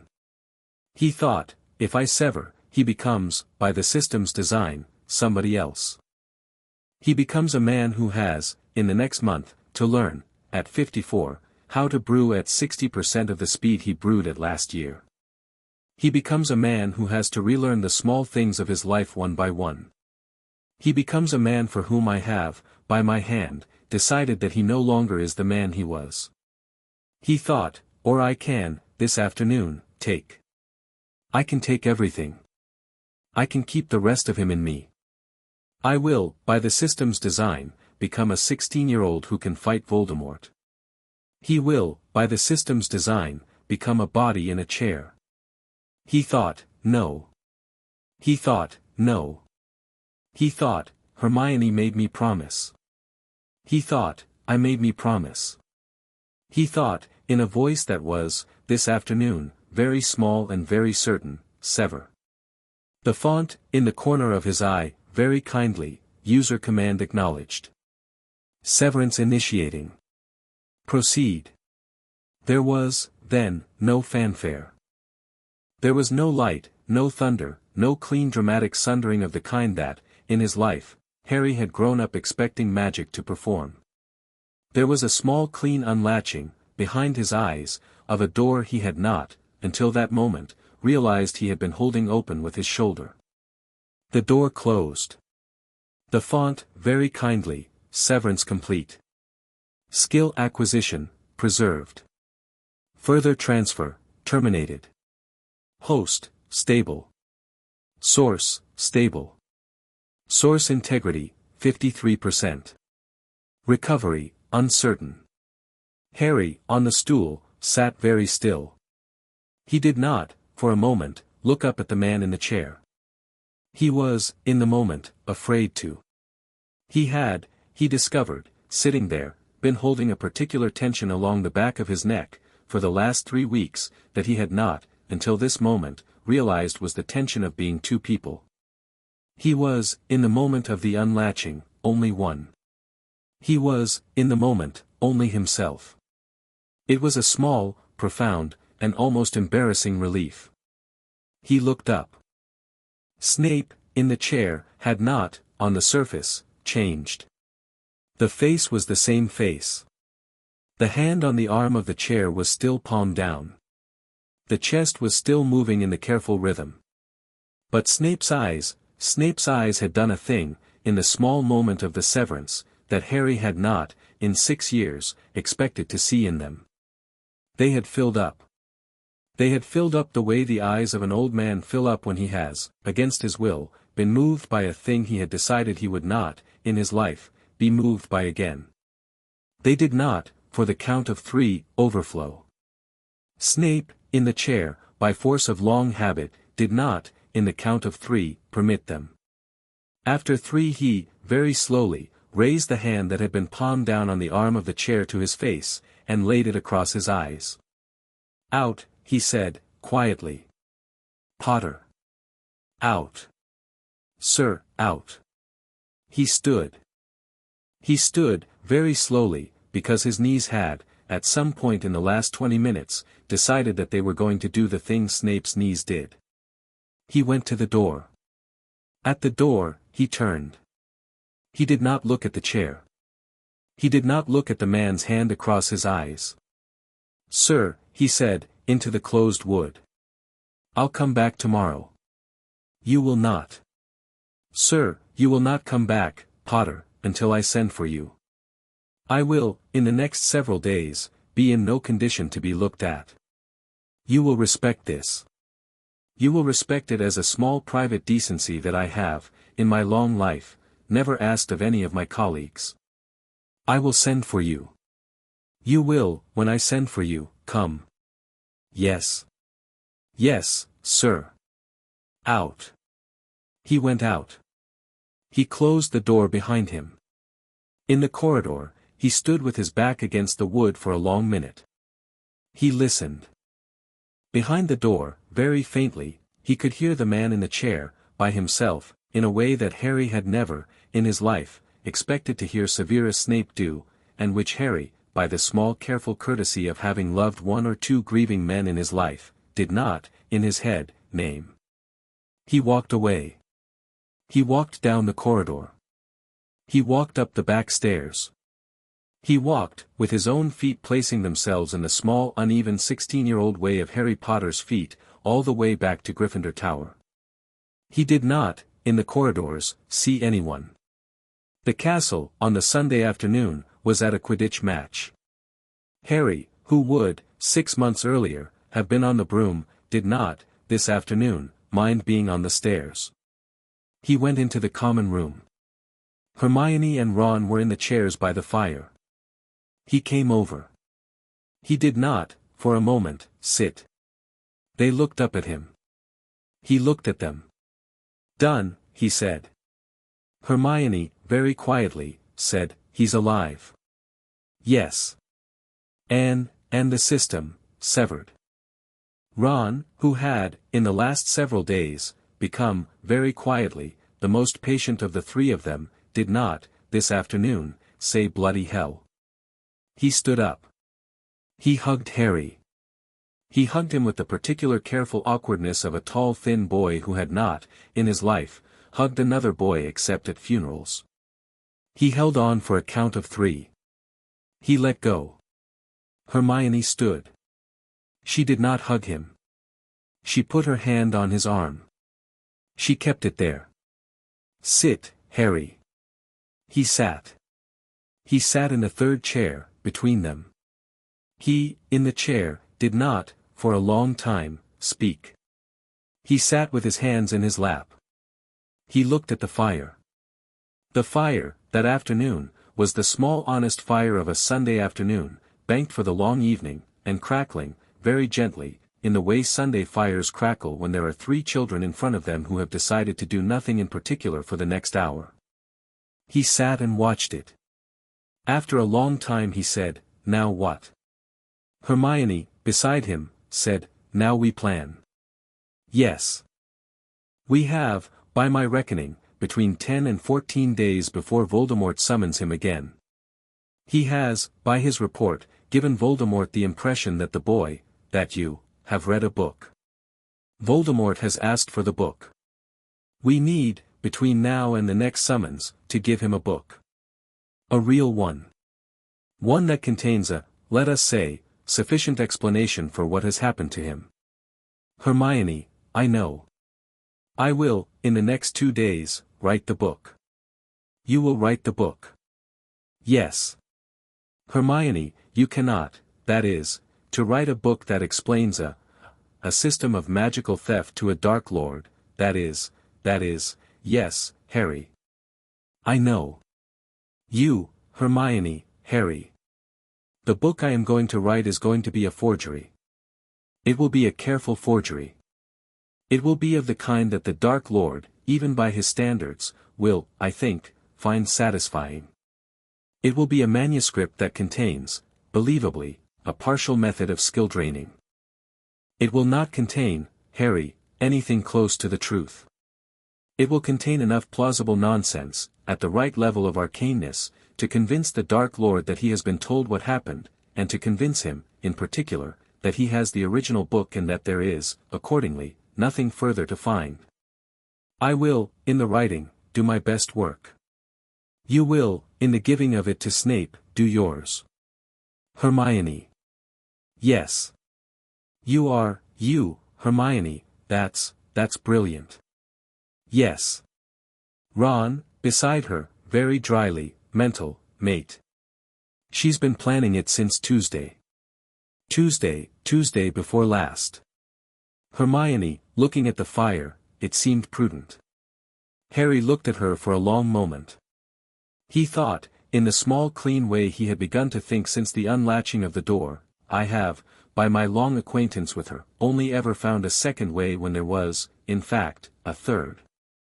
She has, by her long acquaintance with herself, only ever told the boys about the second way when she had, in fact, already begun the third. He smiled.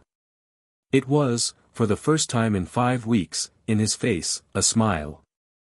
He sat with his 2 friends in front of the small honest fire of a Sunday afternoon, in the common room of Gryffindor Tower, and he, very quietly, smiled. The week that followed was, by any honest accounting, the strangest week of Harry's life so far. He went to class.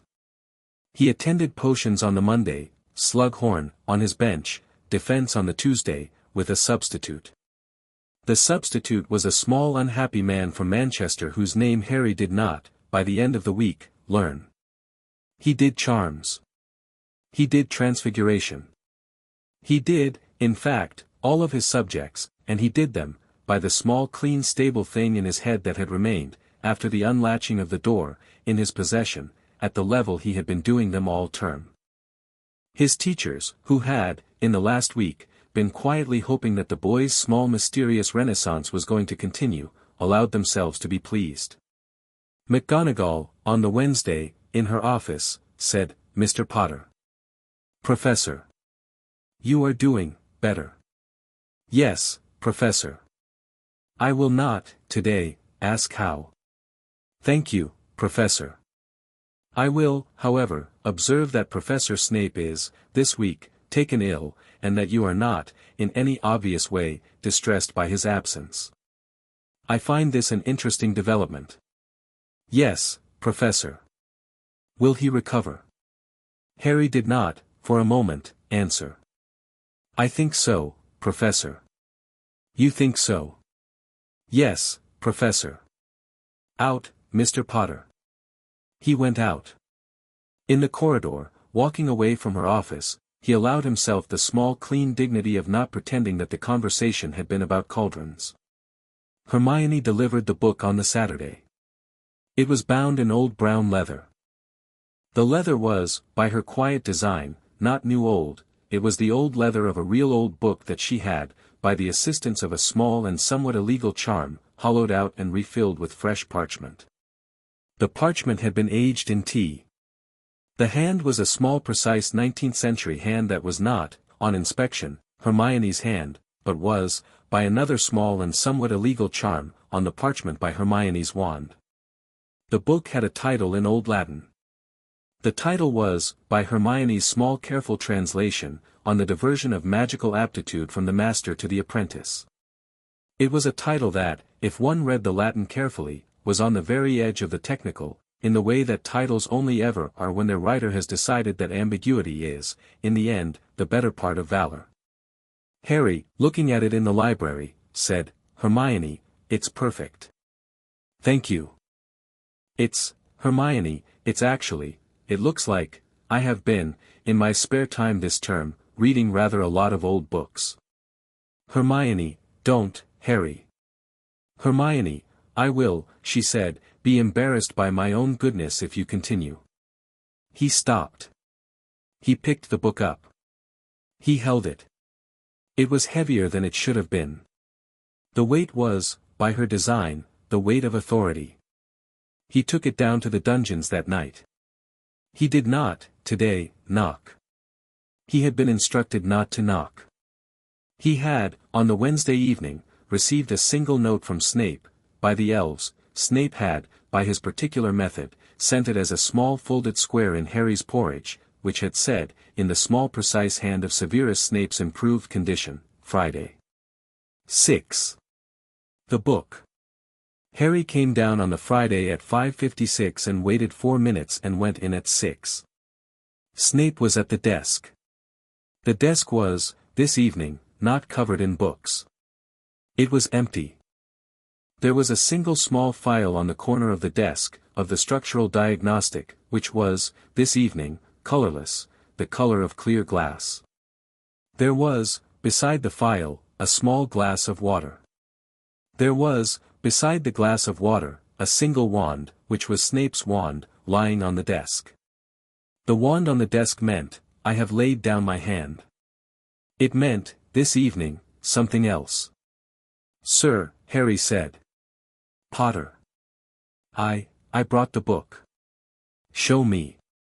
He put the book down on the desk. Snape, very slowly, with the small careful gesture of a man whose right hand had, by the system's diminishment, become the precise instrument that his left hand had been a month ago, picked up the book. He opened it. He read, with the small flat attention of an examiner, the first 3 pages. He turned to a page in the middle. He read. He turned to the end. He read. He set the book down. Granger. Yes, sir. This is, Potter. Sir. This is excellent work. Yes, sir. You will, with my compliments, tell her so. You will tell her that I have not, in my professional career, seen a forgery of this quality outside of a, let us say, particular drawer in a particular ministry office which I am no longer at liberty to identify.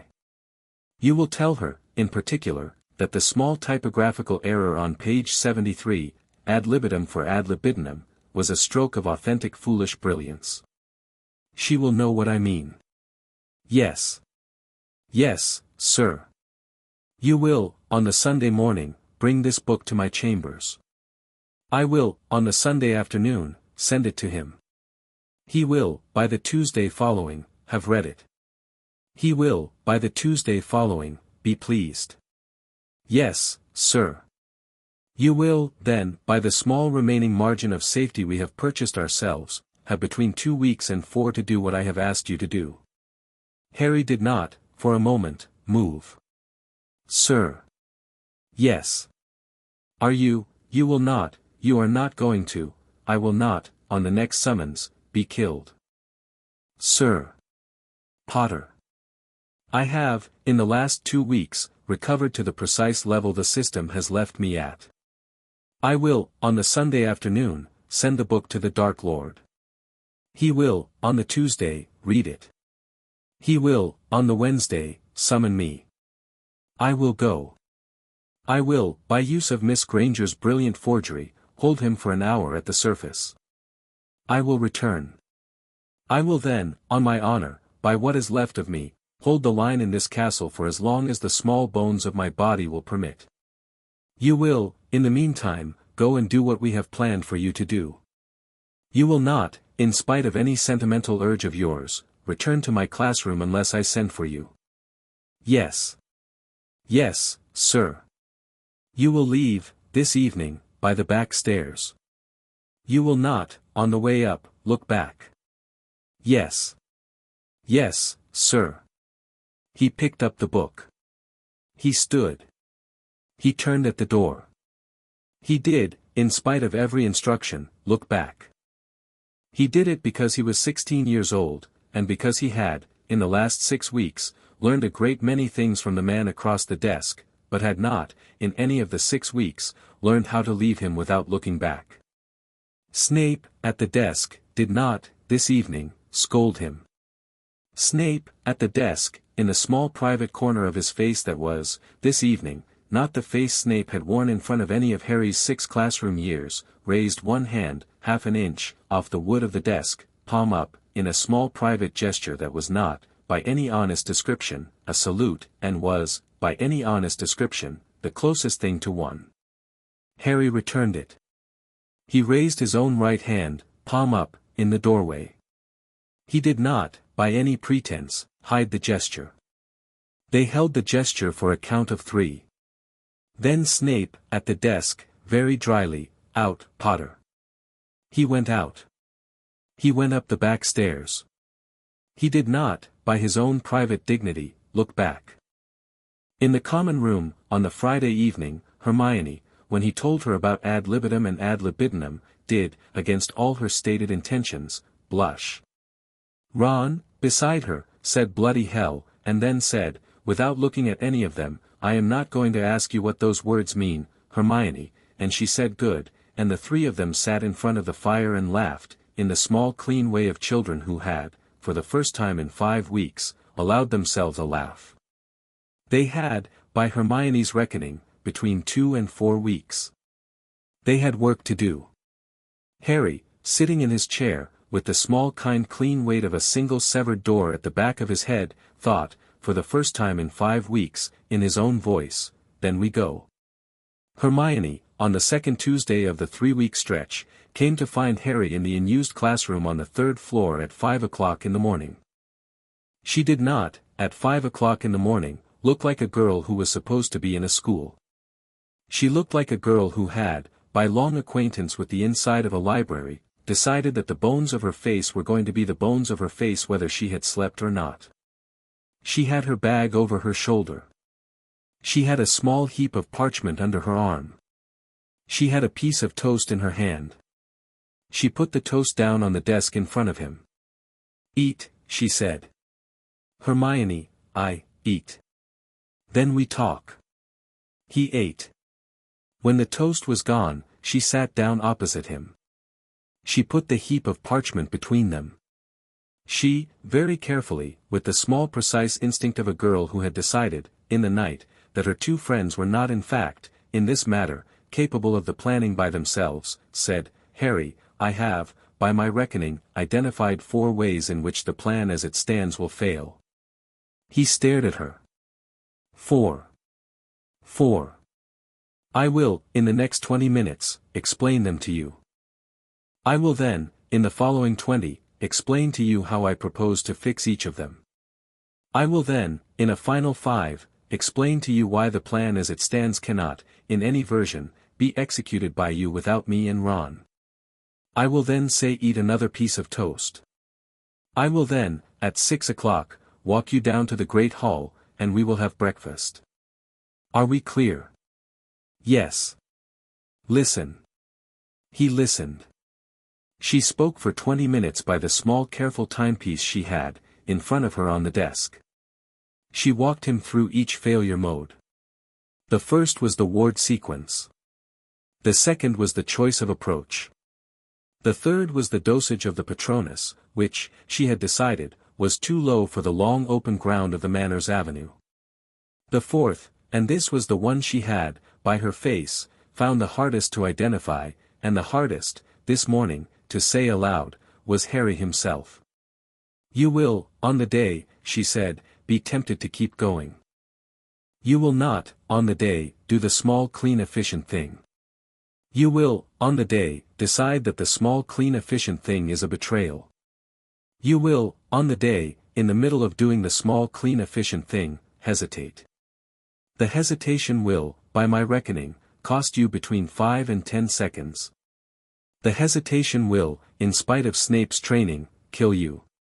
Therefore, Harry, you will, by my arrangement, not be the one who does the small clean efficient thing. I will do it.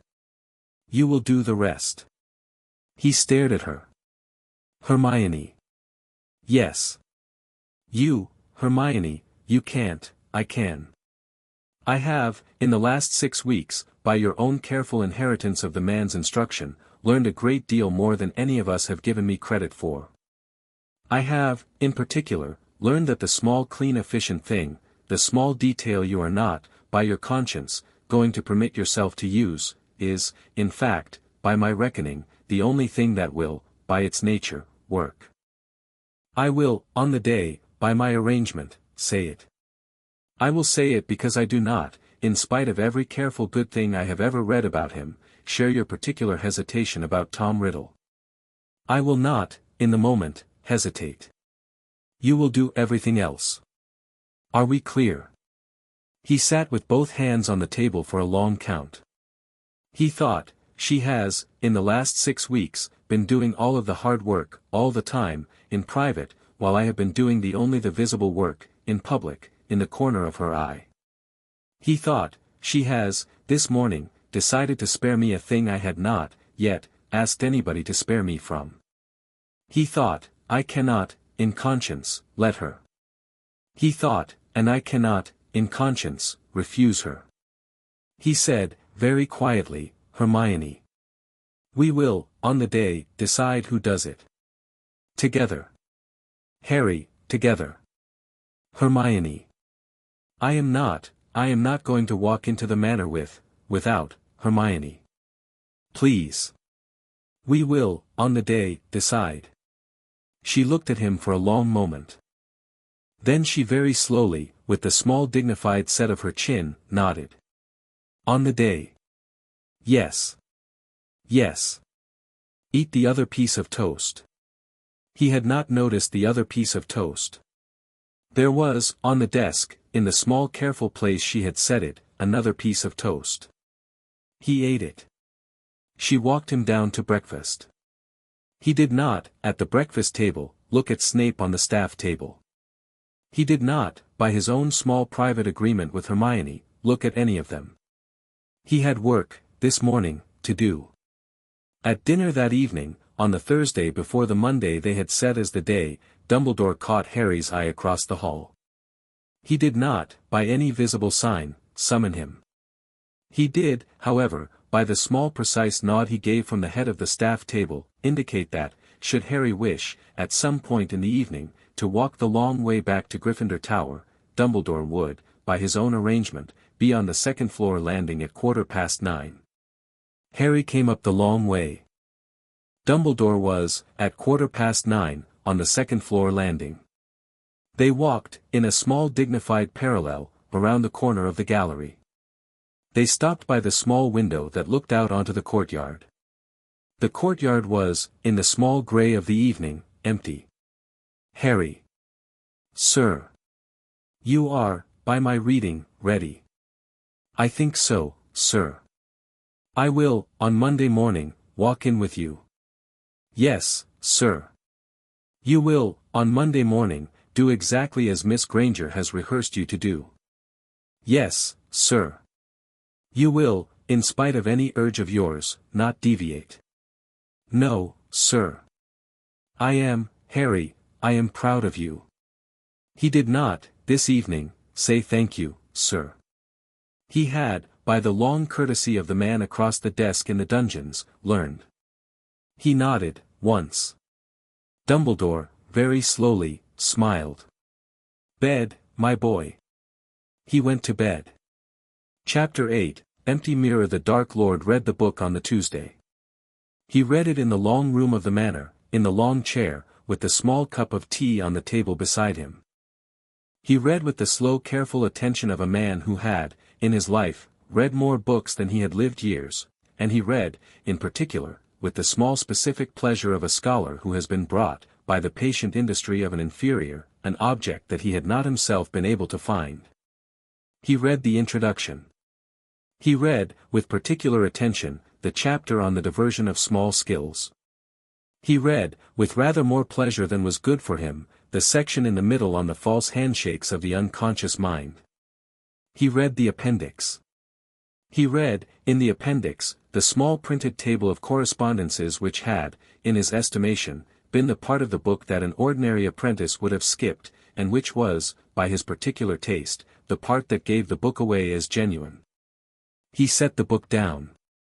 He thought, in the small dry pleasure of a scholar who had just been given a long-sought thing, Severus, you have outdone yourself. He thought, in the small kinder pleasure of a Dark Lord who had, this morning, decided that he was going to permit one of his inner circle to live for another year. The boy has read a book.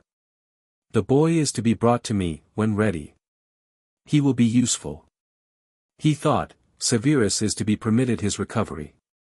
He has, by his bringing me the book, retired from suspicion. I will, in spite of his thinning acclimacy, permit him a year of useful service. After the year, when the boy has matured, I will, with the small efficiency of a husbandman, prune him. He did not, on the Tuesday afternoon, summon Severus Snape. He sent a small careful note. The note said, in his own hand, recover. We will speak in the spring. The note went out by Raven from a window of the manor at 4. It arrived at the gates of Hogwarts at 5:30. Severus Snape, in his quarters, read it at 6, and, having read it, sat for a long moment without moving, with the small dry note in his palm, and then, very quietly, did the only thing he could do with such a note. He laughed. He laughed in a voice that he had not, in 19 years, used. In the dormitory 4 floors above, in the small clean stable corner of his head where, since the unlatching of the door, he had been keeping watch, Harry felt, through what bond he was not, at 16, able to name, the laughter, and he, for the first time in 8 weeks, in his own bed, in his own body, with his own hands, smiled into the dark. They had, by then, 3 weeks. They had 3 weeks because the Dark Lord, by his small efficient note, had given them 3 weeks. They had 3 weeks because Hermione's forgery had bought them. They had 3 weeks because Severus Snape had, by holding a screaming woman on a stair in his head, paid for them. They used the 3 weeks. Hermione did the planning. She did the planning the way Hermione did all of her work, which was on parchment, in small precise handwriting, with 3 colors of ink and a great many crossings out. Ron did the logistics. He did the logistics the way Ron did all of his work, which was by sitting with his sleeves rolled up and a piece of bread in his hand and listening to Hermione until she had asked him for the small specific practical things she had decided he could do, and he then did them. Harry did the work itself. He did the work alone, in the unused classroom on the third floor, before dawn, by candle, with the long roll of parchment of Snape's inheritance laid out on the desk in front of him. He worked at it. He worked at it for 3 weeks. He worked, in those 3 weeks, at the precise small set of skills that he was, by Hermione's reckoning, going to need. He worked, on the Mondays and Wednesdays and Fridays, at dueling. He worked at the precise small ladder of Snape's duellist's grip, the 7 postures, and the 8th, until he could, by the 3rd Friday, hold the 8th posture for the full count of 40 seconds without his arm dropping. He worked, on the same days, at the wandless disarming charm. He had, by the end of the first week, mastered it at 6 feet. He had, by the end of the second, mastered it at 12. He had, by the end of the third, kneeling at the stones at the base of the astronomy tower with the dawn coming up grey on the lake, mastered it at 22, which was, by the small private metric of the man who had given it to him, the working distance. He worked, on the Tuesdays and Thursdays, at the small precise corner of Snape's spy game that Hermione had decided he was going to use. He worked at the recognition phrases. He worked at the rotating challenge protocols. He worked at the ward keys. He worked, in particular, at the small uncomfortable corner of Snape's mind that contained, by some bitter old accident of love, a single small detail about Voldemort's youth, a name, in fact, a name, an ordinary Yorkshire name, the name of Voldemort's own mother, which was, at the very back of his head, the precise small key that, by the work of years, the Dark Lord had spent his life hiding from himself, and which Snape, by the patience of years, had spent his life locating. He worked, on the Saturdays, at the Patronus. He worked at the Patronus because Snape had given him, by accident, in the long evening of the Friday, the small clean private piece of Lily Evans that Snape had carried at the back of his head since they were 9 years old, and the small piece, in Harry's head, was, by some quiet astonishment of his own, the strongest happy memory he had ever been able to summon. He worked at the Patronus until he could, by the 3rd Saturday, throw a stag the length of the hall and hold it there. He worked. On the Sundays he rested. On the Sundays he and Ron and Hermione walked round the lake. They walked it in the order they had walked it on the Saturday. Hermione had not yet known anything, Hermione on one side, Ron on the other, Harry in the middle. The walking was the small clean rhythm that, by the 3rd Sunday, Harry would have given the rest of his life to have walked, instead of doing the rest of what he had to do. On the 3rd Sunday Hermione, by the lake, said, "Tomorrow."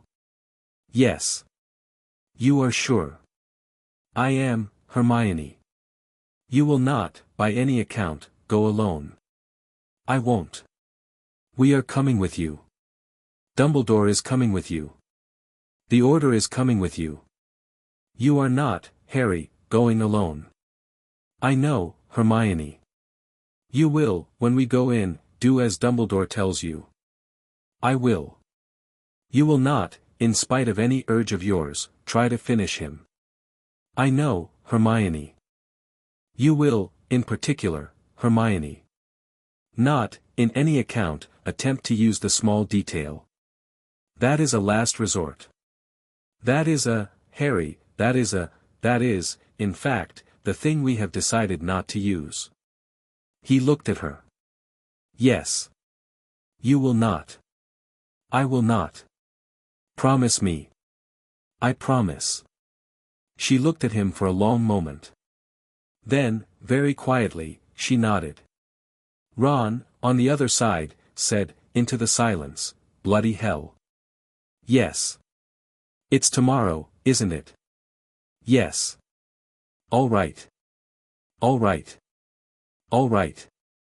They walked the rest of the lake in silence. They went up to dinner. They ate. They went to bed early. They did not, on the Sunday evening, do anything in particular. They sat together in the common room and they read, and they did not, for any of the evening, speak. The font, in the corner of Harry's eye, very kindly, very quietly, on the Sunday evening, and Harry had, by then, in the small clean stable corner of his head, decided that the font, for all its sinister cleanness, had been, in the end, on his side. User status, stable. Skill acquisition, preserved. Next target acquisition, awaiting. He thought, in his head, don't ever again. The font, in the corner of his eye, acknowledged. He went up to bed. He slept, badly. In the morning he got up before the dawn. They went in by the side gate. Dumbledore, in front of him, walked with the small stable rhythm of an old man who had, by his own choice, decided that today he was going to be young. He carried no wand. He had not, this morning, brought one. He had, when Harry had asked, said, in the small dry way that was Albus Dumbledore at his most dangerous, I have, my dear boy, on several occasions in my life, found that the carrying of a wand is, in a place such as we are about to enter, more advertisement than asset. We will, on this occasion, leave the wands to you. He had then taken a lemon drop, given Harry one, given Ron one, given Hermione one, and walked, in the early grey of the morning, out through the gates of Hogwarts with the 3 16-year-olds at his shoulder. The order was, by his quiet design, distributed. There was Tonks, in a tree, 3 fields to the east.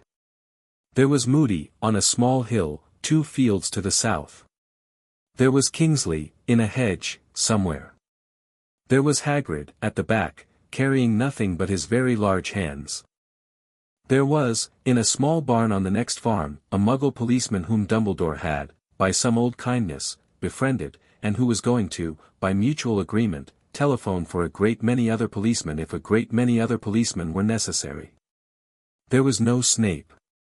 Snape, in his quarters in the dungeons of Hogwarts, was, by Dumbledore's strict and quiet instruction, in bed. They went in by the side gate at 4:45 in the morning. The marsh was, at 4:45, in a thin grey fog that came up to the knee.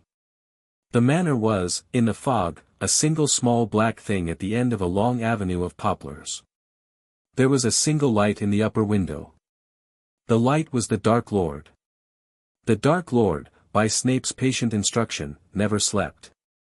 Harry, walking up the avenue, said, in his head, all right. All right. He walked. He had Snape's wards in his head. The wards parted for him in the small precise way Snape had taught him they would, if one approached them with the proper recognition phrase. He recited the phrase, under his breath, the way Snape had recited it for 19 years. The wards opened. They went in by the side door. The side door, by Snape's instruction, was the door used by the elves.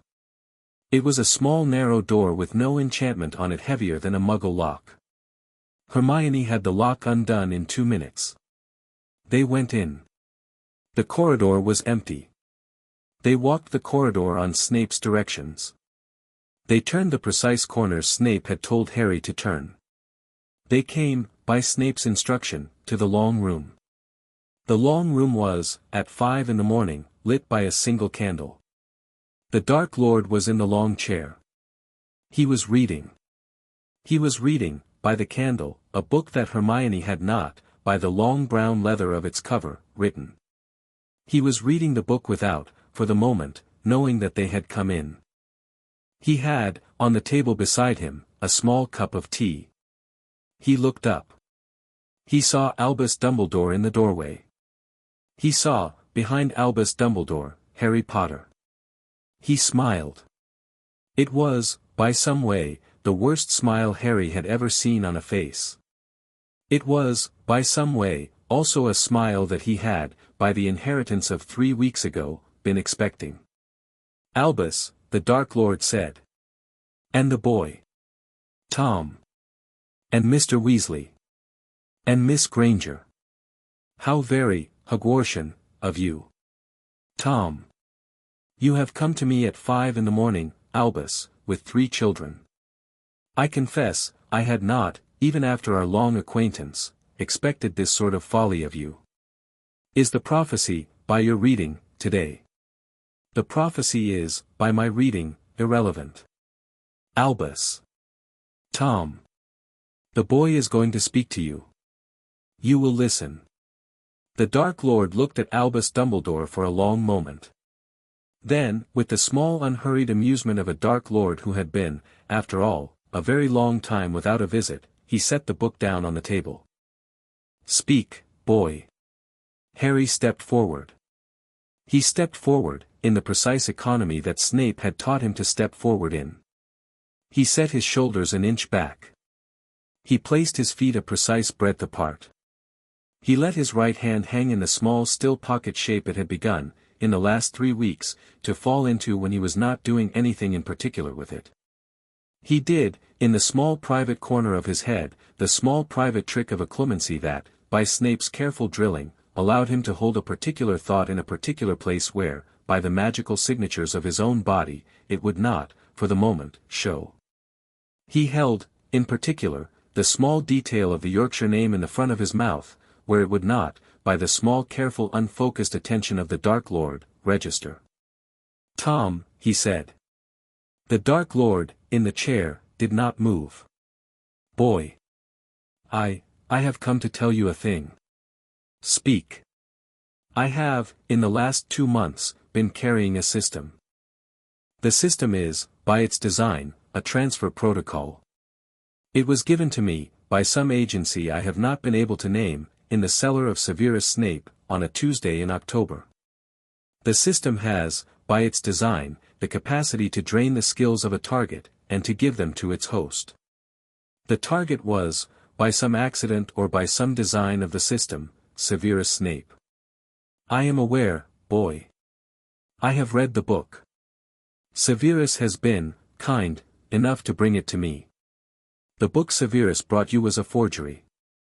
The Dark Lord did not move. After a long moment, very quietly, I see. The book Severus brought you was written by Hermione Granger, in the last 3 weeks. It is, by her hand, an entirely successful imitation of a 19th-century theoretical text. It contains, by her design, nothing that is true. It was written, by her design, in order to deceive you. It deceived you. Severus, by his small allegiance to me, to us, was the courier. The Dark Lord's eyes moved, very slowly, from Harry to Hermione, and back again. Continue. I have, in the last 2 months, taken from Severus Snape the great majority of his skills. I have, in the last 2 months, taken his potions mastery, his Latin, his occlumency, his duellist's grip, his wandless basics, his foundational curse class knowledge, and the small precise corner of his head that, by his 19 years of service to you, was your spy game on you. I have all of it. I am, today, the second most informed living person on the inner workings of your court. Severus is, today, the first. You are bold, boy. I am informed. You believe, I take it, that the information makes you sufficient. No, Tom. The information makes me sufficient for tonight. The information makes me sufficient to do, in the next 10 minutes, exactly what I came to do, which is, to undo, by your own hand, the small private thing in this house that you have spent 55 years not permitting yourself to undo. After that, I am, by my own admission, only a 16-year-old boy. I will, after that, leave. I will leave with my friends.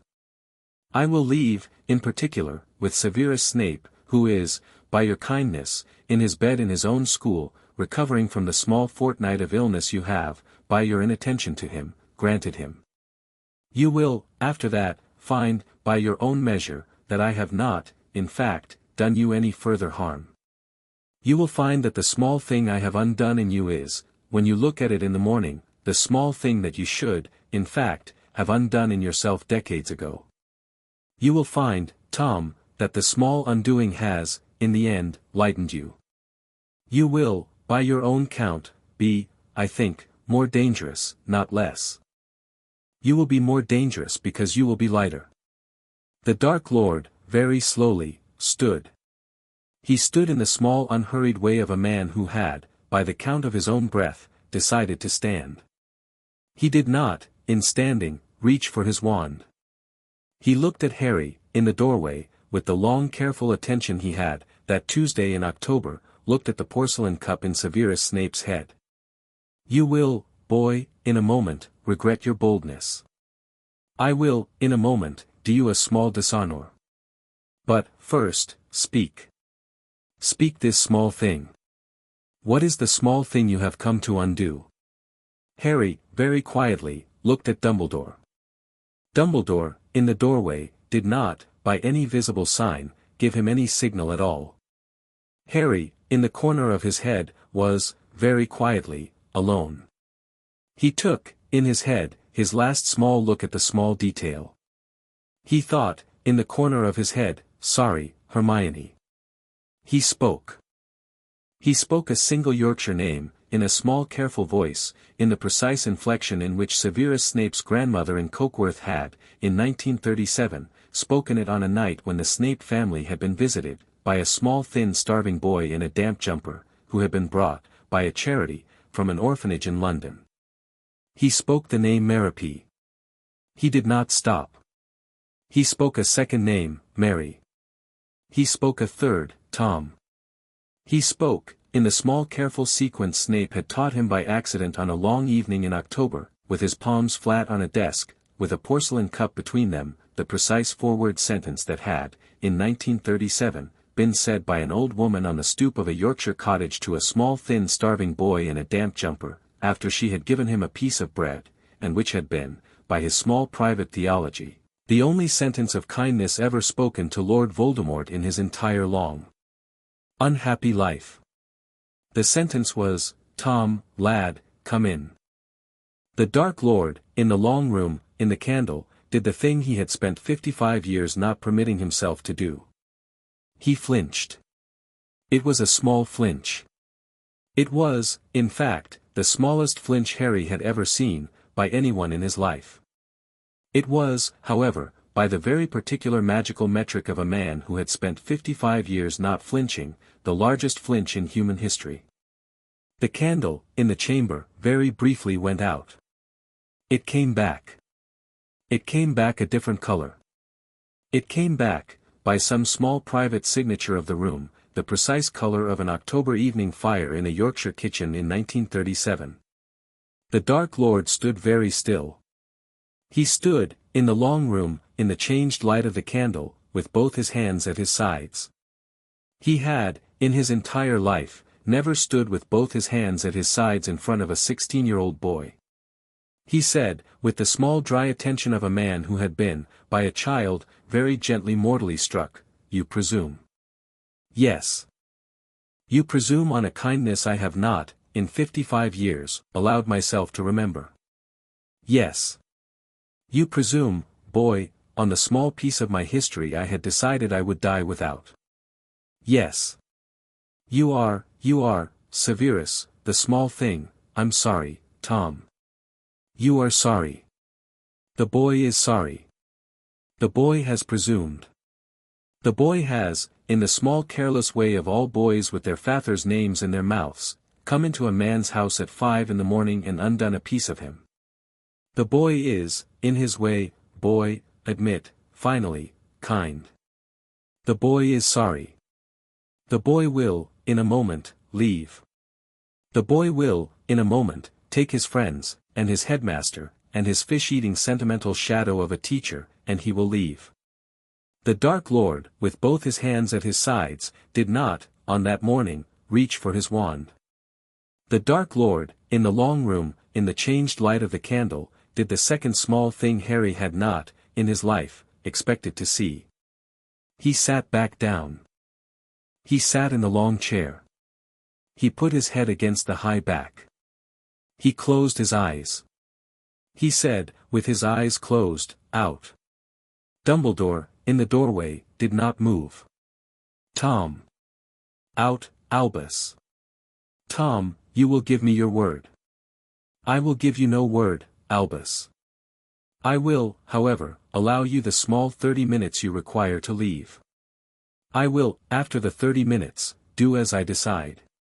You may, in the spring, expect a, let us say, a less affectionate version of this conversation. Go.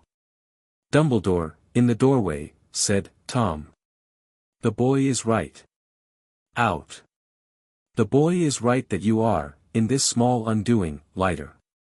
I am, in spite of all I have come this morning to do, glad, for you, of the lightning. We will, in the spring, do the rest. Goodbye, Tom. They went out. They went out by the side door.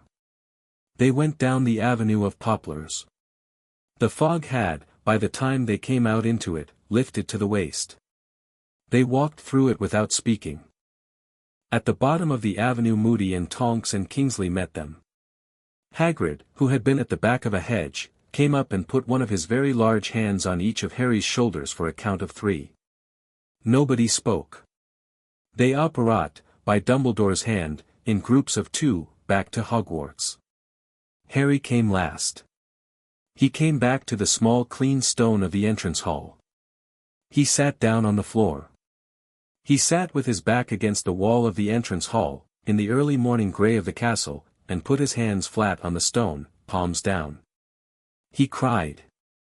He cried in the small clean honest way of a 16-year-old who had, in the last 3 weeks, done a great many things in front of his friends and his headmaster, and had not, in the doing of them, permitted himself the small comfort of crying, and who had, on the floor of the entrance hall, in front of nobody at all except the 4 small grumpy Hogwarts portraits, decided that he was, now, going to.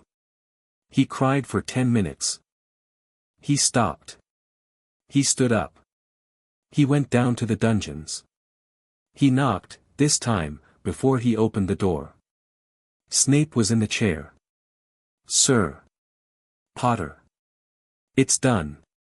You used the small detail. Yes, sir.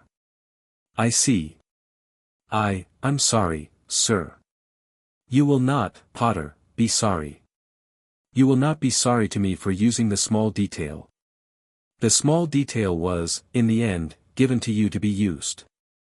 I had, by the long bitterness of my life, hoped never to be the one to use it. I am, Potter, grateful. You have, by your use of it, spared an old man one of the only 2 small bad acts he had not, in his life, yet committed. Sir. Yes. Sir, what is the other small bad act? Snape, in the chair, very dryly, sit, Potter. On the ridiculous stool. I will not, today, tell you. I will, perhaps, on another Sunday afternoon, when I am, by the small recovery of my last 6 weeks, more myself, tell you. Today I will tell you a different thing. Today I will tell you, in the small dignified way of a defeated man, that you have done well. Today I will tell you, in particular, and I will not say it twice, that you were, Potter, extraordinarily brave. Harry, on the footstool, did not, this time, cry. He sat. He held the small dry phrase in him. He held it for as long as he could. Sir. Yes. Will it stick? What I did to him. Will he, I do not know, Potter. I do not know what we have done to him. I do not know whether the small undoing will hold. I know only that you have done, this morning, a thing that I myself, in 19 years of trying, could not. You have done it by being, in a way I am, by my long sour eye, not generous enough to name, a boy. The thing in him, this morning, was undone by a boy. The boy was very kind to him. The kindness, in him, will, I think, do what no curse, no army, no prophecy, and no foolish duellist of my generation has, in his life, been able to do. You have, in short, Potter, by your small careful kindness, set in him a candle. The candle will, in him, burn for as long as the candle does. We will, by the spring, see what is left. Sir. Out, Potter. Bed. You have not slept, by my count, in 50 hours. Yes, sir. Friday. Sir. Friday, 6. You will come down. I will, by then, be able to brew. We will, on the Friday, brew together. You will be told what is, in the small private mind of an old man, useful for a young one to learn. We will do it not, this time, by way of the system. We will do it by way of me. Are we clear? Yes, sir. He went out. He went up. He went up the back stairs. He went up the back stairs, this morning, in the small uneven 16-year-old way of Harry Potter's feet. He went into the dormitory. He fell into his bed. He slept. He slept, on that morning, for 16 hours. The term ended a week later. He spent the last week of term in detention with Snape, in the small different sense the word detention now had between them, by mutual agreement, by appointment, by the small careful brewing that the older man, at 53% of his strength, was just able to demonstrate, and that the younger one, with his second pair of hands at the ends of his arms, was, by the small careful instruction of an unhurried hour, just able to learn the dignified way. He spent the term's end at the high table at the leaving feast. He sat between Hermione and Ron. He looked, twice, up the table. Snape, at the high table, ate his fish with the small slow steady deliberation of a man who had, by the long winter, learned to enjoy fish. He did not, at the table, look up. He did not, by the long custom of their classroom decorum, look at Harry.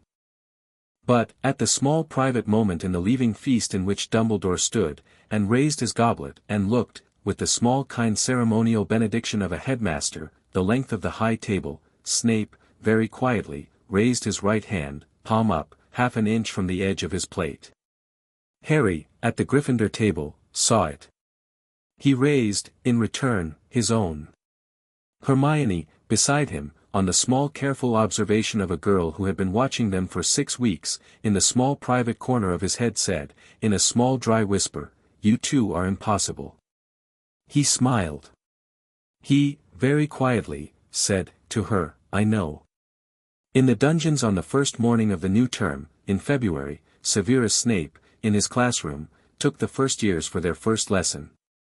He stood at the front of the room with his hands clasped behind his back. He had, that morning, by his own private resolve, decided that he was going to begin the term as he had begun every term in his career, by, in the small precise voice of a potions master, terrifying the first years. He did not. He found, in the small clean corner of his throat where the terrifying voice had, for 19 years, lived, that the voice was, today, not, in fact, available.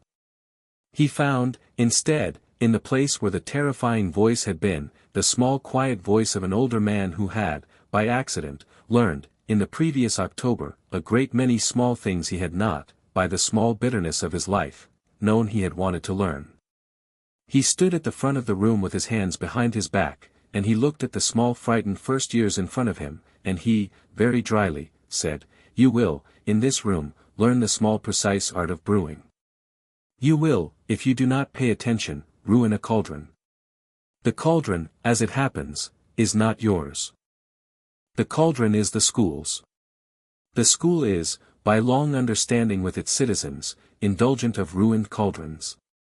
You will, in spite of the school's indulgence, attempt not to ruin them. You will, in particular, refer to me by my title, by my name, or, if neither of those is at present available to you in the small panic of your 11-year-old vocabulary, by Sir. You will not, on any account, address me as headmaster. I am not the headmaster. The headmaster is in his office.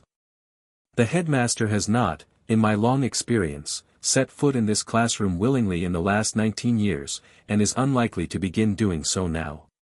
We will, between us, be the better for it. Open your books to page 3. Mr. whose mother sent you a howler yesterday, read.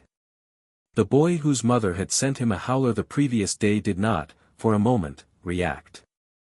The boy then realized, with the small flush of an 11-year-old who had not expected to be addressed by name in the first hour, that he was, in fact, the boy in question.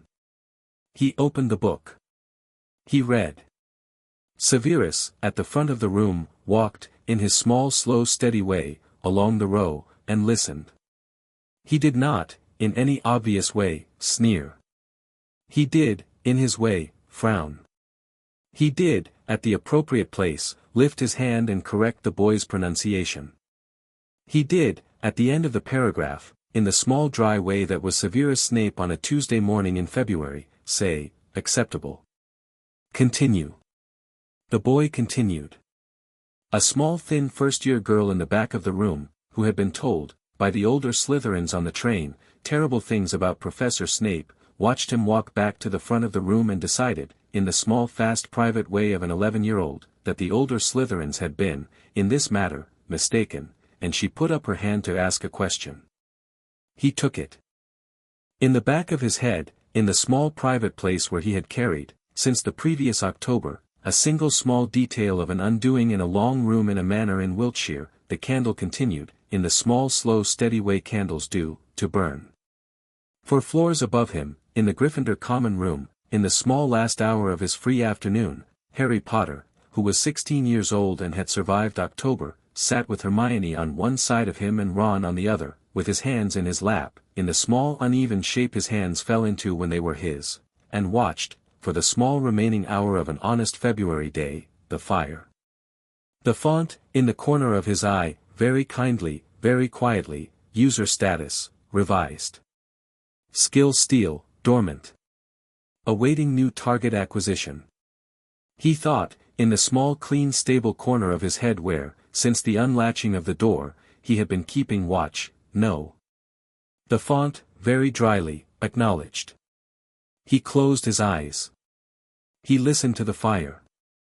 He listened to Hermione, beside him, turn a page of her book. He listened to Ron, on the other side, chewing, very slowly, a piece of toast. The castle, in its small steady way, ticked. He, in his own way, ticked with it. Outside the window, in the small grey February afternoon, the lake, by the inattention of every old castle in Britain at 4 o'clock on a Tuesday, was, very quietly, frozen. It would, by the small slow steady patience of the spring, thaw. Until then, Harry Potter, who had, by his own small kind hand, severed a system in a chair in a potions master's quarters, and who had, by the small careful work of 3 weeks, undone a man in a long room in Wiltshire, was, for the small remaining hour of an honest February afternoon, 16 years old, and well, and with his friends. He went, by 4:30, with the others, down to dinner.